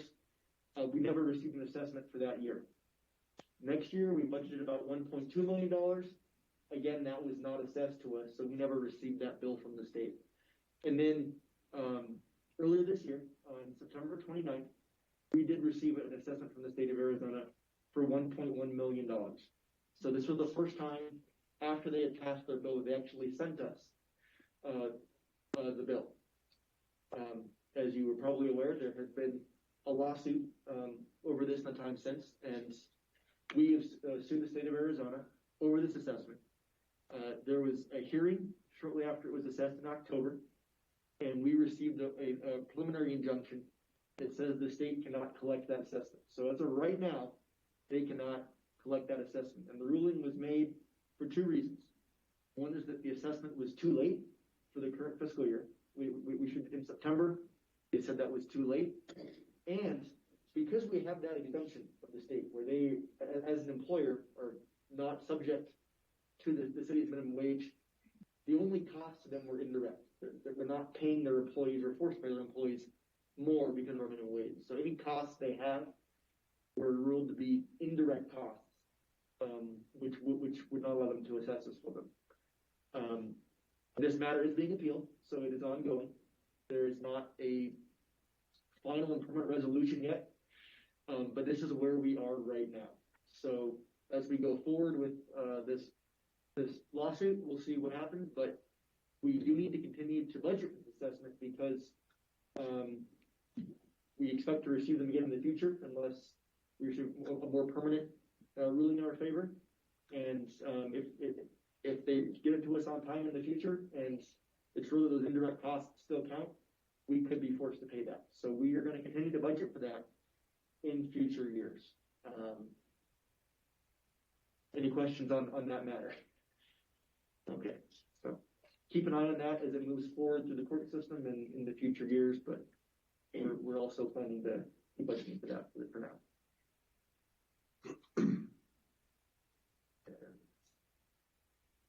We move to compensation now. I'm not sure that all right.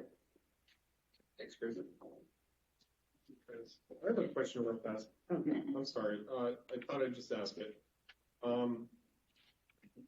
Can you share with us the court costs and fees associated with the litigation and where those come from? And I don't have that number off the top of my head. Is that a question for Sterling? I think that's a question for Sterling. I do not have those costs either.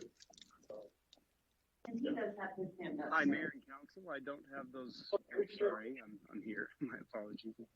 I don't have those court costs for you, but I can get those for you. And as well, we plan on having an update shortly in an executive session with you two on the case. Thank you. Can I ask, and if I can't, just say so, it's fine. I'm just curious, for public consumption, are we going to be looking for the state to absorb those costs if we win this appeal? So that'd be a question appropriate for executive session. I'll go ahead and update you there. Thank you. If I may just add on to Chris's point, or many points that he made, we of course need to continue with the budgeting on this assessment with the unknowns. And it goes without saying, but I want to say that the fact that we have to budget for this means other things are not being budgeted for within this budget process. That has had impact in the past. We've had to forego certain expenditures that were quite needed. So this continues to have impact on us, even though we had a favorable ruling. It is subject to appeal, and we just need to stay conservative and budget accordingly. So wanted to share that. Thank you. Thank you.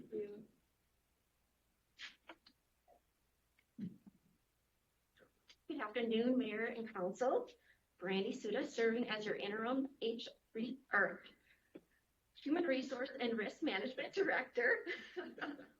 We also have Jeannie Gallagher on the line if we have questions for her, but I will be presenting most of the presentation today. So my presentation regarding compensation is going to hit on 4 key elements. In Council's commitment to making employee compensation a priority, this presentation is going to help provide an overall understanding of our recommendations to ensure a healthy, competitive compensation plan and the overall budget impact. The first element is the minimum wage increase as required by city ordinance. Element 2 is merit increases. These are budgeted and is part of last year's commitment to employees for ongoing merits. The next 2 items, market adjustments and compression, are additional recommendations to ensure we maintain a healthy compensation plan. All four elements are very important to the overall success and continuation of a healthy pay plan for the city. The first element, minimum wage. Next month, the city's minimum wage will increase to $15.50, and each year following in January, the city's minimum wage must increase by the Consumer Price Index, or CPI, and be at least $2 above the state minimum wage. So the exact CPI increase for January of 2023 will not be known until October of 2022.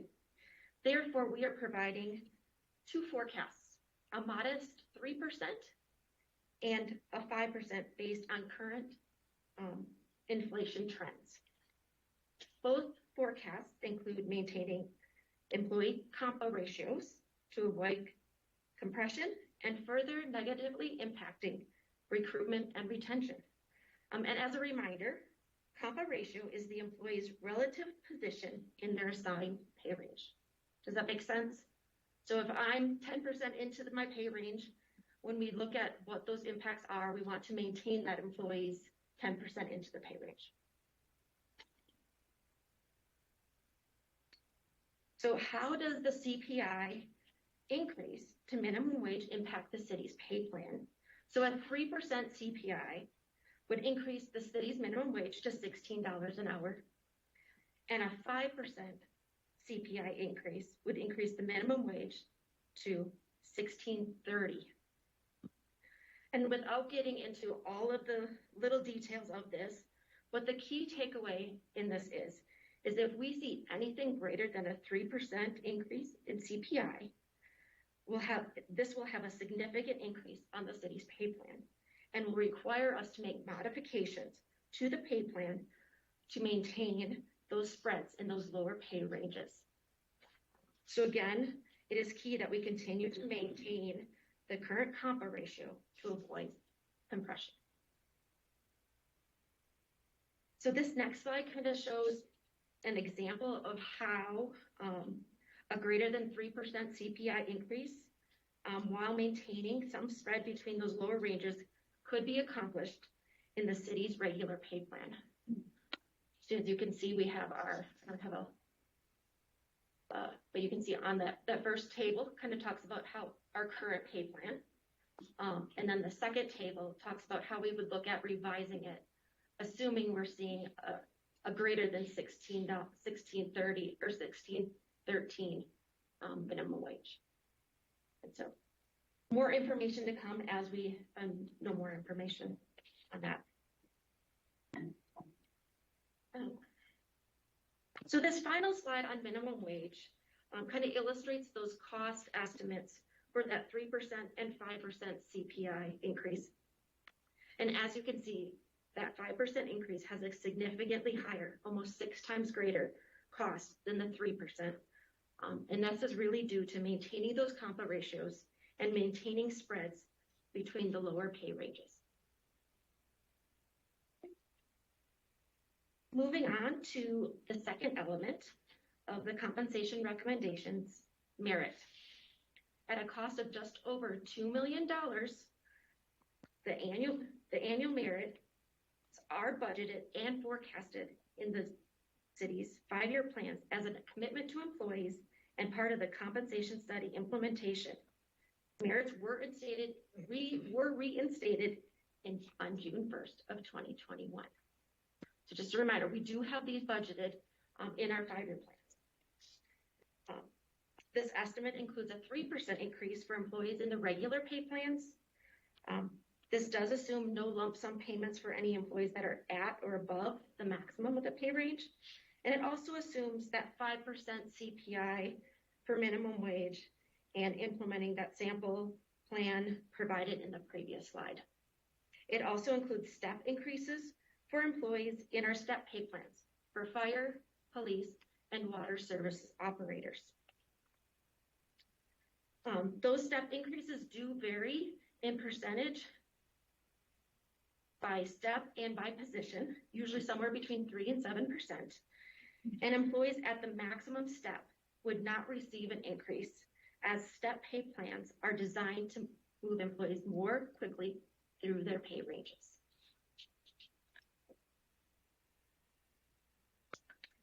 Our third key element and recommendation is market adjustments. This would be an annual allocation to market adjustments. This allocation to market adjustments is key to maintaining a competitive, market-based pay plan. And how this would work is we would annually select a sample of positions throughout the organization to survey and adjust their pay ranges accordingly. We would prioritize positions for market adjustments based on those identified throughout the year that may be lagging in market or may have had additional challenges in relation to recruitment and retention. This is different than a COLA and is not an across-the-board increase. If we are taking the right steps for employee compensation, COLA adjustments are usually not needed, only in extraordinary circumstances. For one, COLA adjustments are very expensive, and two, they tend to dilute from our key priority areas. Okay. So we are, yeah, go ahead. Can you explain the sampling process a little bit? Say that again? Is it a random sampling? How does that work? So first we would go through and pick those key positions that we really want to focus on. So maybe, you know, if we see a position that we know just based on what we're seeing in the community, that we're seeing huge market or that we're behind in market on those, we might pick those. We might also pick positions that we're really struggling in recruitment and retention and analyze those. And then following that, we would also do a random sample. So it would be a combination of all three of those areas. Just a standard yearly practice? Yes, yes. So what we're recommending is that we annually allocate about 0.25% of the city's annual salary to this process as a starting point. And that estimated cost for that first year is about $143,000. And any unused funds from one year would roll over into the next year to provide additional funding for this effort.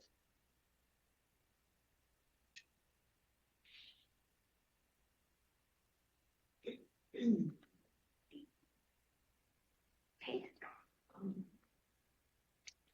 The last key element and recommendation for my presentation is compression. And just as a reminder, compression is when employees do not advance in the pay plan year over year despite tenure.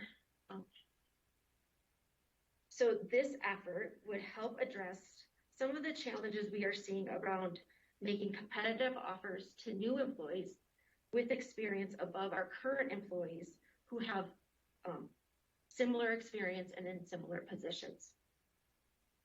So our recommendation for a compression adjustment is to focus on the regular pay plan employees, as employees in the step pay plans benefit from moving more quickly through their pay. So here, and this next kind of talks about kind of a sample of how we could implement a compression adjustment. So what we would do is we would look at making a similar adjustment that we made back in 2021 as part of our compensation implementation. And we would utilize the combination of years of service, compa ratios by quartile, and then apply a percentage adjustment increase that would increase as increased years of service for that employee. We would also include employees over the midpoint, unlike the previous compression adjustment. I get compression and compaction mixed up sometimes. Getting those. The projected estimate for this is approximately $200,000. It would be our recommendation that this is the final year of a compression adjustment, assuming the city maintains all other compensation elements as presented.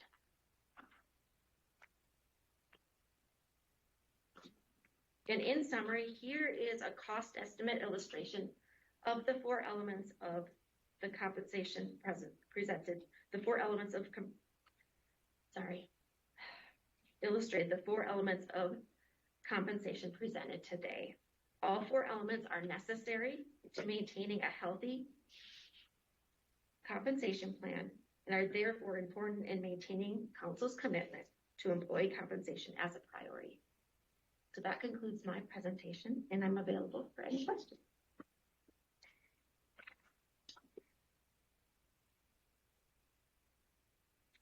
Okay, are there any questions either for what Heidi presented or Brandy or Chris?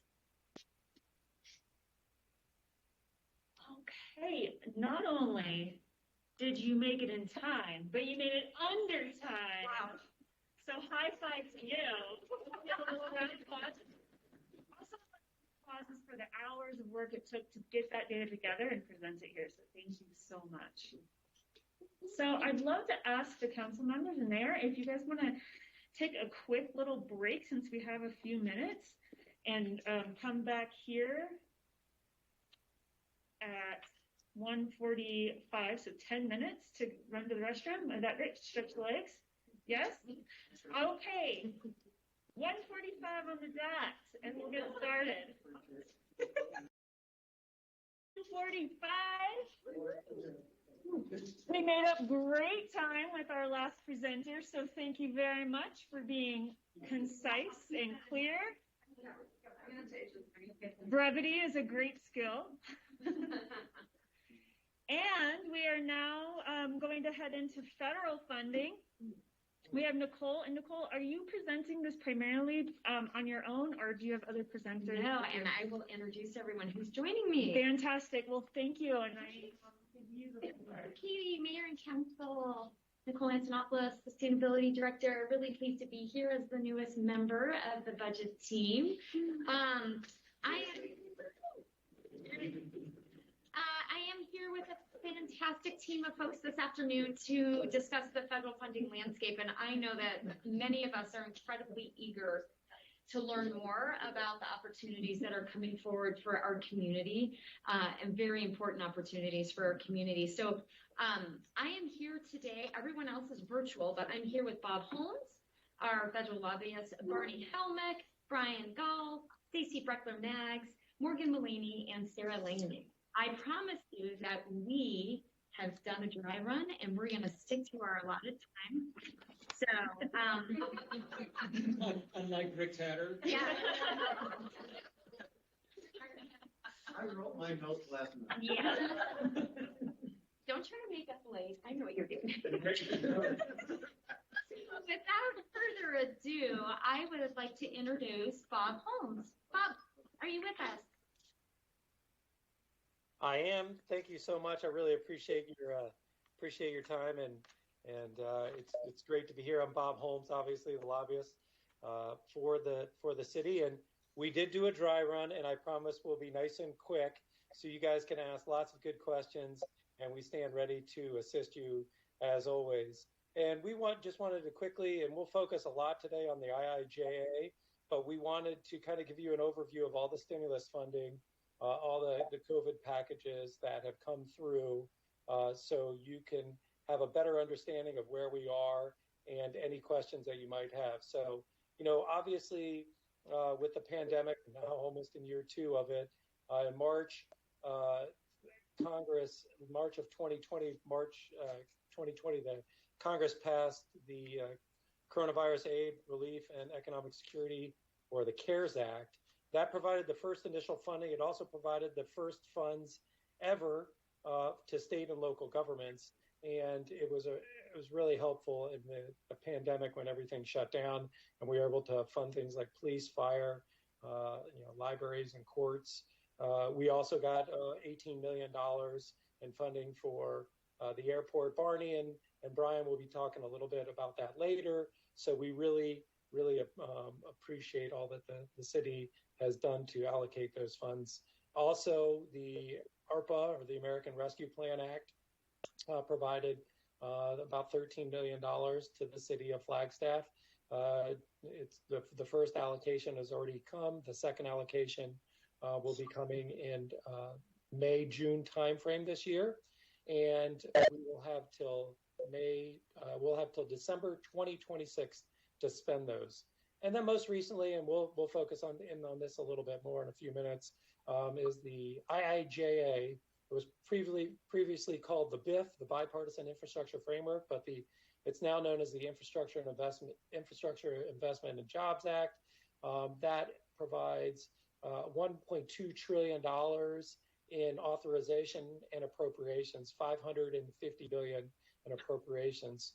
So we'll talk a little bit about that, and we look forward to a good conversation with you.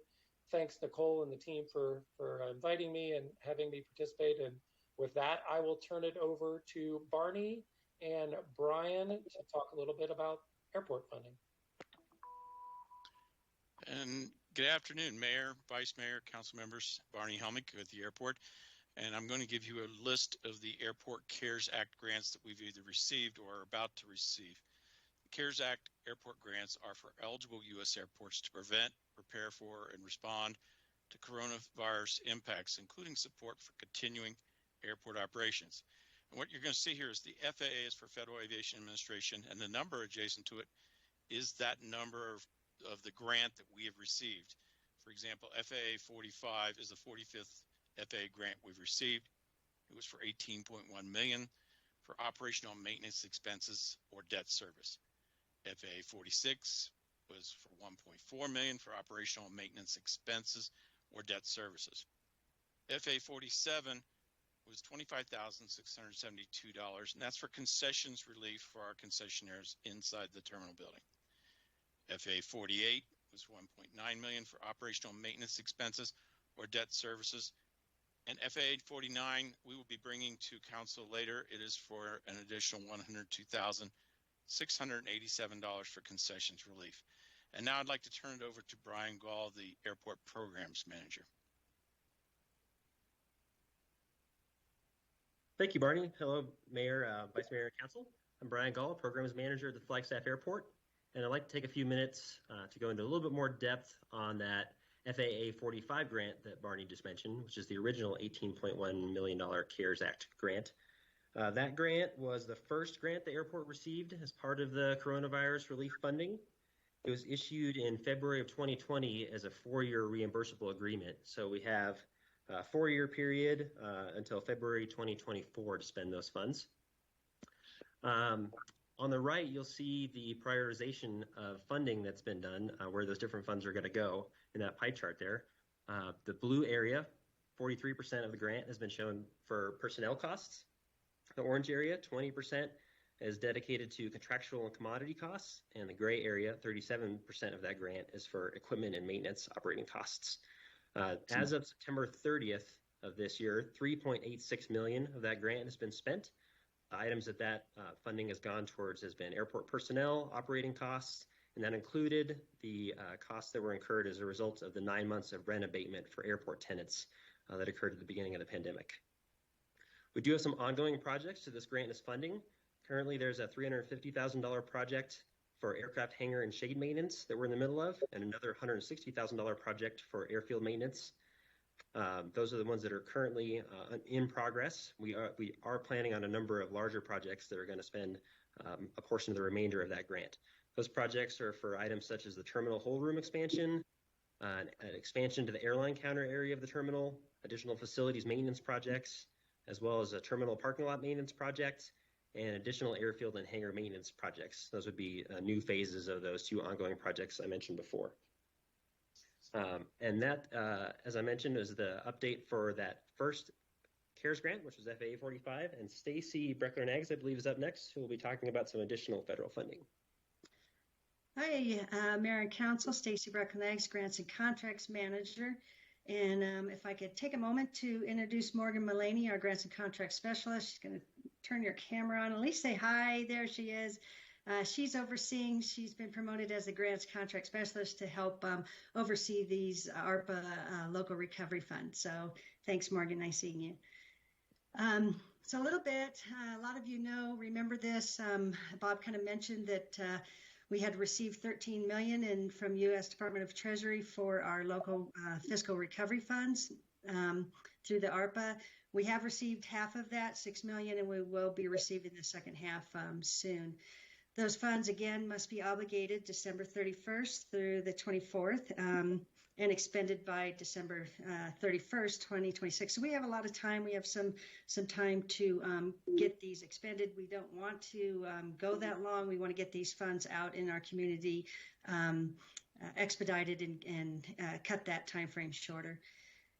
Funding allocations, as you recall, we went a couple times to council. The final allocation was in October 12th of 2021.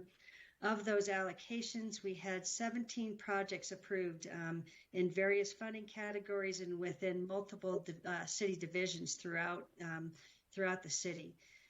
Again, those are direct federal funds. They have strict compliance requirements and responsibilities on them. And then they're required for the 2 CFR, which is Code of Federal Regulations, Part 200, that they go through a competitive, open, and fair process. I'm trying to read the notes at the same time. Thanks, Rick. So a little bit more about them. Again, we have been doing a lot of research. They have been putting out a lot of different FAQs, a lot of webinars. We've been attending with ICMA, with League of Cities, and looking at guidance documents. They're consistently updating those guidance documents, so we're really trying to stay on top of that and understand these funding sources since they are new to the city through the Department of Treasury. We've submitted an interim report. We're working on the quarterly financial performance report. We're working on a monthly city manager's report, which will provide an update to you on where we're at with the funds and other reports as needed in the city. We've established a core team, which is Grants, Morgan, and myself, legal with Christina Perry, finance with Glorice Thousand, procurement is Brian Ellert, and then the city manager, our wonderful Greg Clifton, has joined our core team to assist get these funds out in the community. We've had an internal project team meeting scheduled. We've already had one with housing, and we're continuing to schedule those throughout the organization. We are drafting documents. We're going to draft a simple kind of recovery plan that will explain the allocations that council has approved, a little bit about the funds, and try to get that up on our website. We've completed the grant provisions. We're drafting and finalizing proposals, contracts, reporting templates, and tracking spreadsheets. And then lastly is the council approved allocations. Here again is where we're at. We're working diligently right now in the congregate care services as kind of a top priority, along with continued work internally with the rest of our team. So with that, I'll go ahead and turn it over to Sarah Langley. Thank you. Good afternoon, everyone. Mayor and Council, Sarah Langley, Public Affairs Director here. It sounds like you guys can't see our videos, so I won't worry about putting my video on, but I'm here today to provide a brief overview of our newest infrastructure bill, which is called the Infrastructure Investment and Jobs Act, or the IIJA. And today we'll focus on the $550 billion in new spending that this bill includes. With this bill, we're dealing with such large numbers that they can sort of start to lose meaning. But the pie chart on the screen shows how the funds are split up proportionally. And you can see that the main categories of funding cover a wide range of areas, including transportation, energy and power, broadband, water infrastructure, and resiliency in the environment. And then, as you know, the bill's, of course, very long, so we're just going to cover some high-level topics today that are relevant for Flagstaff. So transportation is by far the largest funding category within the infrastructure bill. Some of the bigger programs here include funding for major highway repairs, which would likely be funneled through state agencies like ADOT. The IIJA also provides additional funding for competitive grants. And some of these are grants that we're familiar with, like the Infra Grant and the RAISE Grant. But there are also new programs such as the Protect Grant, which focuses on resiliency. Within this transportation category, there's also hundreds of millions of dollars to repair and replace deficient bridges throughout our state. And then there's also money for public transit, such as buses and trains. So the IIJA addresses climate change as well as transportation, and it does that through a variety of channels. Just to name a few, it creates funding for an electric vehicle charging network throughout the country, and that within that it prioritizes funding for rural communities. And then it also helps communities in procuring low and zero emission buses, as well as funding for energy related manufacturing. Notably, airports are also beneficiaries of the infrastructure bill, and that funding goes into the Airport Improvement Program, which we're familiar with and we already use, but there's also the creation of the new Airport Terminal Program, so that's pretty exciting. In the realm of energy and the environment, the IIJA dedicates billions of dollars to improving grid resiliency and reliability, as well as the Energy Efficiency Block Grant Program and funding for the Weatherization Assistance Program. Very relevant for Flagstaff is the wildfire management funding. So specifically, this includes money for community wildfire defense grants, which help forest communities like ours build more defensible space against wildfires. And then it also includes funding to hire more federal wildland firefighters, as well as money for local governments to conduct thinning and post-fire recovery work. So very relevant for us. In response to an increase in climate-related extreme weather events, the infrastructure bill invests billions into FEMA, and that is mostly channeled through the flood mitigation grants and various infrastructure investments. And then drinking water, wastewater, and stormwater infrastructure funding also represent significant parts of the bill, including investing in state revolving loan funds, making our stormwater infrastructure systems more resilient, and creating healthier and cleaner drinking water for our communities. And then the last big pot of money that I'll cover here is funding to expand affordable access to high-speed internet. So this will come in the form of block grants to states to deploy broadband to underserved communities, as well as discretionary grants for middle mile, as they call it, broadband projects, and also the creation of the Affordable Connectivity Benefit Program, which is a monthly voucher for low-income families to afford internet access. So, of course, there are, a ton of other programs that we couldn't cover here today, but, all of these are very positive programs that'll have a great impact on our community and our broader state. So at this point, you're probably wondering about timelines and when will we start to see these funds becoming available. So for that, I'll pass it back over to Bob and Nicole to cover that and what this means for Flagstaff. Thank you.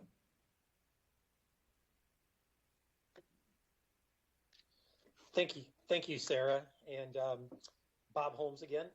And I just wanted to kind of go over some of these things and to talk a little bit about some of the funding and what it means for Arizona and what it means for Flagstaff, and give you some of these top line numbers. I also want to let you know that I have produced a document for the city that I believe 810-page IIJA down into a 5-page kind of top-line summary of what is in the bill. Now, it's also important to note that a lot of these programs are going to be in the grant form, a discretionary and competitive grant program, in which we'll have to apply for a lot of these grants. We're familiar with a lot of these, like RAISE and others. But a lot of it is formula funding. So with regards to the formula funding, we know what the state is going to get and what some of our local agencies are also going to get. So with that, I'll kind of just jump in. We're going to get $110 billion in roads and bridges in the IIJA. $5 billion over the next 5 years, a little over $1 billion a year, is going to go to ADOT. So we know there'd be an extra $1 billion for ADOT, which will transform ADOT into from a pavement preservation program, which they take care of existing roads only, into an agency that will be able to build new roads. So we should look at potential new roads or new thoroughfares that we want to improve, such as Lone Tree, 4th Street, J.W. Powell, and some others. But we'll have that discussion with you all later. There's also $225 million to address the 132 deficient bridges in Arizona. So that'll be a significant influx of funds. In terms of public transportation, there's $39 billion in the bill. $884 million will go to Arizona, and Mountain Line will be receiving $20.5 million directly. As Sarah alluded to, broadband is a really big deal. It hasn't traditionally been in an infrastructure bill. It is this time, and it's critical that areas receive broadband, such as Flagstaff and other rural areas. There's $65 billion total in the bill. $42.45 million will be going to states in the form of block grants, with an emphasis on underserved communities, and a dedicated set aside for states like Arizona with a high number of rural communities. So that's the biggest influx of funds. There'll be a $1 billion for middle mile broadband. And there's a new program called the Affordable Connectivity Benefit that Sarah alluded to that will provide a $30 a month voucher for low-income families so they can afford internet access. There's also, as Sarah alluded to, there's about $8.25 billion for wildlife management, including $1 billion for community wild defense grants and $600 million to hire wildland fires. There's also $20 million specifically for ERI, the Ecological Restoration Institute at NAU. So that's a huge boon for the city. There's $55 billion for water infrastructure. Of this, a lot of it is formula driven.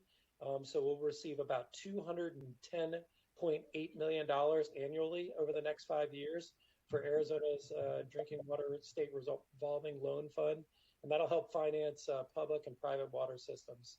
There's also will be $72 million to address environmental remediation through the PFAS program. So that, again, will help us clean up some of the drinking water problems we're having in the state. In terms of the Clean Water Revolving Fund, about $79.6 million annually over the next 5 years will be going to that program in Arizona, including $6.8 million for PFAS. There'll also be $280 million. There's a new program for overflow and stormwater municipal grants that we can use for new culvert removal, replacement, and restoration. Next slide. That's the last slide, Bob. That's right. So I'll turn it over to you. Great. Thank you. And thanks everyone who contributed to the presentation. We wanted to leave as much time as possible for the council, anticipating that there was going to be some questions.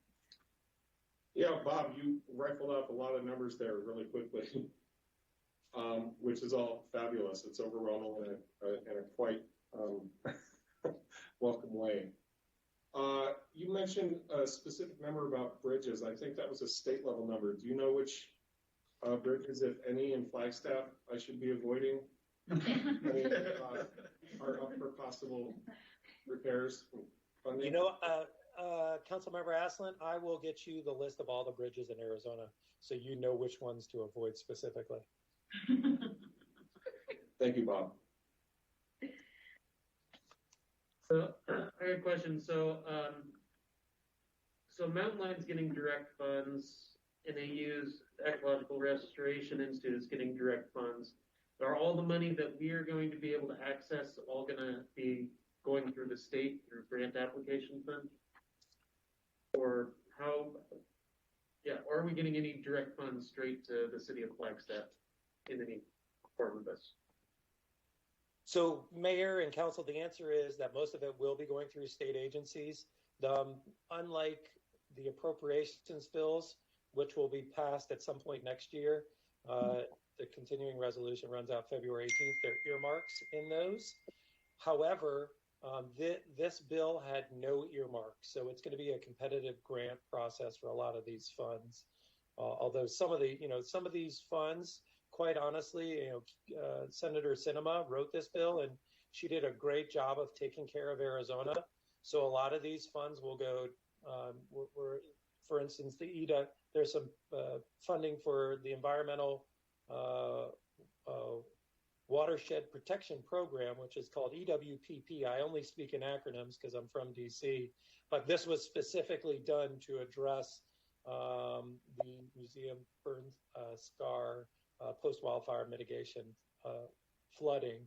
And so there are programs like that are going to specifically help Arizona. And obviously, the chief of the Forest Service was in a few weeks ago, and Mayor and some of the council members, you guys got to meet with him, and they specifically are taking $54 million out of this bill to work on small-scale restoration projects in Fort Fry, and they used about $3.5 million to address the museum burn scar post-wildfire flood mitigation. So there will be some funds, but most of them come through the state. Thank you. Shimoni has his hand up on here too. Thank you, Mayor, and thank you all for the presentation. Hi, Bob. Thanks for joining us and your efforts as always. Just a quick question for you, Bob. Is there any feedback or recommendations you have for us? Sorry.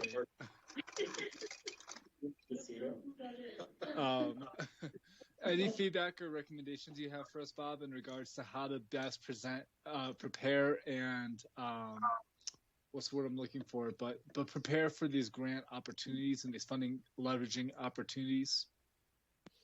Councilmember Shimoni and Council, that's a great question.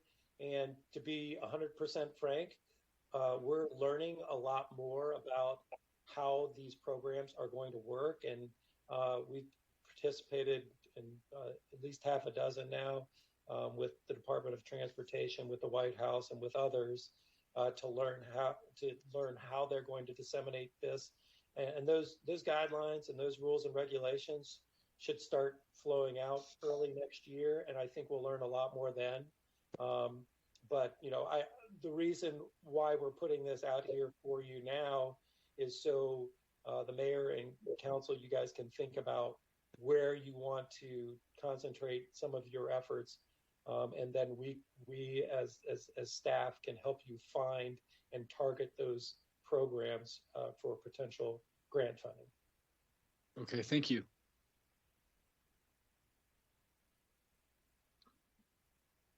Yeah, the big question then is when can we see those ducats?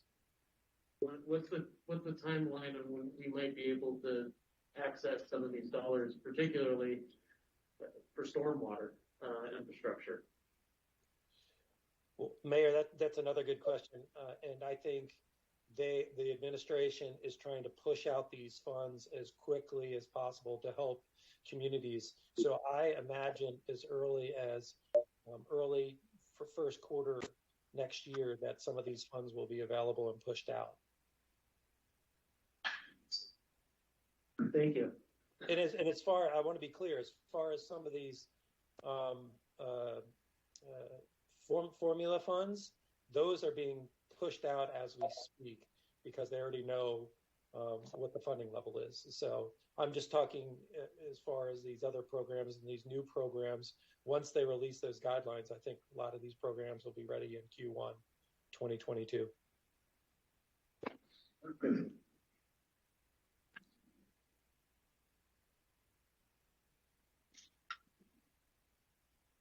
Let's get the broadband dollars too. Lots of them.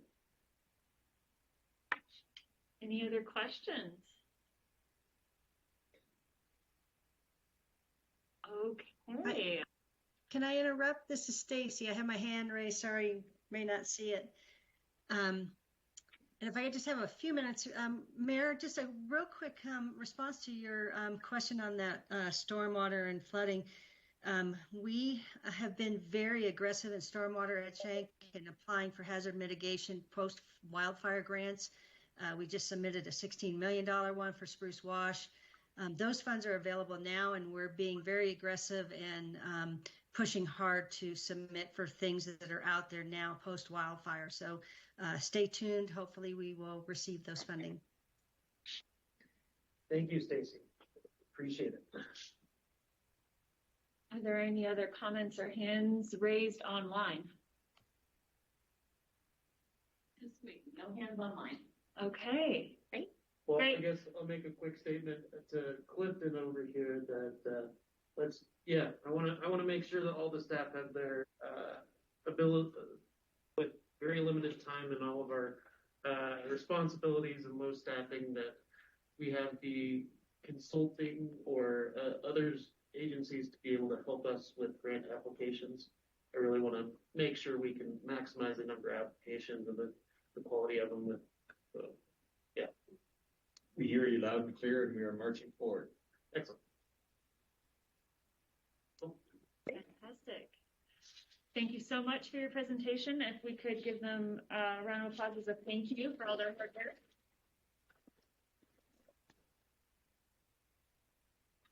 So we are very close to the end of the day and a little ahead of our time schedule. Apparently I put the fear into everyone. And we're 15 minutes early now.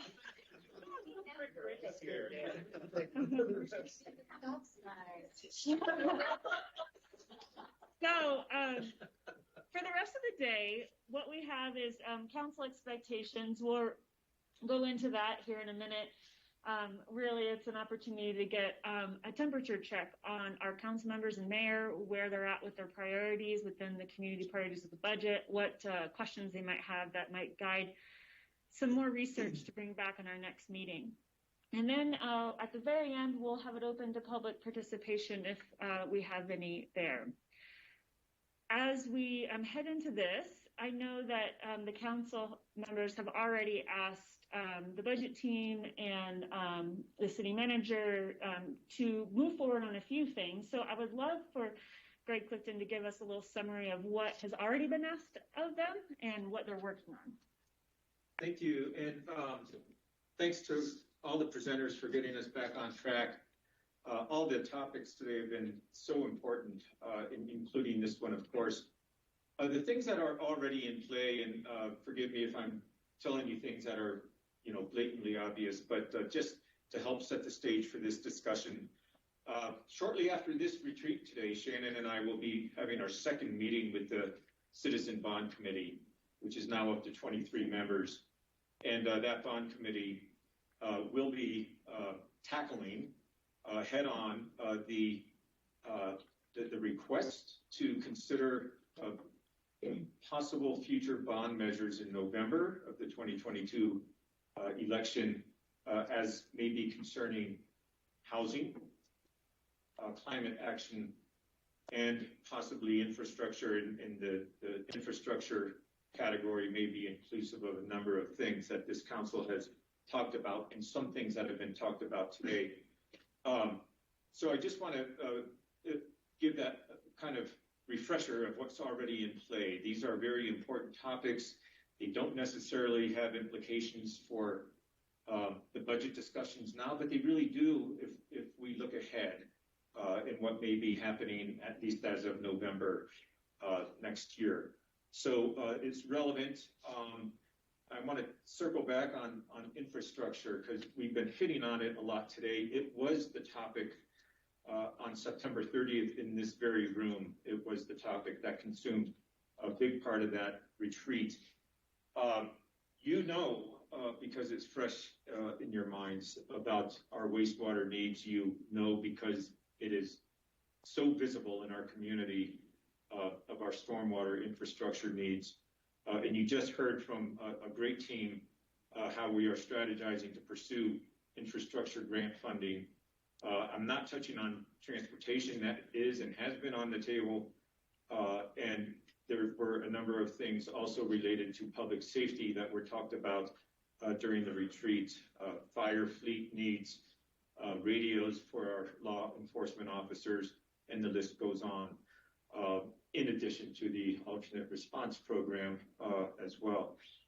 Big topics already in place. So as you endeavor to talk about council expectations, please keep in mind what's already in play and the fact that a lot of resources are being allocated to that. And Mayor, to the point you just made, yes, we are looking to bring in outside resources to help us across the spectrum of our organization. We are understaffed. I know you're hearing a lot of that lately, and we'll keep mentioning it because it is a front burner item for us administratively. We are working hard on the recruitment front.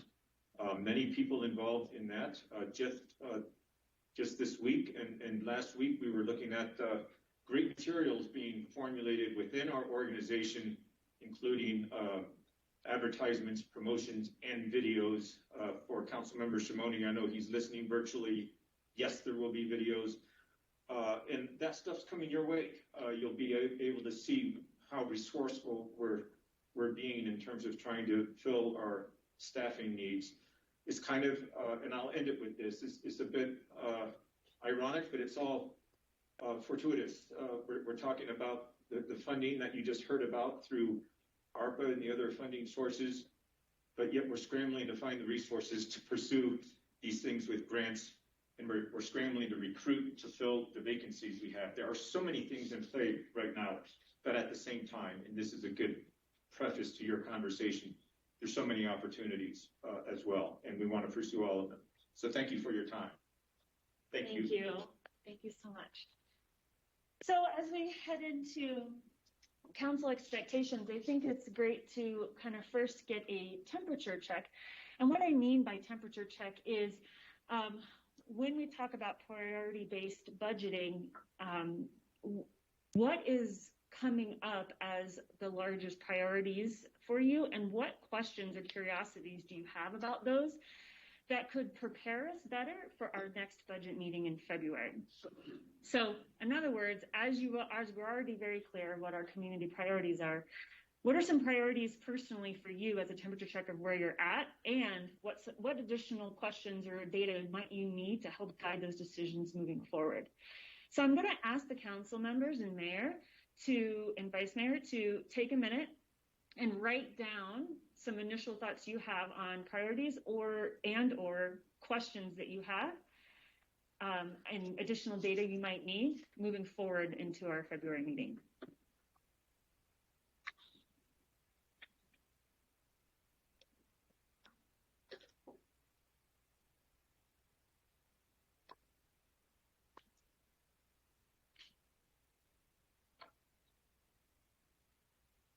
Yes. So, shall I go ahead?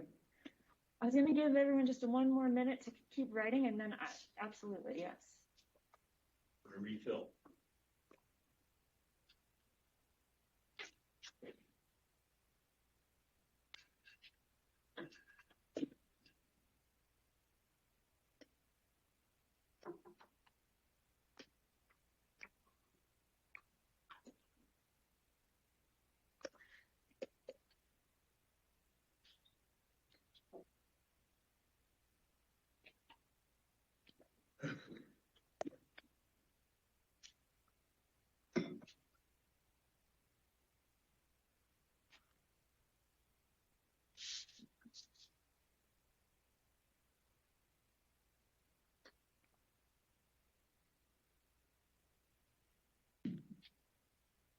And we're just giving one more minute for people to finish their notes on this. And for those that are virtual,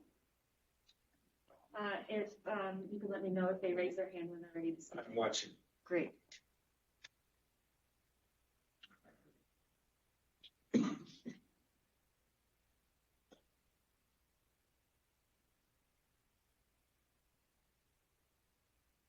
Okay, thank you so much for taking a few minutes of reflection time. This will help create some guiding posts for the meeting in February.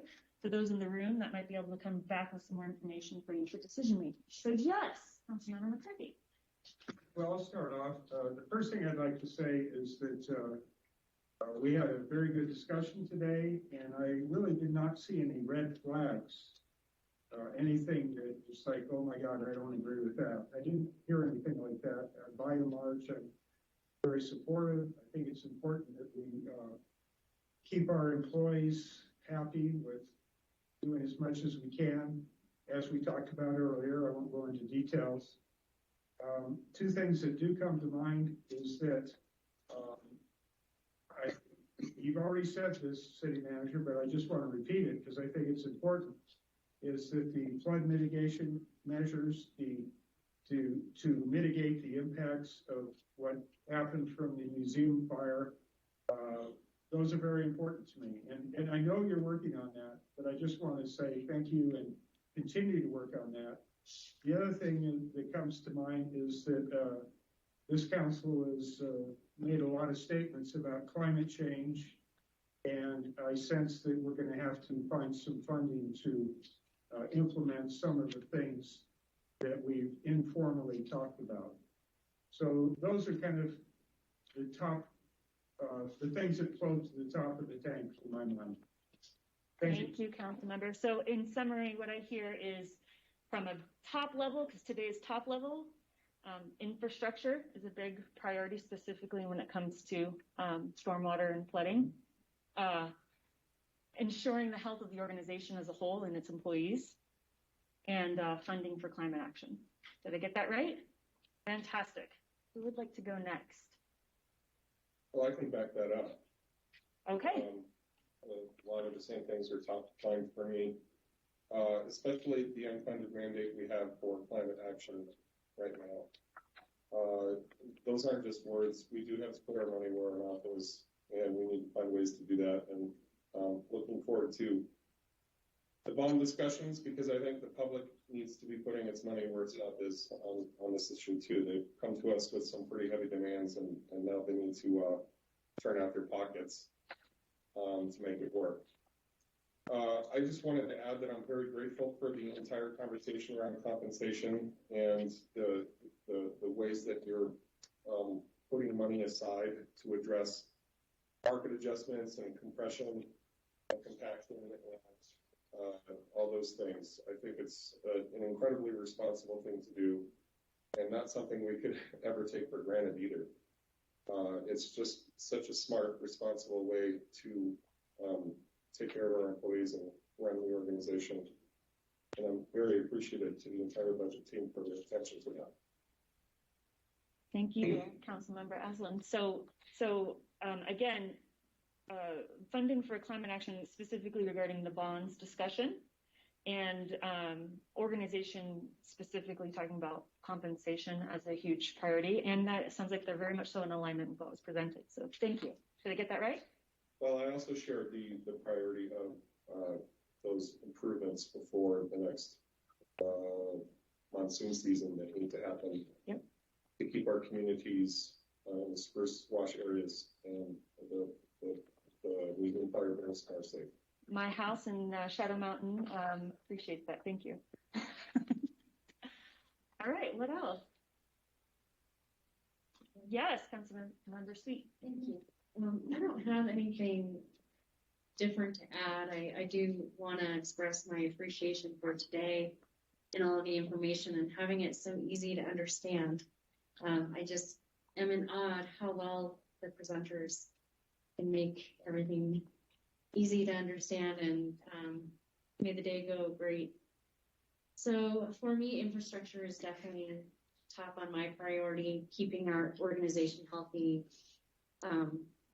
And, you know, the museum, you know, same information that they gave, but I also, for me, just consistent updates would be, and we've been getting them, and for myself, that really helps. And I just want to see that continue through the whole process. Okay, so to make sure I understand, maintaining the updates you're already receiving, necessarily a change to those? Yeah, just keep them coming, even if they're short and sweet, just something to kind of keep us all in the loop consistently. Fantastic. And with that, you mirror the other infrastructure as a major priority. Okay, thank you so much. I can jump Mayor? in. Sure. Obviously, as they stated, stormwater infrastructure is our top priority for the monsoons and the most timely things we need to accomplish. I guess much of this discussion, so much hinges on what's going to happen with the federal government. And I know I'm preaching to everyone who knows this, but we need to ensure we have matching dollars available where it's needed. And I think that's going to try to direct how we're having our general fund discussion, so that way we can access the dollars. So if there's things that are, 80% match, 100% match, 50% match, those numbers are going to be extremely important for how we are entering the budget session. And hopefully we'll know more by a month from now on what that is going to look like. But in general, priorities in general, to add on to the climate action and adaptation, I would like to see a large infrastructure project, a solar farm to coordinate with NAU for the biomass plant they're doing, only not just do South Campus, if we can assist and help heat part of our city through that process while allowing us to get the slash off of the areas we need to thin, that would be a very good thing. I want something big in that regard that people can see. In addition, on the area of stormwater infrastructure, we may only have one chance to be going underneath the NSF tracks. We need to make sure we're funding that as a bike ped route underneath next to the downtown connection center.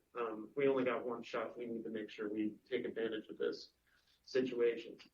And in addition, a lot of the stuff that goes under the sustainability and innovative infrastructure. Broadband, I know I say this constantly, you all know that, but especially as we start developing the smart city initiatives and smart city plan that's starting to move forward, that we have the means to really use technological advances for not just the city as a whole, but also our own organization, and how we can create greater efficiencies through all the new technology that's coming out.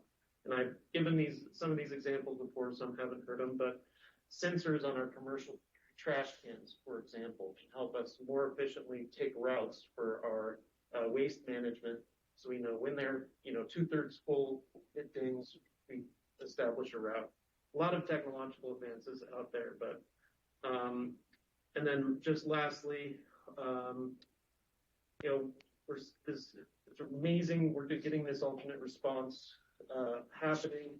It's been moving along so well, and I'm very proud of everyone who has been involved in this process. But as we're looking at fiscal year for the next year, that we also funded it to a point where it's not functioning 24/7. It's just, it is a good pilot, a good way to start, but we have to think about a year from then. What is that going to look like in terms of our funding source and not just this level, but an expansion of that program that can help divert 911 calls, help take call volume off of our police, and it better serves many in our community to get them the services they need as opposed to criminal justice system. So those are just a few that I have. So add that to your massive list. All your other stuff that you're working on. I would have been surprised if you did not mention broadband. Yeah. So from a top high-level summary of what you just said, a huge priority in infrastructure with multiple things within that infrastructure, the ability to match funds, the bike ped infrastructure, the stormwater infrastructure, and investing in technology that can aid in those systems as well. The last one you mentioned, I don't have any knowledge of, so I couldn't summarize that, but something about sustainability of alternate response, behavioral health alternate response. Oh, fantastic! Yes. Divert 911 calls and get folks not having to go to jail or the hospital, hopefully. Yes, great, thank you. Okay, what about, do we have Councilmember Shimoni or Vice Mayor? Yeah, you ready? Okay, let's do. First, I want to pause and give everyone big grateful pumping heart. Team Flagstaff budget team. First and foremost, I want to take care of Team Flagstaff. Current staff and efforts for retention and recruitment. So whether it's compensation and benefits. So I look forward to future discussions on that, as presented by Ms. Suda earlier and more in details in the future budget retreat. Number two, I wish to fully fund our infrastructure needs to the tune of $55 million, which is the stormwater, wastewater, public safety. Hopefully, we could secure federal and state dollars to fund those rather than fund measures. In terms of economic vitality, airport operations, continuing effort to attract another direct flight to and from Flagstaff, hangar expansions,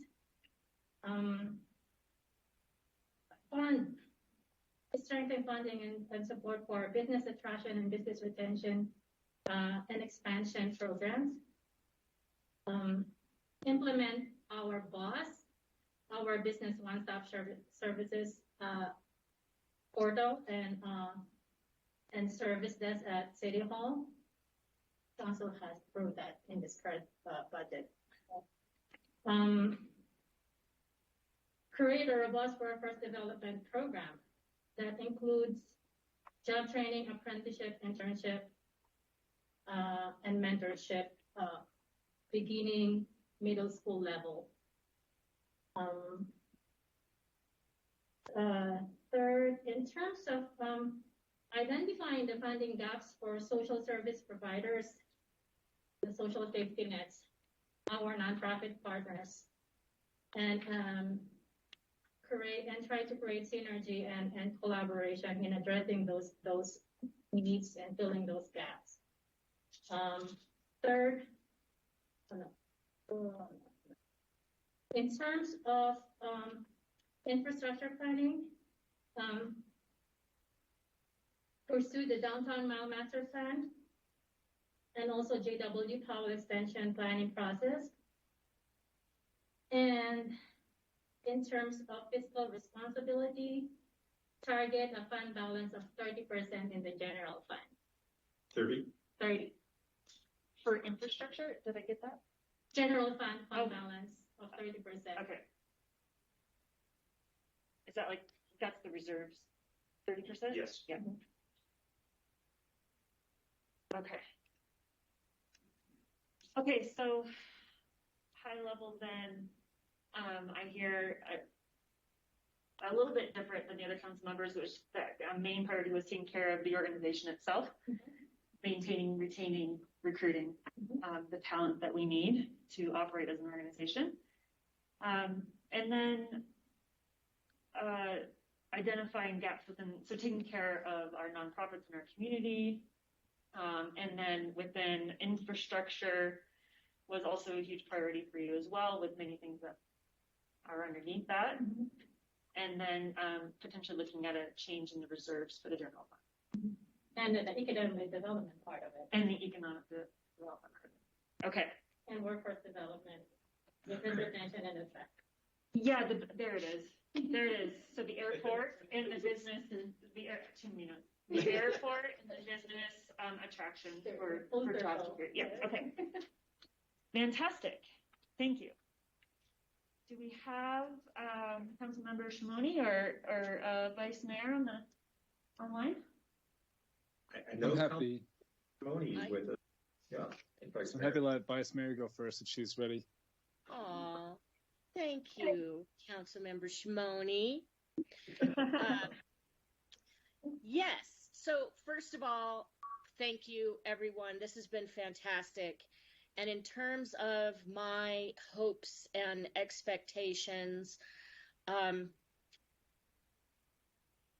we have declared either emergencies or a crisis in both housing and climate change, and I want to see us fund those efforts aside from any bonding, but fund them adequately so that they can achieve some success with projects. I know that neither one has a very large budget, and we have a lot of large needs in both of those areas.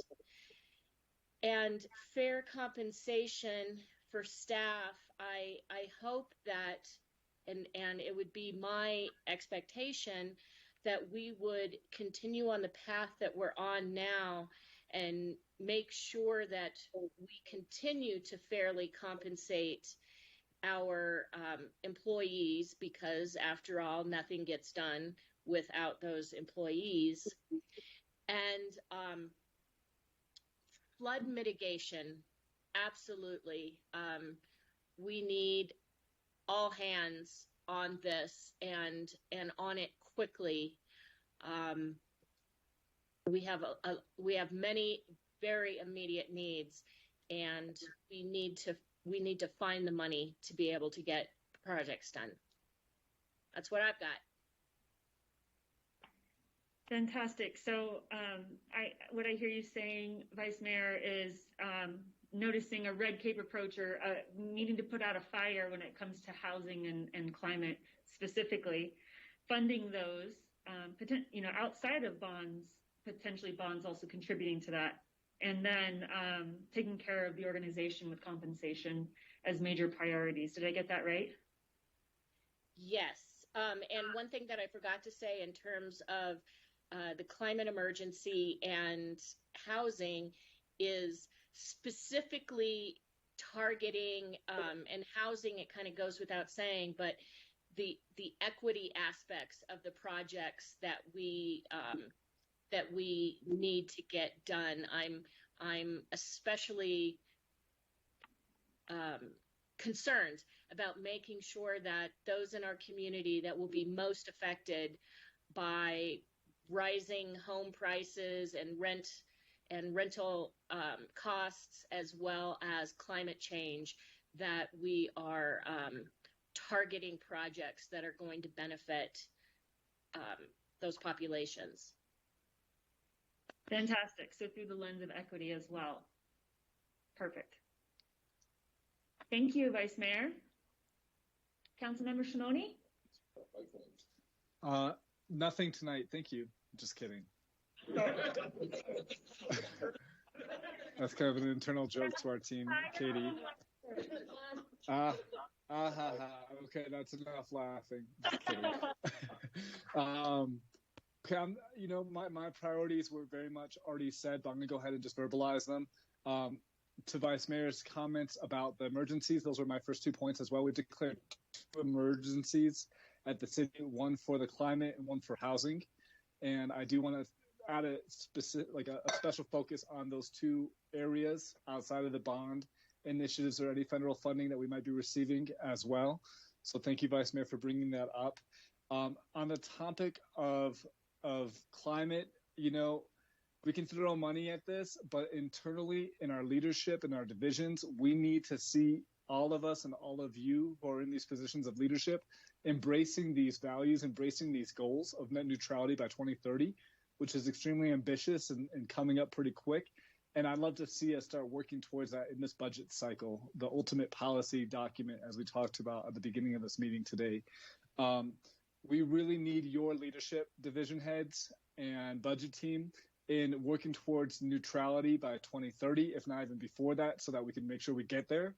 I think that's going to be extremely difficult. So I'm really hoping that with each division update to us in the budget update process and request process, that we speak to how each division plans to get to net neutrality, which is a huge goal and a huge challenge. But I'm going to go ahead and say let's challenge our team to do that, and all of you to do that, and be climate ambassadors in your own capacities. So that's a big priority to me, is that net neutrality within each of our divisions, not just adding funds to our sustainability section, but each division really embracing that. As part of the carbon or the climate topic as well, the active transportation master plan is significantly underfunded. And although we haven't passed that as a city council yet, a lot of those values and desires for implementing change in our transportation network has been around for 50, 60 plus years. So it always comes down to funding is what I've learned. And so I really want to see us prioritize that master plan, the active transportation master plan, and find ways to further fund it above and beyond Prop 419 money, which just doesn't get us where we need to get to. I so appreciate all my colleagues talking about employee compensation and leadership, really highlighting that well tonight and prioritizing that. That needs to be a continued priority every year. And I'm just so grateful that that seems to be a top priority for this agency. And then I'd like for us to dive deeper into the priority budget PBB insights and ways that the city can become more efficient. And Rick, you and I will set up follow-up meetings too, but I think the council should be part of those discussions moving forward. And that was my list. And yeah, Katie, again, thank you to you for your help facilitating us today. And city manager, Rick, Brandy, Heidi, Chris, Nicole, our whole budget team. Thank you. Great meeting today. And really looking forward to our upcoming meeting next month. Thank you. Or in a couple months, sorry. Yep. Thank you, Council Member Shimoni. So if I have that right, housing, climate, transportation, just real high level, and the organization as far are big priorities moving forward with the budget. Also looking at ways for more efficiency. Did I get that right?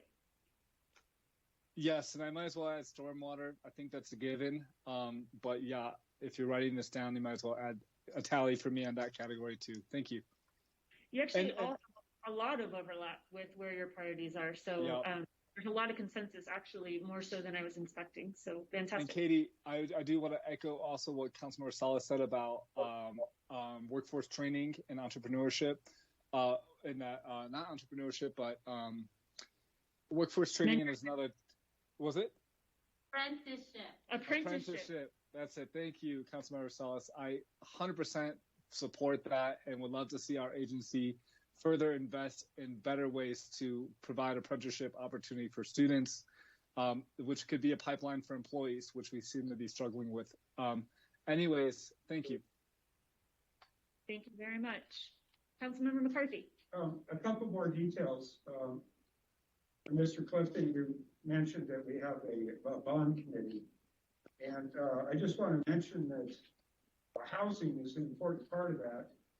And the people I've talked to that are in that industry are telling me that an amazing percentage of the new housing that is built is being purchased by people that don't live in Flagstaff. It's people that live in Phoenix or live in California, and they come in. So the goal, if there is going to be a bond, has to be somehow focused on people that live in Flagstaff.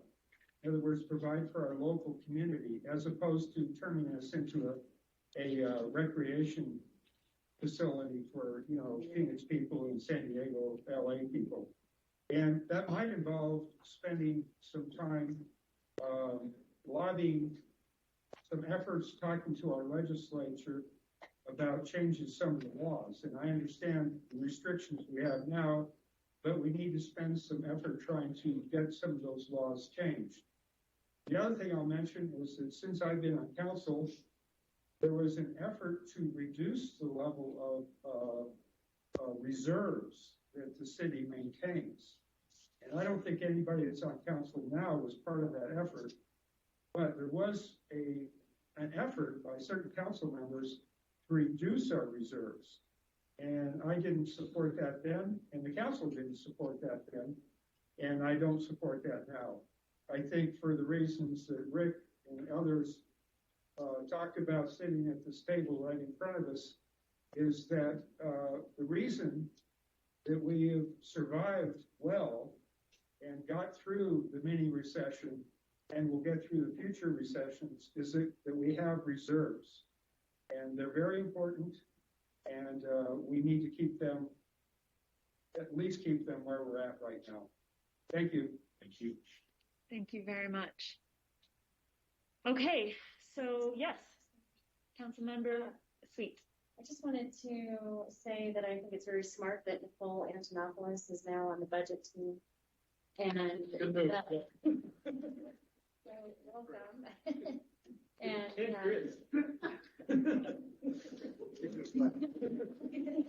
Nicole and Chris, two new arrivals. I think that's very smart. And as we move forward, you know, it does appear that the climate budget is severely underfunded. So hopefully Nicole will have a good voice in that moving forward. So thank you. Thank you very much. Tricia might have an idea. Yeah. One more ask I have of each of you, council members and mayor and vice mayor, is if there are any additional questions, curiosities, things that information you might need in order to make some decisions moving forward that your budgeting team or the people online and in the room could gather for us for the next meeting. No? They've done a pretty good job so far?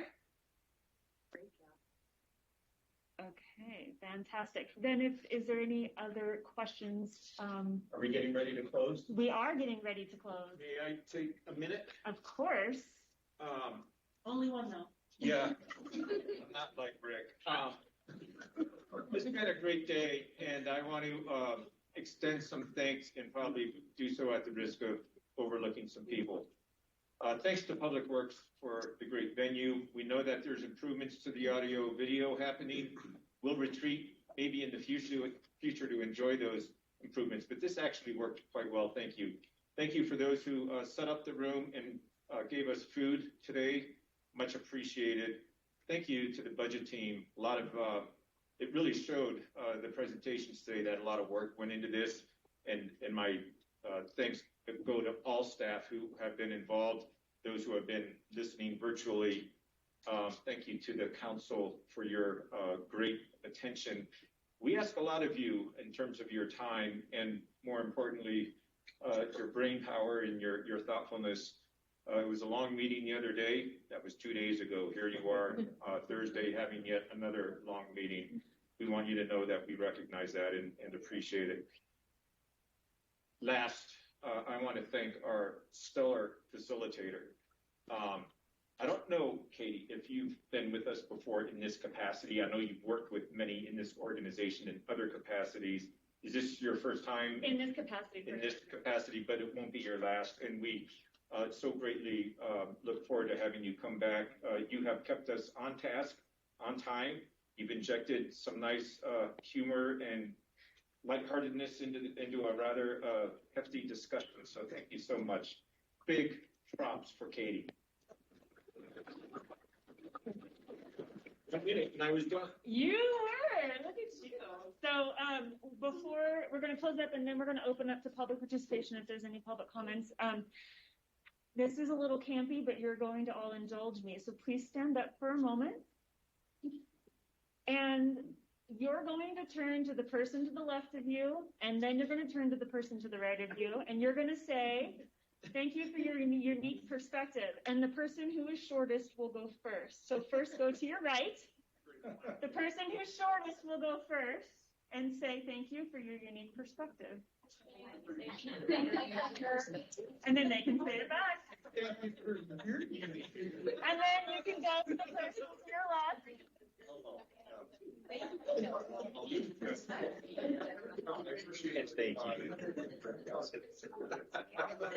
That is fantastic. Why did I have you do that? Why did I have you do that? Just for the hell of it. True. And what was that? To make you feel campy. Part of it, because I have the power to wield you to make you do something campy. No. because it is all of your unique perspectives that makes this team so strong. I am a proud citizen of this community. I am proud citizen of this community because you are so innovative in your approach and your consideration. So on behalf of the community members, I want to say thank you to each of you. So thank you. So if we have any public members or community members on the line, we want to open it up to public comment. Thank you, Katie. We do not have anybody here in person, and I have not had anybody join online, so we do not have any public comment for this afternoon. Fantastic. Thank you for checking. Then I wish you all a wonderful weekend and wonderful holidays and wonderful budgeting process. Thank you very much. Thanks. Thank you. Thank you. Thank you, Katie.